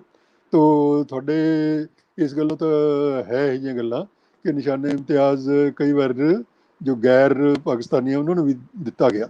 ਤੇ ਇਹ ਇਨੇ ਵੇ ਜਨਤਾ ਦੇ ਆਵਾਮ ਦੀ ਜਜ਼ਬਾਤ ਦਾ ਹੀ ਇੱਕ ਪ੍ਰਤੀਕ ਹੈ ਨਾ, ਕਿ ਉਹਨਾਂ ਦੇ ਅੰਦਰ ਇਹੋ ਜਿਹਾ ਜਜ਼ਬਾ ਉੱਠਦਾ ਹੈ ਕਿ ਬਈ ਉਹ ਤਾਂ ਸਾਡਾ ਐਡਾ ਸ਼ਾਨਦਾਰ ਹੀਰੋ ਸੀ। ਜਿਵੇਂ ਤੁਹਾਡਾ ਰਾਏ ਬਹਾਦਰ ਖਰਲ ਸੀ, ਤੁਸੀਂ ਇਹਦੋਂ ਪਹਿਲਾਂ ਲੈਕਚਰ ਉਸੇ 'ਤੇ ਕਰਵਾਇਆ, ਤਾਂ ਦੁੱਲਾ ਭੱਟੀ ਸੀ। ਤਾਂ ਇਸ ਤਰੀਕੇ ਨਾਲ ਮਤਲਬ ਇੱਕ ਵਿਰਾਸਤ ਸੀਗੀ, ਉਸ ਵਿਰਾਸਤ ਦੇ ਵਿੱਚ ਖਰਲ ਵੀ ਸੀ, ਦੁੱਲਾ ਭੱਟੀ ਵੀ ਸੀ, ਤੇ ਭਗਤ ਸਿੰਘ ਵੀ ਹੈ, ਤੇ ਉਹ ਸਾਂਝੀ ਵਿਰਾਸਤ ਹੈ। ਤੇ ਮੈਨੂੰ ਦੱਸੋ ਤੌਹਿਦ ਮੈਂ ਖਤਮ ਕਦੋਂ ਕਰਨਾ ਹੈ, ਤਾਂ ਕਿ ਮੈਂ ਫਿਰ ਉਹਨੂੰ ਸਮੇਟਾਂ ਆਪਣੀ ਗੱਲ ਨੂੰ, ਕਿਉਂਕਿ ਮੇਰੀ ਗੱਲ ਤਾਂ ਹਾਂਜੀ ਲੰਬੀ ਬਸ ਤੁਰਦੀ ਰਹਿੰਦੀ ਹੈ। ਜੀ ਬਸ ਟਾਈਮ ਸਰ ਖਤਮ ਹੋ ਗਿਆ ਹੈ। ਤੁਸੀਂ ਆਪਣੀ ਗੱਲ ਵਾਈਂਡ ਅਪ ਕਰ ਲਓ, ਫਿਰ ਅਸੀਂ ਕੁਝ ਦੋ ਚਾਰ ਸਵਾਲ ਨੇ ਉਹ ਵੀ ਅਸੀਂ ਪੁੱਛਣਾ ਹਾਂ, ਚਾਹਾਂਗੇ। ਤਾਂ ਮੈਂ ਬਸ ਇਹੀ ਕਹਿਣਾ ਕਿ ਭਗਤ ਸਿੰਘ ਨੂੰ ਸਮਝਣ ਦੀਆਂ, ਅੰਡਰਸਟੈਂਡ ਕਰਨ ਦੀਆਂ ਦੋ ਹੀ ਜਿਹੜੀਆਂ ਨੇ ਤਦਬੀਰਾਂ ਨੇ। ਇੱਕ ਤਾਂ ਹੈਗੀਆਂ ਉਹਦੀਆਂ ਰਾਈਟਿੰਗਸ, ਉਹਦੀਆਂ ਰਾਈਟਿੰਗ ਜਿਹੜੀਆਂ ਅਥੈਂਟਿਕ ਨੇ, ਔਰ ਅਥੈਂਟਿਸਿਟੀ ਉਹਨਾਂ ਦੀ ਰਾਈਟਿੰਗ ਦੀ ਇਸਟੈਬਲਿਸ਼ ਹੋਈ ਹੋਈ ਹੈ, ਜਿਹੜੀ ਮੈਂ ਵੀ ਆਪਣੀ ਭਗਤ ਸਿੰਘ ਰੀਡਰ 'ਚ ਸ਼ਾਮਿਲ ਕੀਤੀਆਂ ਨੇ, ਜਾਂ ਹਿੰਦੀ ਉਰਦੂ ਦੇ ਵਿੱਚ ਸ਼ਾਮਿਲ ਕੀਤੀਆਂ। ਉਰਦੂ ਦੀ ਕਿਤਾਬ ਮੈਂ ਭੇਜੀ ਸੀ, ਪਤਾ ਨਹੀਂ ਤੁਹਾਡੇ 'ਚੋਂ ਕਿੰਨਿਆਂ ਨੇ ਪੜ੍ਹੀ ਜਾਂ ਕਿੰਨਿਆਂ ਨੇ ਨਹੀਂ ਪੜ੍ਹੀ। ਮੈਂ ਤਾਂ ਸੋਚਿਆ ਸੀ ਕਿ ਉਸ ਕਿਤਾਬ 'ਤੇ ਚਰਚਾ ਹੋਊਗੀ। ਉਸ ਕਿਤਾਬ ਦੇ ਵਿੱਚ ਵੀ 125-26 ਲੇਖ ਭਗਤ ਸਿੰਘ ਦੇ ਸ਼ਾਮਿਲ ਨੇ, ਸ਼ਹੀਦ ਭਗਤ ਸਿੰਘ ਦਸਤਾਵੇਜ਼ੋਂ ਕੇ ਆਈ ਨੇ, ਕਿਉਂਕਿ ਇਹ ਸਾਡੇ ਉਰਦੂ 'ਚ ਤਰਜਮਾ ਹੋ ਗਿਆ ਸੀਗਾ, ਅਤੇ ਉਹ ਮੈਨੂੰ ਉਹਦੀ PDF ਮਿਲ ਗਈ ਸੀ, ਉਹ ਮੈਂ PDF ਤੁਹਾਨੂੰ ਭੇਜਤੀ ਸੀਗੀ। ਤੇ ਉਹਦੇ ਵਿੱਚ ਜੋ ਭਗਤ ਸਿੰਘ ਦੀਆਂ ਰਾਈਟਿੰਗ ਹੈ ਉਹੀ ਭਗਤ ਸਿੰਘ ਹੈ। ਇਸ ਤੋਂ ਦੂਜੀ ਤਰਬੀਅਤ ਇਹ ਹੈ ਕਿ ਜੋ ਉਹਦੇ ਨਜ਼ਦੀਕੀ ਲੋਕ ਸੀ, ਉਹਨਾਂ ਨੇ ਜੋ ਉਹਦੇ ਸ਼ਖਸੀਅਤ ਬਾਰੇ ਲਿਖਿਆ, ਜਿਹੜੇ ਦੇ ਨਾਲ ਕਾਮਰੇਡ ਸੀ, ਦੋਸਤ ਸੀ, ਸਾਥੀ ਸੀ। ਜਿਹੜੇ ਬਾਹਰਲੇ ਲੋਕ ਨੇ ਕਹਾਣੀਆਂ ਬਣਾ ਕੇ ਪੇਸ਼ ਕਰਦੇ ਨੇ WhatsApp ਯੂਨੀਵਰਸਿਟੀਆਂ ਦੇ ਵਿੱਚ, ਉਹਨਾਂ ਦੀ ਕਿਸੇ ਗੱਲ ਤੇ ਯਕੀਨ ਨਹੀਂ ਕਰਨਾ ਚਾਹੀਦਾ। ਸ਼ਿਵ ਵਰਮਾ, ਅਜੇ ਘੋਸ਼, ਸੋਹਨ ਸਿੰਘ ਜੋਸ਼, ਰਾਜਾ ਰਾਮ ਸ਼ਾਸਤਰੀ, ਵਿਜੇ ਕੁਮਾਰ ਸਿਨਹਾ, ਇਹ ਸਾਰੇ ਇਹੋ ਜਿਹੇ ਉਹਦੇ ਸਾਥੀ ਨੇ। ਸਤਿ ਭਗਤ, ਮੁਜ਼ੱਫਰ ਅਹਿਮਦ, ਇਹ ਸਾਰੇ ਇਹੋ ਜਿਹੇ ਉਹਦੇ। ਸ਼ੌਕਤ ਉਸਮਾਨੀ ਨੂੰ ਸਟਾਲਿਨ ਨੇ ਰੂਸ ਦੇ ਵਿੱਚ ਕਿਹਾ ਇਹ ਕਿ ਤੁਸੀਂ ਭਗਤ ਸਿੰਘ ਨੂੰ ਸਾਡੇ ਕੋਲੇ ਭੇਜੋ। ਮਨੇ ਸਟਾਲਿਨ ਤੱਕ ਭਗਤ ਸਿੰਘ ਦੀ ਸ਼ਖਸੀਅਤ ਦੀ ਜਿਹੜੀ ਸੀਗੀ ਵਾਕਫੀਅਤ ਪਹੁੰਚੀ ਹੋਈ ਸੀ ਕਿ ਭਗਤ ਸਿੰਘ ਇਹੋ ਜਿਹਾ ਇਨਕਲਾਬੀ ਨੌਜਵਾਨ ਹੈ। ਔਰ ਉਹਨੂੰ, ਔਰ ਇੱਥੋਂ ਕਿ ਸਾਡੇ ਵੀ ਜਵਾਹਰ ਲਾਲ ਨਹਿਰੂ ਹੈ ਜਿਹੜਾ ਸਾਡਾ ਪਹਿਲਾ ਵਜ਼ੀਰ ਆਜ਼ਮ ਬਣਿਆ, ਉਹਨੂੰ ਭਗਤ ਸਿੰਘ ਦੀ ਸ਼ਖਸੀਅਤ ਦਾ ਪਤਾ ਸੀ। ਉਹ ਵੀ ਕਹਿੰਦਾ ਸੀ ਕਿ ਮੈਂ ਹੀ ਉਹਦਾ ਭੇਜ ਦੂੰਗਾ ਖਰਚਾ, ਲੇਕਿਨ ਉਹਨੂੰ ਤੁਸੀਂ ਮਾਸਕੋ ਭੇਜ ਦਿਓ ਤਾਂ ਕਿ ਉੱਥੋਂ ਉਹ ਬਕਾਇਦਾ ਪ੍ਰੋਪਰ ਸੋਸ਼ਲਿਜ਼ਮ ਦੀ ਟ੍ਰੇਨਿੰਗ ਲੈ ਲਈ। ਔਰ ਸਟਾਲਿਨ ਨੂੰ ਇਸ ਗੱਲ ਦਾ ਪਤਾ ਸੀ, ਤੇ ਸ਼ੌਕਤ ਉਸਮਾਨੀ ਨੂੰ ਉਹਨੇ ਸੁਨੇਹਾ ਦਿੱਤਾ, ਜਿਹੜਾ ਕਿ ਕਮਿਊਨਿਸਟ ਪਾਰਟੀ ਦਾ ਨੁਮਾਇੰਦਾ ਸੀਗਾ ਉੱਥੇ, ਕਿ ਬਈ ਤੁਸੀਂ, ਤੁਹਾਡੇ ਜਿਹੜੇ ਨੌਜਵਾਨ ਨੇ, ਭਗਤ ਸਿੰਘ ਜਿਹਦਾ ਨਾਂ ਆ, ਉਹਨੂੰ ਤੁਸੀਂ ਸਾਡੇ ਭੇਜ ਦਿਓ। ਯੂਨੀਵਰਸਿਟੀ ਆਫ ਦਾ ਟਾਈਲਰਸ ਉਹਨਾਂ ਨੇ, of the East University of the tailors of the East ਉਹਨਾਂ ਨੇ ਮਾਸਕੋ ਦੇ ਵਿੱਚ ਬਣਾਈ ਹੋਈ ਸੀ, ਜਿੱਥੇ ਗਦਰੀ ਬਾਬੇ ਜਿਹੜੇ ਨੇ, ਗਦਰਾਈਟ ਜਿਹੜੇ ਸੀ, ਗਦਰ ਫੇਲ ਤੋਂ ਹੋਣ ਬਾਅਦ 80 ਗਦਰੀ ਉਹਦੇ 'ਚ ਗਏ ਸੀ। ਉਹਦੇ 'ਚ ਤੁਹਾਡੇ ਪਾਕਿਸਤਾਨ ਨਾਲ ਸੰਬੰਧਿਤ ਲੋਕ ਵੀ ਕਾਫੀ ਸੀਗੇ, ਕਿਉਂਕਿ ਸਾਂਝਾ ਸੀਗਾ ਉਸ ਵੇਲੇ, ਤੇ ਉਹ ਉਹਦੇ 'ਚ ਗਏ ਹੋਏ ਸੀ। ਔਰ ਭਗਤ ਸਿੰਘ ਦੇ ਨੌਜਵਾਨ ਭਾਰਤ ਸਭਾ ਦੇ ਸਾਥੀਆਂ ਦੇ ਵਿੱਚੋਂ ਇੱਕ ਦੋ ਤਾਂ ਤੁਹਾਡੇ ਵੱਲ ਹੀ ਆ ਗਏ ਸੀਗੇ। ਮਤਲਬ ਉਹਨਾਂ ਦੇ, ਮੈਂ ਹੁਣ ਨਾਂ ਇਸ ਵੇਲੇ ਮੇਰੇ ਯਾਦ ਨਹੀਂ ਆ ਰਹੇ, ਤੇ ਉਹ ਪਾਰਟੀਸ਼ਨ ਤੋਂ ਬਾਅਦ ਜਿਹੜੇ ਨੇ ਉਹ ਇੱਧਰਲੇ ਪਾਸੇ ਆ ਗਏ ਸੀਗੇ। ਉਹਨਾਂ ਦੀਆਂ ਜਿਹੜੀਆਂ ਯਾਦਾਂ ਨੇ, ਉਹਨਾਂ ਦੇ ਜਿਹੜੇ ਮੁਆਇਰਜ਼ ਨੇ, ਉਹਨਾਂ ਨੇ ਉਸ ਤਹਿਰੀਕ ਦਾ ਕਿਵੇਂ ਵਰਣਨ ਕੀਤਾ। ਇੱਕ ਕਾਮਰੇਡ ਰਾਮਚੰਦ ਸੀ, ਕਾਮਰੇਡ ਰਾਮਚੰਦ ਨੇ ਕਿਤਾਬ ਲਿਖੀ ਹੈ ਹਿਸਟਰੀ ਆਫ ਨੌਜਵਾਨ ਭਾਰਤ ਸਭਾ ਐਂਡ HSRA, ਮੈਨੇ ਹਿੰਦੁਸਤਾਨ ਸੋਸ਼ਲਿਸਟ ਰਿਪਬਲਿਕਨ ਆਰਮੀ, ਜਿਹੜੇ ਉਹਨਾਂ ਦੀ ਪੋਲੀਟੀਕਲ ਜਥੇਬੰਦੀ ਸੀਗੀ। ਤੇ ਉਹ ਉਹਨਾਂ ਦੇ ਕਾਮਰੇਡ ਸੀ। ਕਾਮਰੇਡ ਰਾਮਚੰਦ ਨੌਜਵਾਨ ਭਾਰਤ ਸਭਾ ਦਾ ਪ੍ਰਧਾਨ ਸੀ, ਭਗਤ ਸਿੰਘ ਉਹਦਾ ਸੈਕਟਰੀ ਸੀ। ਤਾਂ ਜਿਨ੍ਹਾਂ ਦਾ ਦਿਨ ਰਾਤ ਦਾ ਸਾਥ ਸੀ, ਜਿਨ੍ਹਾਂ ਨੇ ਸਾਂਝੇ ਤੌਰ ਤੇ ਲੜਾਈਆਂ ਲੜੀਆਂ, ਸੰਘਰਸ਼ ਲੜੇ ਨੇ, ਤੇ ਉਹਨਾਂ ਦੇ ਜਿਹੜੇ ਯਾਦਗਾਰਾਂ ਨੇ, ਉਹਨਾਂ ਤੋਂ ਇੱਕ ਪੂਰੀ ਹਿਸਟਰੀ ਅੰਡਰਸਟੈਂਡ ਕਰਨ ਦੇ ਵਿੱਚ ਭਗਤ ਸਿੰਘ ਨੂੰ ਸਾਨੂੰ ਮਦਦ ਮਿਲਦੀ ਹੈ। ਜੇ ਮੈਂ ਕੋਈ ਮਦਦ ਲਈ ਹੈ ਤੇ ਇਹਨਾਂ ਸਾਰੀਆਂ ਚੀਜ਼ਾਂ ਤੋਂ ਲਈ ਹੈ, ਜਾਂ ਉਹਦੀ ਰਾਈਟਿੰਗਸ ਤੋਂ ਜਿਹਨੂੰ ਮੈਂ ਐਡਿਟ ਕੀਤਾ। ਔਰ ਮੇਰਾ ਵੀ ਜ਼ਿੰਦਗੀ 'ਚ ਜਿਹੜਾ ਮਕਸਦ ਰਿਹਾ, ਉਹ ਮਕਸਦ ਮੇਰਾ ਇਹੀ ਰਿਹਾ ਕਿ ਮੈਂ ਭਗਤ ਸਿੰਘ ਦੀਆਂ ਜਿਹੜੀਆਂ ਰਾਈਟਿੰਗਸ ਨੇ ਉਹ ਜਿੱਥੋਂ ਤੱਕ ਵੀ ਪਹੁੰਚਾ ਸਕਾਂ, ਮੁਲਕ ਦੇ ਕੋਨੇ-ਕੋਨੇ 'ਚ ਪਹੁੰਚ ਸਕਣ, ਦੁਨੀਆ ਦੇ ਕੋਨੇ-ਕੋਨੇ 'ਚ ਪਹੁੰਚ ਸਕਣ, ਇਹ ਮੇਰੀ ਕੋਸ਼ਿਸ਼ ਰਹੀ ਹੈ। ਇਹ ਅੰਗਰੇਜ਼ੀ ਦੇ ਵਿੱਚ ਹਾਰਪਰ ਕੋਲਿਨ ਇੰਡੀਆ ਤੋਂ ਇੰਟਰਨੈਸ਼ਨਲ ਪਬਲਿਸ਼ਰ ਤੋਂ ਕਿਤਾਬ ਇਸੇ ਕਰਕੇ ਛਪਾਈ ਹੈ ਕਿ ਇਸ ਕਿਤਾਬ ਨਾਲ ਹੁਣ ਇੰਗਲੈਂਡ ਵੀ ਪਹੁੰਚ ਜੂਗਾ, ਕੈਨੇਡਾ ਵੀ ਪਹੁੰਚ ਜੂਗਾ, ਅਮਰੀਕਾ ਵੀ ਪਹੁੰਚ ਜੂਗਾ, ਸਭ ਜਗ੍ਹਾ ਇਹ ਪਹੁੰਚ ਜੂਗਾ। ਤੇ ਜਿਸ ਤਰੀਕੇ ਨਾਲ ਸ਼ੇ ਗਵੇਰਾ ਸਾਰੀ ਦੁਨੀਆ ਦੇ ਵਿੱਚ ਪਹੁੰਚਿਆ, ਇਹ ਸਾਡਾ ਸਾਊਥ ਏਸ਼ੀਆ ਦਾ ਉੱਡਾ ਹੀ ਮਹਾਨ ਸ਼ਹੀਦ ਹੈ ਜਿੱਡਾ ਲੈਟਿਨ ਸਾਊਥ ਅਮਰੀਕਾ ਦਾ ਸ਼ੇਗਵੇਰਾ ਮਹਾਨ ਸ਼ਹੀਦ ਹੈ। ਇਹ ਸਾਡੇ ਸਾਊਥ ਏਸ਼ੀਆ, ਇਕੱਲੇ ਹਿੰਦੁਸਤਾਨ ਤੇ ਪਾਕਿਸਤਾਨ ਤੇ ਬੰਗਲਾਦੇਸ਼ ਦੀ ਨਹੀਂ, ਇਹ ਪੂਰੇ ਸਾਊਥ ਏਸ਼ੀਆ ਦੀ ਵਿਰਾਸਤ ਹੈ। ਇਹ ਸਾਊਥ ਏਸ਼ੀਆ ਦਾ ਚਿੰਨ੍ਹ ਹੈ ਇਨਕਲਾਬ ਦਾ। ਸੋ ਇਸ ਨੂੰ ਸਮਝਣ ਵਾਸਤੇ ਤੁਹਾਨੂੰ ਉਹਦੀਆਂ ਰਾਈਟਿੰਗ ਰਾਹੀਂ ਸਮਝਣਾ ਚਾਹੀਦਾ ਤੇ ਉਹਦੇ ਜੱਦੋ ਜਹਿਦ, ਭਗਤ ਸਿੰਘ ਕੀ ਇਨਕਲਾਬੀ ਜੱਦੋ ਜਹਿਦ, ਇਹ ਜਿਹੜੀ ਕਿਤਾਬ ਹੈ ਮੇਰੇ ਖਿਆਲ ਹੈ ਇੱਧਰ ਕਰਾਚੀ ਤੋਂ ਛਪੀ ਹੈ। ਇਹ ਸ਼ਾਇਦ ਕੁਲਦੀਪ ਨਈਅਰ ਦੀ ਕਿਤਾਬ ਦਾ ਤਰਜਮਾ ਹੈ ਤੇ ਆਕਸਫੋਰਡ ਯੂਨੀਵਰਸਿਟੀ ਪ੍ਰੈਸ ਕਰਾਚੀ ਨੇ ਸ਼ਾਇਦ ਇਹ ਕਿਤਾਬ ਛਾਪੀ ਹੈ ਇੱਧਰ।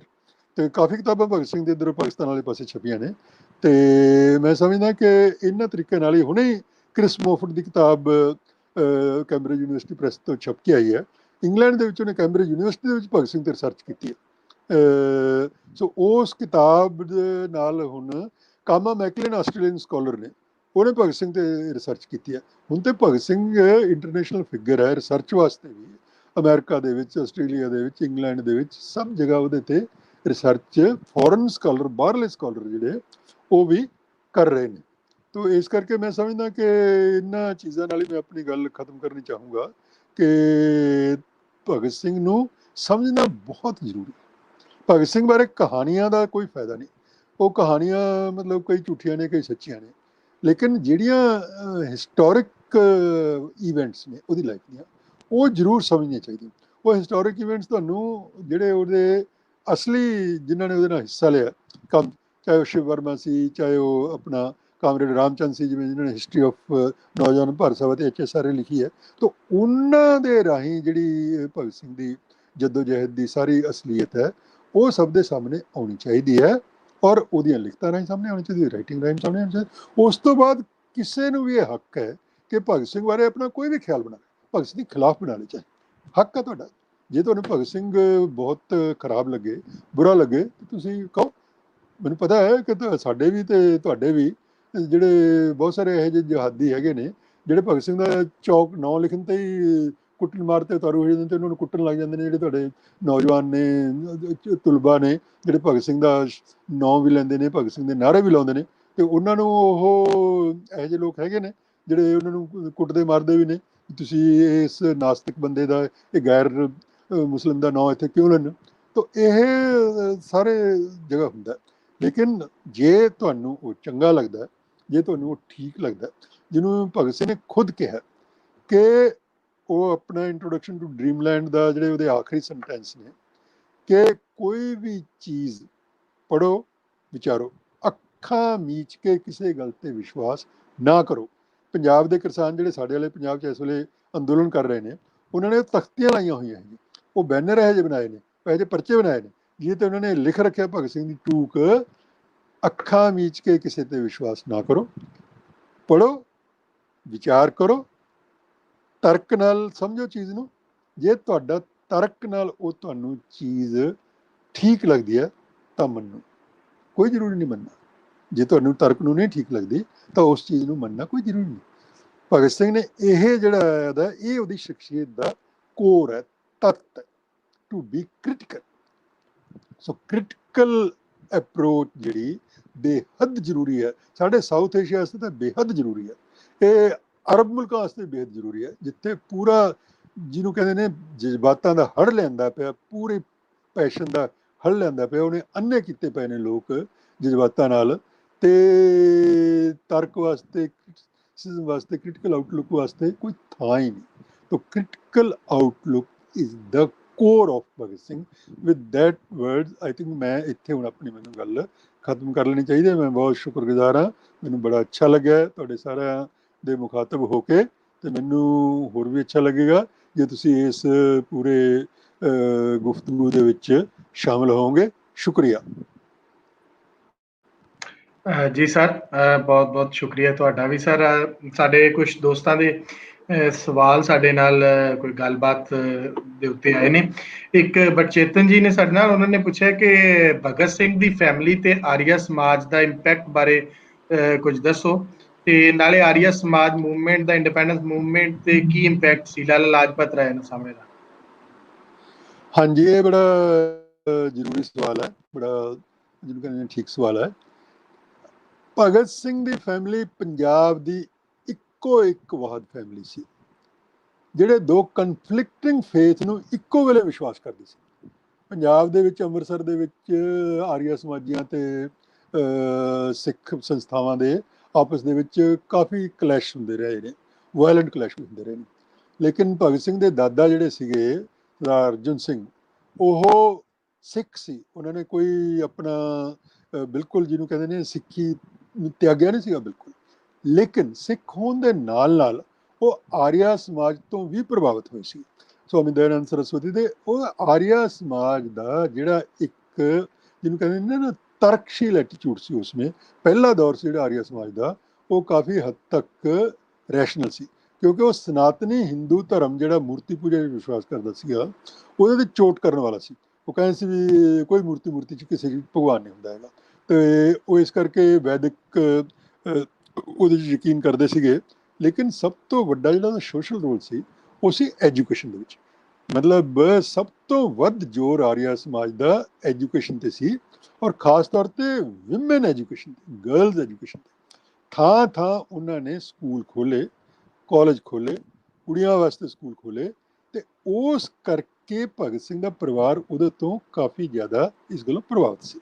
ਮਨੇ ਭਗਤ ਸਿੰਘ ਦੇ ਪਿਤਾ ਤੇ ਦੋਵੇਂ ਚਾਚੇ, ਜਿਹਨੂੰ ਕਹਿਣਾ ਚਾਹੀਦਾ ਕਿ ਸਰਦਾਰ ਅਰਜਨ ਸਿੰਘ ਦੇ ਤਿੰਨੋਂ ਬੇਟੇ, ਸਭ ਤੋਂ ਵੱਡੇ ਕਿਸ਼ਨ ਸਿੰਘ, ਦੂਜੇ ਨੰਬਰ ਤੇ ਅਜੀਤ ਸਿੰਘ, ਤੀਜੇ ਨੰਬਰ ਤੇ ਸਵਰਨ ਸਿੰਘ, ਤਿੰਨਾਂ ਨੂੰ ਉਹਨਾਂ ਨੇ ਸਾਈਨਾਥ ਐਂਗਲੋ ਵੈਦਿਕ ਸਕੂਲ ਜਲੰਧਰ ਤੋਂ ਮੈਟ੍ਰਿਕ ਕਰਵਾਈ। ਮਤਲਬ ਤੁਸੀਂ ਸੋਚ ਕੇ ਦੇਖੋ ਕਿ 1900 ਦੇ ਵਿੱਚ ਮੈਟ੍ਰਿਕ ਕਰਨੀ, ਮਤਲਬ ਜਿਹਨੂੰ ਕਹਿਣਾ ਚਾਹੀਦਾ ਕਿ 19ਵੀਂ ਸਦੀ ਦੇ ਵਿੱਚ, ਮਤਲਬ 19ਵੀਂ ਸਦੀ ਦੇ ਵਿੱਚ ਮੈਟ੍ਰਿਕ ਕਰਨੀ ਬਹੁਤ ਮੁਸ਼ਕਿਲ ਨਾਲ ਗਿਣਤੀ ਦੇ ਲੋਕ ਹੁੰਦੇ ਹੋਣਗੇ ਜਿਨ੍ਹਾਂ ਦੇ ਇਹ ਕਰਦੇ ਹੋਣਗੇ। ਤੇ ਉਹ ਮੈਟ੍ਰਿਕ ਕਿਸ਼ਨ ਸਿੰਘ ਹੋਰਾਂ ਨੇ ਕੀਤੀ, ਅਜੀਤ ਸਿੰਘ ਹੋਰਾਂ ਨੇ ਕੀਤੀ, ਸਵਰਨ ਸਿੰਘ ਨੇ ਵੀ ਕੀਤੀ, ਜਿਹੜੇ ਖੁਦ 23 ਸਾਲ ਦੀ ਉਮਰ ਦੇ ਵਿੱਚ ਹੀ ਜੇਲ੍ਹ ਚੋਂ ਤਪਦਿਕ ਦੀ ਬਿਮਾਰੀ ਲੈ ਕੇ ਆਏ। ਉਹ ਜੇਲ੍ਹ ਦੇ ਵਿੱਚ ਉਹ ਬਾਰ-ਬਾਰ, ਸਾਰੇ ਤਿੰਨੇ, ਕਿਸ਼ਨ ਸਿੰਘ ਨੂੰ ਵੀ ਬਹੁਤ ਵਾਰ ਜੇਲ੍ਹ ਹੁੰਦੀ ਸੀ, ਅਜੀਤ ਸਿੰਘ ਨੂੰ ਵੀ ਹੁੰਦੀ ਸੀ, ਤੇ ਸਵਰਨ ਸਿੰਘ ਨੂੰ ਵੀ ਹੁੰਦੀ ਸੀ। ਤੇ ਉਹਨਾਂ ਦੇ ਦਾਦਾ ਅਰਜੁਨ ਸਿੰਘ ਨੂੰ ਕਦੇ ਜੇਲ੍ਹ ਨਹੀਂ ਹੋਈ, ਲੇਕਿਨ ਇਹਨਾਂ ਦੇ ਪਿਤਾ ਤੇ ਤੇਵਾਂ ਚਾਚਾ ਨੂੰ ਜੇਲ੍ਹ ਹੁੰਦੀ ਸੀ। ਤਾਂ ਉਹ ਉਸ ਤੋਂ ਬਾਅਦ ਅਜੀਤ ਸਿੰਘ ਹੋਰਾਂ ਨੇ ਤਾਂ ਬਰੇਲੀ ਕਾਲਜ ਤੋਂ ਜਾ ਕੇ ਲਾਅ ਦੀ ਡਿਗਰੀ ਵੀ ਹਾਸਿਲ ਕੀਤੀ। ਤਾਂ ਐਜੂਕੇਸ਼ਨ ਵਾਲਾ ਜਿਹੜਾ ਪੱਖ ਸੀ, ਖੁਦ ਅਰਜਨ ਸਿੰਘ ਜਿਹੜੇ ਸੀ ਉਹ ਵੈਦਗਿਰੀ ਕਰਦੇ ਸੀ, ਵੈਦਿਕ ਦਾ ਉਹ ਕੰਮ ਕਰਦੇ ਸੀਗੇ। ਤਾਂ ਇਸ ਕਰਕੇ ਇੱਕ ਉਹਨਾਂ ਦੇ ਅੰਦਰ ਅਰਜ ਸੀ ਐਜੂਕੇਸ਼ਨ। ਉਹਨਾਂ ਸੀ ਕਿ ਮੇਰੇ ਖਾਨਦਾਨ ਦੇ ਵਿੱਚ ਐਜੂਕੇਸ਼ਨ ਦਾ ਜਿਹੜਾ ਹੈ ਉਹ ਜ਼ਿਆਦਾ ਉਹ ਹੋਣਾ ਚਾਹੀਦਾ। ਤਾਂ ਇਸ ਕਰਕੇ ਉਹ ਘਰ 'ਚ ਹਵਨ ਵੀ ਕਰਦੇ ਸੀਗੇ। ਉਹ ਹਵਨ ਕਰਕੇ ਸਾਡੇ ਹਿੰਦੀ ਦੇ ਰਾਈਟਰ ਯਸ਼ਪਾਲ ਨੂੰ ਛਿੱਤਰ ਵੀ ਪੈ ਗਏ ਸੀਗੇ। ਤੇ ਉਹ ਹਿੰਦੀ ਦਾ ਰਾਈਟਰ ਯਸ਼ਪਾਲ ਸਾਡਾ ਬੜਾ ਵੱਡਾ ਰਾਈਟਰ ਹੈ, ਉਹਦਾ ਉਰਦੂ 'ਚ ਵੀ ਤੁਹਾਡੇ ਵੀ ਤਰਜਮਾ ਹੋਇਆ ਹੈ, ਝੂਠਾ ਸੱਚ ਬਟਵਾਰੇ, ਤੇ ਉਹਨਾਂ ਦਾ ਬੜਾ ਕਲਾਸਿਕ ਨਾਵਲ ਹੈ। ਤੇ ਉਹ ਇੱਧਰਲੀ ਪੰਜਾਬੀ 'ਚ ਵੀ ਤਰਜਮਾ ਹੋਇਆ ਉਹਦਾ, ਅੰਗਰੇਜ਼ੀ 'ਚ ਵੀ ਤਰਜਮਾ ਹੋਇਆ। ਉਹਨਾਂ ਦਾ ਬੇਟਾ ਆਨੰਦ ਉੱਥੇ ਕੈਨੇਡਾ ਰਹਿੰਦਾ। ਤੇ ਉਹ ਯਸ਼ਪਾਲ ਤੇ ਭਗਤ ਸਿੰਘ ਇਹ ਘਰ 'ਚ ਬੈਠੇ ਸੀਗੇ, ਤੇ ਉਹ ਜਿਵੇਂ ਛੋਟੀ ਉਮਰ ਹੁੰਦੀ ਹੈ ਉਹਦੇ ਥੋੜ੍ਹੇ ਜਿਹੇ ਛੇੜਛਾੜ ਜੀ ਕਰਦੇ ਰਹੇ ਨੇ, ਤੇ ਉਹ ਲੱਤਾਂ ਜਿਹੀਆਂ ਹਿਲਾਈ ਜਾਂਦਾ ਸੀਗਾ, ਤੇ ਉਹ ਲੱਤਾਂ ਹਿਲਦੀਆਂ ਉਹਦੀਆਂ, ਉਹਦੇ ਮੇਜ਼ ਦੇ ਹੇਠਾਂ ਹਵਨ ਕੁੰਡ ਪਿਆ ਸੀਗਾ, ਤੇ ਜਿਹਦੇ ਜਦੋਂ ਦਾਦਾ ਅਰਜਨ ਸਿੰਘ ਹਵਨ ਕਰਦੇ ਹੁੰਦੇ ਸੀਗੇ। ਤੇ ਉਹ 2-4 ਵਾਰੀ ਤੇ ਦਾਦੇ ਨੇ ਦੇਖਿਆ, ਦਾਦਾ ਗੁੱਸੈਲ ਬੜਾ ਸੀਗਾ, ਉਹਨੇ ਤੀਜੀ ਚੌਥੀ ਵਾਰੀ ਦੇਖਿਆ ਤੇ ਦਾੜ ਗਾਲਾਂ ਕੱਢਣੀਆਂ ਸ਼ੁਰੂ ਕੀਤੀਆਂ, ਬੇਅਕਲ ਹਰਾਮਜ਼ਾਦੇ ਕੀ ਕਰੀ ਜਾਂਦੇ ਤੁਸੀਂ। ਮਤਲਬ ਉਹ ਡਰ ਕੇ ਉਹਨਾਂ ਨੂੰ, ਭਗਤ ਸਿੰਘ ਨੂੰ ਵੈਸੇ ਬੜੀ ਕੁੱਟ ਪੈਂਦੀ ਹੁੰਦੀ ਸੀਗੀ। ਭਗਤ ਸਿੰਘ ਇਨਸਾਨ ਹੀ ਸੀਗਾ ਉਹ, ਤੇ ਉਹਦਾ ਪਿਓ ਵੀ ਉਹਨੂੰ ਕੁੱਟ ਲੈਂਦਾ ਸੀਗਾ, ਪਿਓ ਦੀ ਕੁੱਟ ਪੈਂਦੀ ਹੁੰਦੀ ਸੀ ਉਹਨੂੰ ਕਾਫੀ, ਕਿਉਂਕਿ ਜਿੱਦਾਂ ਉਹ ਤੁਰਦਾ ਫਿਰਦਾ ਰਹਿੰਦਾ ਸੀਗਾ, ਉਹਦੇ ਕਰਕੇ ਉਹਨੂੰ ਘਰ 'ਚੋਂ ਤਾਂ ਕੁੱਟ ਪੈ ਹੀ ਜਾਂਦੀ ਹੁੰਦੀ ਹੈ। ਅੱਜ ਕੱਲ੍ਹ ਕੁੱਟ ਦਾ ਰਿਵਾਜ ਘਟ ਗਿਆ, ਲੇਕਿਨ ਉਸ ਜ਼ਮਾਨੇ 'ਚ ਕੁੱਟ ਦਾ ਰਿਵਾਜ ਚੱਲਦਾ ਸੀ, ਆਮ ਹੀ ਹੁੰਦਾ ਸੀਗਾ। ਤਾਂ ਉਹ ਮਤਲਬ ਕਰਦੇ ਸੀਗੇ ਹਵਨ। ਲੇਕਿਨ ਇੱਕ ਹੋਰ ਦਿਲਚਸਪ ਗੱਲ ਹੈ, ਉਹ ਵੀ ਤੁਹਾਨੂੰ ਬੜੀ ਦਿਲਚਸਪ ਲੱਗੇਗੀ, ਕਿ ਭਗਤ ਸਿੰਘ ਦੇ ਜਿੰਨੇ ਭਰਾ ਸੀ, 9 ਭਰਾਵਾਂ ਦੇ ਵਿੱਚੋਂ ਇੱਕ ਭਰਾ ਦੀ ਡੈਥ ਹੋ ਗਈ, 3 ਭੈਣਾਂ ਤੇ 5 ਭਰਾ, ਭਗਤ ਸਿੰਘ ਸ਼ਹੀਦ ਹੋ ਗਿਆ। ਜਿਹੜੇ 4 ਭਰਾ ਬਚੇ ਤੇ ਜਿਹੜੀਆਂ 3 ਭੈਣਾਂ ਬਚੀਆਂ, ਤਿੰਨੇ ਭੈਣਾਂ ਸਿੱਖ ਪਰਿਵਾਰਾਂ 'ਚ ਨੇ। ਤਿੰਨੇ ਭੈਣਾਂ ਦੇ ਪਰਿਵਾਰ ਨੇ ਉਹ ਜਿਹੜੇ ਜਿਹਨੂੰ ਕਹਿੰਦੇ ਨੇ ਸ਼ਕਲ ਸੂਰਤ ਦੇ ਵਿੱਚ ਵੀ ਪੂਰੇ ਸਿੱਖ ਨੇ, ਔਰ ਪੂਰੇ ਉਹ ਸਿੱਖ ਪਰੰਪਰਾਵਾਂ ਦਾ ਪਾਲਣ ਕਰਦੇ ਨੇ। 4 ਭਰਾ ਉਹ ਪੂਰੇ ਆਰੀਆ ਸਮਾਜੀ। ਇਹ ਬੜਾ ਅਜੀਬ ਕਿਸਮ ਦਾ ਜਿਹੜਾ ਹੈ ਨਾ ਇਸ ਖਾਨਦਾਨ ਦਾ ਜਿਹੜਾ ਹੈਗਾ, ਕੁਲਵੀਰ ਸਿੰਘ, ਕੁਲਤਾਰ ਸਿੰਘ, ਰਜਿੰਦਰ ਸਿੰਘ ਤੇ ਰਣਬੀਰ ਸਿੰਘ, ਇਹ 4 ਕਲੀਨ ਸ਼ੇਵਨ ਰਹੇ ਨੇ। ਔਰ ਜੇ ਥੋੜਾ ਬਹੁਤ ਕੋਈ ਰਸਮਾਂ ਕਰਦੇ ਰਹੇ ਨੇ ਤਾਂ ਆਰੀਆ ਸਮਾਜ ਦੇ ਕਰਦੇ ਰਹੇ ਨੇ। ਤਾਂ ਇਹ ਬੜਾ ਹੀ ਅਜੀਬ ਹੈ ਇਸ ਪਰਿਵਾਰ ਦਾ। ਤਾਂ ਇਹਨੂੰ ਇੱਕ ਫੈਕਟ ਦੇ ਤੌਰ ਤੇ ਸਮਝਣਾ ਚਾਹੀਦਾ ਇਹਦੇ ਤੇ ਕੋਈ ਮੈਂ ਜਿਹਨੂੰ ਕਹਿੰਦਾ ਟਿੱਪਣੀ ਨਹੀਂ ਕਰਨੀ ਚਾਹੁੰਦਾ, ਲੇਕਿਨ ਇੱਕ ਬੜੀ ਇਨਕਲੂਸਿਵ ਕਿਸਮ ਦੀ ਜਿਹੜੀ ਹੈਗੀ ਉਸ ਪਰਿਵਾਰ ਦੀ ਇਹ ਪਰੰਪਰਾ ਰਹੀ ਹੈ। ਹਾਂ, ਇਹ ਉਹ ਦੂਜਾ ਕੀ ਪੁੱਛਿਆ ਸੀ ਇਹਦੇ ਨਾਲ ਤੁਸੀਂ, ਇਹ ਨਾਲ ਜੁੜਿਆ ਇੱਕ ਹੋਰ ਲਾਲਾ ਸਵਾਲ ਸੀ। ਲਾਜਪਤ ਰਾਏ ਦੇ ਹਵਾਲੇ ਨਾਲ ਉਹਨਾਂ ਨੇ ਕਿਹਾ ਕਿ ਉਹਨਾਂ ਦੇ ਹਾਂਜੀ, ਉਦਾਂ ਦੇ ਹਵਾਲੇ ਨਾਲ ਲਾਲਾ ਲਾਜਪਤ ਲਾਲਾ ਰਾਏ ਦੀ ਲਾਜਪਤ ਸੀ ਨਾ, ਲਾਲਾ ਲਾਜਪਤ ਰਾਏ ਐਕਚੁਅਲੀ ਲਾਲਾ ਲਾਜਪਤ ਰਾਏ ਦੀ ਸ਼ਖਸੀਅਤ ਵੀ ਹੈ ਜਿਹੜੀ ਬੜੀ ਗੁੰਝਲਦਾਰ ਹੈ। ਮਤਲਬ ਲਾਲਾ ਲਾਜਪਤ ਰਾਏ ਕਿਸੇ ਵੇਲੇ ਗਦਰੀ ਇਨਕਲਾਬੀਆਂ ਦਾ ਵੀ 1911-12 ਦੇ ਵਿੱਚ ਉਹ ਉੱਥੇ ਸਾਨ ਫਰਾਂਸਿਸਕੋ ਸੀਗੇ। ਮੈਂ ਉੱਥੇ ਨਿਊਯਾਰਕ ਪਬਲਿਕ ਲਾਇਬ੍ਰੇਰੀ ਦੇ ਵਿੱਚ ਗਿਆ ਹੋਇਆ। ਨਿਊਯਾਰਕ ਪਬਲਿਕ ਲਾਇਬ੍ਰੇਰੀ ਦੇ ਵਿੱਚ ਮੈਂ ਦੇਖਿਆ ਕਿ ਯੰਗ ਇੰਡੀਆ ਜਿਹੜੇ ਲਾਲਾ ਲਾਜਪਤ ਰਾਏ ਕੱਢਦੇ ਹੁੰਦੇ ਸੀ, ਬਾਅਦ 'ਚ ਕਿਸੇ ਵੇਲੇ ਗਾਂਧੀ ਨੇ ਤਾਂ ਹਿੰਦੁਸਤਾਨ 'ਚੋਂ ਕੱਢੇ, ਮਹਾਤਮਾ ਗਾਂਧੀ ਨੇ, ਲੇਕਿਨ ਲਾਲਾ ਲਾਜਪਤ ਰਾਏ ਉੱਧਰੋਂ ਅਮਰੀਕਾ ਤੋਂ ਯੰਗ ਇੰਡੀਆ ਨਾਂ ਦਾ ਪਰਚਾ ਕੱਢਦੇ ਸੀਗੇ। ਉਸ ਯੰਗ ਇੰਡੀਆ ਦੀਆਂ ਫਾਈਲਾਂ ਉੱਥੇ ਨਿਊਯਾਰਕ ਪਬਲਿਕ ਲਾਇਬ੍ਰੇਰੀ ਦੇ ਵਿੱਚ ਪਈਆਂ ਨੇ, ਤੇ ਉਹ ਗਦਰ ਪਾਰਟੀ ਦੇ ਨਾਲ ਉਹਨਾਂ ਦੀ ਹਮਦਰਦੀ ਸੀਗੀ। ਤੇ ਐਕਟਿਵਿਸਟ ਨਹੀਂ ਸੀ ਉਹਦੇ, ਮਤਲਬ ਜਿੱਦਾਂ ਲਾਲਾ ਹਰਦਿਆਲ ਵਗੈਰਾ ਸੀ, ਉਹ ਉਸ ਤਰ੍ਹਾਂ ਦੇ ਸਰਗਰਮ ਨਹੀਂ ਸੀਗੇ, ਲੇਕਿਨ ਹਮਦਰਦੀ ਉਹਦੇ ਨਾਲ ਰੱਖਦੇ ਸੀਗੇ। ਤਾਂ ਇੱਕ ਪਾਸੇ ਉਹਨਾਂ ਦਾ ਇਹ ਸੀਗਾ, ਉਹ ਵੀ ਜਿੱਥੇ ਤੱਕ ਮੇਰਾ ਖਿਆਲ ਹੈ ਕਿ ਸ਼ਾਇਦ ਉਹਨਾਂ ਦੇ ਪਰਿਵਾਰ 'ਚ ਵੀ ਆਰੀਆ ਸਮਾਜ ਦਾ ਅਸਰ ਹੋਵੇ, ਲੇਕਿਨ ਉਹਦੇ ਬਾਰੇ ਮੇਰੀ ਕੋਈ ਬਹੁਤੀ ਪੱਕੀ ਜਾਣਕਾਰੀ ਨਹੀਂ ਹੈਗੀ।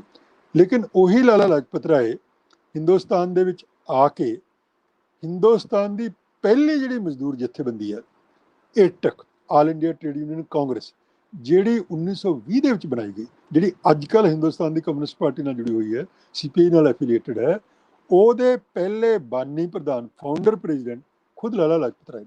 ਤੇ ਲਾਲਾ ਲਾਜਪਤ ਰਾਏ ਮਜ਼ਦੂਰ ਲਹਿਰ ਦੇ ਨਾਲ ਵੀ ਜੁੜੇ ਹੋਏ ਸੀਗੇ, ਲੇਕਿਨ ਉਹੀ ਲਾਲਾ ਲਾਜਪਤ ਰਾਏ 23-24 ਤੱਕ ਆਉਂਦੇ ਆਉਂਦੇ ਹਿੰਦੂ ਮਹਾਸਭਾ ਨਾਲ ਵੀ ਜੁੜ ਗਏ ਸੀ।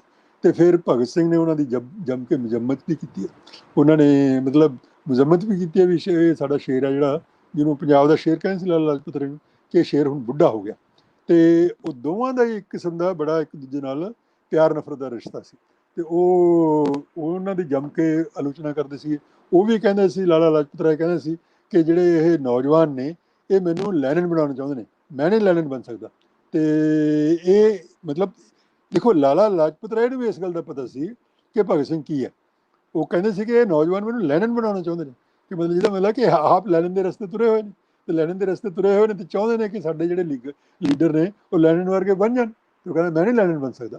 ਤੇ ਲੇਕਿਨ ਉਸੇ ਲਾਲਾ ਲਾਜਪਤ ਰਾਏ ਨੂੰ ਇਹਨਾਂ ਨੇ, ਔਰ ਲਾਲਾ ਲਾਜਪਤ ਰਾਏ ਨੇ ਆਪਦੇ ਘਰ ਦੇ ਦਰਵਾਜ਼ੇ ਇਹਨਾਂ ਵਾਸਤੇ ਬੰਦ ਵੀ ਕਰਤੇ ਸੀਗੇ, ਲੇਕਿਨ ਮਤਲਬ ਇਹ ਵੀ ਉਹਨੂੰ ਪਿਓ ਵਾਂਗੂ ਹੀ ਸਮਝਦੇ ਸੀਗੇ।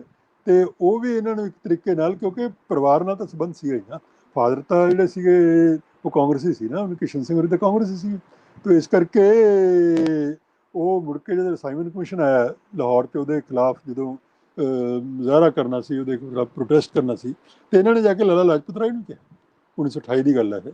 1923 ਵਿੱਚ ਉਹ ਹਿੰਦੂ ਸਭਾ ਦੀ ਜਦੋਂ ਗੱਲਾਂ ਕਰਦੇ ਸੀ ਤੇ ਉਹਦੀ ਮਜ਼ੰਮਤ ਵੀ ਕਰਦੇ ਰਹੇ, ਲਿਖ ਕੇ, ਕਿਰਤੀ ਦੇ ਵਿੱਚ ਹੀ ਲਿਖ ਕੇ ਭਗਤ ਸਿੰਘ ਹੋਰੀ, ਤੇ ਨੌਜਵਾਨ ਭਾਰਤ ਸਭਾ ਵੱਲੋਂ ਵੀ ਕਰਦੇ ਰਹੇ ਮਜ਼ੰਮਤ। ਲੇਕਿਨ ਫਿਰ ਉਹਨਾਂ ਨੇ ਕਿਹਾ ਕਿ ਪੰਜਾਬ ਦਾ ਸਾਡਾ ਸਭ ਤੋਂ ਵੱਡਾ ਲੀਡਰ ਤੇ ਲਾਲਾ ਲਾਜਪਤ ਰਾਏ, ਤੇ ਲਾਲਾ ਲਾਜਪਤ ਰਾਏ ਨੂੰ ਹੀ ਲੀਡ ਕਰਨਾ ਚਾਹੀਦਾ। ਤੇ ਲਾਲਾ ਲਾਜਪਤ ਰਾਏ ਵੀ ਮੰਨ ਗਏ। ਲਾਲਾ ਲਾਜਪਤ ਰਾਏ ਨੇ ਕਿਹਾ ਹਾਂ ਠੀਕ ਹੈ, ਮੈਂ ਕਰੂੰਗਾ ਲੀਡ। ਤੇ ਉਸੇ 'ਚ ਹੀ ਉਹਨਾਂ ਤੇ ਲਾਠੀ ਚਾਰਜ, ਉਸੇ ਤੇ ਹੀ ਸਕਾਟ ਨੇ ਤੇ ਸਾਂਡਰਸ ਨੇ ਉਹਨਾਂ ਤੇ ਲਾਠੀਆਂ ਬਰਸਾਈਆਂ। ਉਸੇ ਨਾਲ ਹੀ ਉਹ 17 ਨਵੰਬਰ 1928 ਨੂੰ ਉਹ ਫੌਤ ਹੋਏ, ਔਰ ਉਸੇ ਦਾ ਬਦਲਾ ਲੈਣ ਵਾਸਤੇ ਫਿਰ ਉਹਨਾਂ ਨੇ 17 ਦਸੰਬਰ 28 ਨੂੰ ਸਾਂਡਰਸ ਨੂੰ ਮਾਰਿਆ। ਤਾਂ ਮਤਲਬ ਇਹ ਲਾਲਾ ਲਾਜਪਤ ਰਾਏ ਦੀ ਸ਼ਖਸੀਅਤ 'ਚ ਇਹ ਗੁੰਝਲਦਾਰ ਪੱਖ ਸੀਗੇ।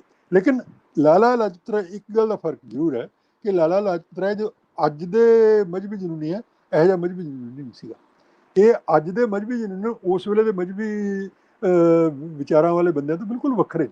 ਉਸ ਵੇਲੇ ਜਿੰਨੇ ਲੋਕ ਮਜ਼ਹਬ ਦੇ ਵਿੱਚ ਯਕੀਨ ਕਰਦੇ ਸੀ, ਚਾਹੇ ਉਹ ਹਿੰਦੂ ਸੀ, ਚਾਹੇ ਉਹ ਸਿੱਖ ਸੀ, ਚਾਹੇ ਉਹ ਮੁਸਲਮਾਨ ਸੀਗੇ, ਉਹ ਮਜ਼ਹਬ ਨੂੰ ਇਹੋ ਜਿਹਾ ਨਹੀਂ ਸੀ ਰੱਖਿਆ ਹੋਇਆ, ਟੰਗ ਕੇ ਉਹਦੇ ਮੋਢੇ 'ਤੇ ਰੱਖਦੇ ਕਿ ਦੂਸਰੇ ਨਾਲ ਨਫ਼ਰਤ ਕਰਨ। ਮਤਲਬ ਉਹ ਇੱਕ ਦੂਜੇ ਨਾਲ ਵਰਤਦੇ ਸੀ, ਚੰਗੀ ਤਰ੍ਹਾਂ ਵਰਤਦੇ ਸੀ, ਇੱਕ ਦੂਜੇ ਦੀ ਇੱਜ਼ਤ ਵੀ ਕਰਦੇ ਸੀਗੇ। ਅੱਜ ਦੇ ਜਿਹੜੇ ਮਜ਼ਹਬੀ ਜਨੂਨੀ ਨੇ, ਇਹ ਤਾਂ ਇਹਨਾਂ ਕੋਲ ਤਾਂ ਨਫ਼ਰਤ ਤੋਂ ਸਿਵਾ ਕੁਛ ਹੈ ਹੀ ਨਹੀਂ। ਚਾਹੇ ਹਿੰਦੁਸਤਾਨ ਦੇ ਮਜ਼ਹਬੀ ਜਨੂਨੀ ਨੇ, ਚਾਹੇ ਪਾਕਿਸਤਾਨ ਦੇ ਮਜ਼ਹਬੀ ਜਨੂਨੀ ਨੇ, ਇਹਨਾਂ ਨੂੰ ਸਿਰਫ ਨਫ਼ਰਤ ਹੀ ਆਉਂਦੀ ਆ, ਹੋਰ ਕੁਛ ਨਹੀਂ ਆਉਂਦਾ। ਜਿਨ੍ਹਾਂ ਨੂੰ ਤਾਂ ਖੁਦ ਮਜ਼ਹਬ ਨਾਲ ਕੋਈ ਲਗਾ ਨਹੀਂ ਸੀਗਾ, ਜਿਨ੍ਹਾਂ ਦਾ ਮਜ਼ਹਬ ਨਾਲ ਉਹ ਖੁਦ ਕੋਈ ਮਜ਼ਹਬੀ ਜਨੂਨੀ ਨਹੀਂ ਸੀਗਾ, ਉਹ ਤਾਂ ਇੱਕ ਸਿਆਸੀ ਬੰਦਾ ਸੀ। ਉਹ ਸਿਆਸੀ, ਉਹਨੂੰ ਪਤਾ ਸੀ ਕਿ ਮੈਂ ਪਾਕਿਸਤਾਨ ਬਣਵਾ ਸਕਦਾ, ਪਾਕਿਸਤਾਨ ਬਣ ਸਕਦਾ, ਮੁਸਲਮਾਨਾਂ ਕੋਲ ਕੋਈ ਲੀਡਰ ਨਹੀਂ ਹੈਗਾ, ਔਰ ਮੈਂ ਇਹਨਾਂ ਦਾ ਲੀਡਰ ਬਣ ਸਕਦਾ। ਔਰ ਆਪ ਤੋਂ ਤੁਸੀਂ ਤਾਂ ਸਾਰਿਆਂ ਨੂੰ ਪਤਾ ਹੀ ਹੈ ਜਿਨ੍ਹਾਂ ਦੀ ਜ਼ਿੰਦਗੀ ਕਿਹੋ ਜਿਹੀ ਸੀਗੀ, ਕਿਸ ਤਰੀਕੇ ਨਾਲ ਉਹਨੇ ਪਾਰਸੀ ਔਰਤ ਨਾਲ ਵਿਆਹ ਕੀਤਾ ਸੀਗਾ, ਔਰ ਇਹ ਸਾਰਾ ਕੁਛ ਪਤਾ ਹੈ। ਲੇਕਿਨ ਇਹ ਉਸ ਵੇਲੇ ਦੇ ਮਜ਼ਹਬੀ ਜਨੂਨੀ ਤੇ ਅੱਜ ਦੇ ਮਜ਼ਹਬੀ ਜਨੂਨੀਆਂ ਦੇ ਵਿੱਚ ਬੜਾ ਫਰਕ ਹੈ। ਜੀ ਸਰ, ਅੱਜ ਦੇ ਇਸ ਪ੍ਰੋਗਰਾਮ ਵਾਸਤੇ ਤੁਹਾਡਾ ਸਰ ਬਹੁਤ ਬਹੁਤ ਸ਼ੁਕਰੀਆ। ਸਾਡਾ ਟਾਈਮ ਥੋੜਾ ਜ਼ਿਆਦਾ ਹੋ ਗਿਆ, ਔਰ ਮੈਂ ਤੁਹਾਨੂੰ ਸਿਰਫ ਇਹ ਰਿਕੁਐਸਟ ਕਰਾਂਗਾ ਸਰ ਕਿ ਜਿਹੜੇ ਲੋਕਾਂ ਨੇ, ਬਹੁਤ ਸਾਰੇ ਲੋਕਾਂ ਨੇ ਤੁਹਾਡੇ ਇਸ ਗੱਲਬਾਤ ਦੇ ਨਹੀਂ, ਥੱਲੇ ਤੁਸੀਂ ਕਮੈਂਟ ਕੀਤੇ ਭੇਜੋ, ਜੇ ਕੋਈ ਇੱਕ ਅੱਧਾ ਸਵਾਲ ਕੋਈ ਹੋਰ ਕਰਨਾ ਚਾਹੁੰਦਾ ਤਾਂ ਬੇਸ਼ੱਕ ਕਰ ਲਓ, ਕੋਈ ਦਿੱਕਤ ਨਹੀਂ ਹੈ। ਹਾਂਜੀ, ਉਹ ਤੇ ਇਹਦੇ ਤੁਹਾਡੀ ਇਸ ਗੱਲਬਾਤ ਦੇ ਥੱਲੇ ਬਹੁਤ ਸਾਰੇ ਲੋਕਾਂ ਨੇ ਕਮੈਂਟ ਕੀਤੇ ਨੇ। ਮੈਂ ਚਾਹਾਂਗਾ ਕਿ ਤੁਸੀਂ ਉਹ ਇਸ ਪ੍ਰੋਗਰਾਮ ਤੋਂ ਬਾਅਦ ਜ਼ਰੂਰ ਵੇਖ ਲੈਣਾ, ਔਰ ਅਗਰ ਤੁਸੀਂ ਚਾਹੋ ਤਾਂ ਉਹਨਾਂ ਦੇ ਜਵਾਬ ਵੀ ਨਹੀਂ, ਮੈਂ ਜਿੰਨਿਆਂ ਦੇ ਜਵਾਬ ਦੇ ਸਕਿਆ ਜ਼ਰੂਰ ਜਿਹੜਾ ਹੈ ਨਾ ਦਊਂਗਾ। ਉਹ ਇਹ ਤਾਂ ਤੁਸੀਂ, ਅਸੀਂ ਫੇਸਬੁੱਕ ਤੇ ਪਾਉਂਗੇ ਨਾ, ਇਹ ਠੀਕ ਹੈ ਜੀ ਜੀ ਜੀ ਜੀ, ਫਿਰ ਸਰ ਫੇਸਬੁੱਕ ਤੇ ਹੁਣ ਵੀ ਚੱਲ ਰਿਹਾ। ਤੇ ਅੱਜ ਦੇ ਇਸ ਪ੍ਰੋਗਰਾਮ ਵਾਸਤੇ ਬਹੁਤ ਬਹੁਤ ਸ਼ੁਕਰੀਆ। ਔਰ ਭਗਤ ਸਿੰਘ ਦਾ ਜਨਮ ਦਿਨ ਅੱਜ ਜਿਹੜਾ ਹੈ ਉਹ ਸਾਡੇ ਵੱਲੋਂ ਸਾਰੇ ਜਿਹੜੇ ਉਹ ਕਹਿ ਲਓ ਕਿ ਪੂਰੀ ਦੁਨੀਆ ਨੂੰ ਬਹੁਤ ਬਹੁਤ ਮੁਬਾਰਕ, ਔਰ ਤੁਹਾਡਾ ਆਣਾ ਵੀ ਸਾਡੇ ਵਾਸਤੇ ਅੱਜ ਦੇ ਦਿਨ ਵਾਸਤੇ ਬਹੁਤ ਮੁਬਾਰਕ ਰਿਹਾ। ਬਹੁਤ ਸ਼ੁਕਰੀਆ ਸਰ ਜੀ, ਤੁਹਾਡਾ ਵੀ ਬਹੁਤ ਸ਼ੁਕਰੀਆ।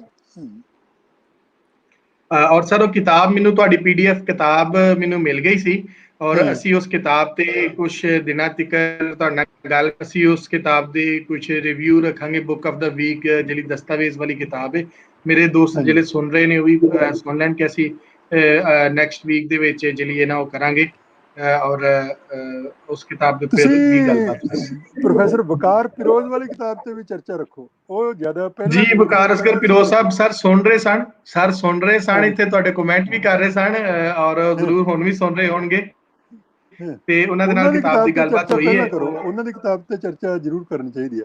ਮੈਂ ਤੁਹਾਨੂੰ ਜੇ ਇਧਰੋਂ ਹਿੰਦੁਸਤਾਨ ਤੋਂ ਕੋਈ ਲਿੰਕ ਭੇਜਿਆ ਨਾ, ਮੈਂ ਤੁਹਾਨੂੰ ਹਿੰਦੁਸਤਾਨ ਤੋਂ ਭੇਜ ਦੂੰਗਾ ਕਿ ਜੇ ਉਸ ਕਿਤਾਬ ਤੇ ਬੋਲ ਸਕਦੇ ਹੋਏ। ਵਾਇਰ ਦੇ ਐਡੀਟਰ ਨੇ ਸਾਡੇ JNU ਦੇ ਪੁਰਾਣੇ ਤਲਬਾ ਨੇ, ਫਯਾਜ਼ ਵਦੂਦ, ਕਿਉਂਕਿ ਉਹਨਾਂ ਨੂੰ ਕਿਤਾਬ ਚੰਗੀ ਲੱਗੀ ਹੈ, ਤੇ ਮੈਂ ਤੁਹਾਡੇ ਉਹਨਾਂ ਨਾਲ ਕਨੈਕਟ ਕਰਾ ਦਿਆਂਗਾ, ਤੇ ਉਹਨਾਂ ਨੂੰ ਵੀ ਤੁਸੀਂ ਬੇਸ਼ੱਕ ਉੱਥੇ ਚਰਚਾ ਸ਼ਾਮਲ ਕਰ ਲੈਣਾ। ਜੀ ਸਰ, ਵਕਾਰ ਸਾਹਿਬ ਸੁਣ ਰਹੇ ਨੇ ਇੱਥੇ, ਤੇ ਵਕਾਰ ਸਾਹਿਬ, ਵਕਾਰ ਅਸਗਰ ਫਿਰੋਜ਼ ਸਾਹਿਬ ਸਾਡੇ ਉਸਤਾਦ ਨੇ, ਤੇ ਸਾਰਾ ਤੁਸੀਂ ਹੁਣ ਸੁਣ ਲਓ। ਚਮਨ ਲਾਲ ਸਾਹਿਬ ਨੇ ਕਹਿਤਾ, ਅਸੀਂ ਜ਼ਰੂਰ ਕਰਾਂਗੇ ਸਰ। ਬਹੁਤ ਸ਼ੁਕਰੀਆ ਅੱਜ ਦੇ ਸਰ ਲੈਕਚਰ ਵਾਸਤੇ, ਬਹੁਤ ਮਿਹਰਬਾਨੀ ਜੀ।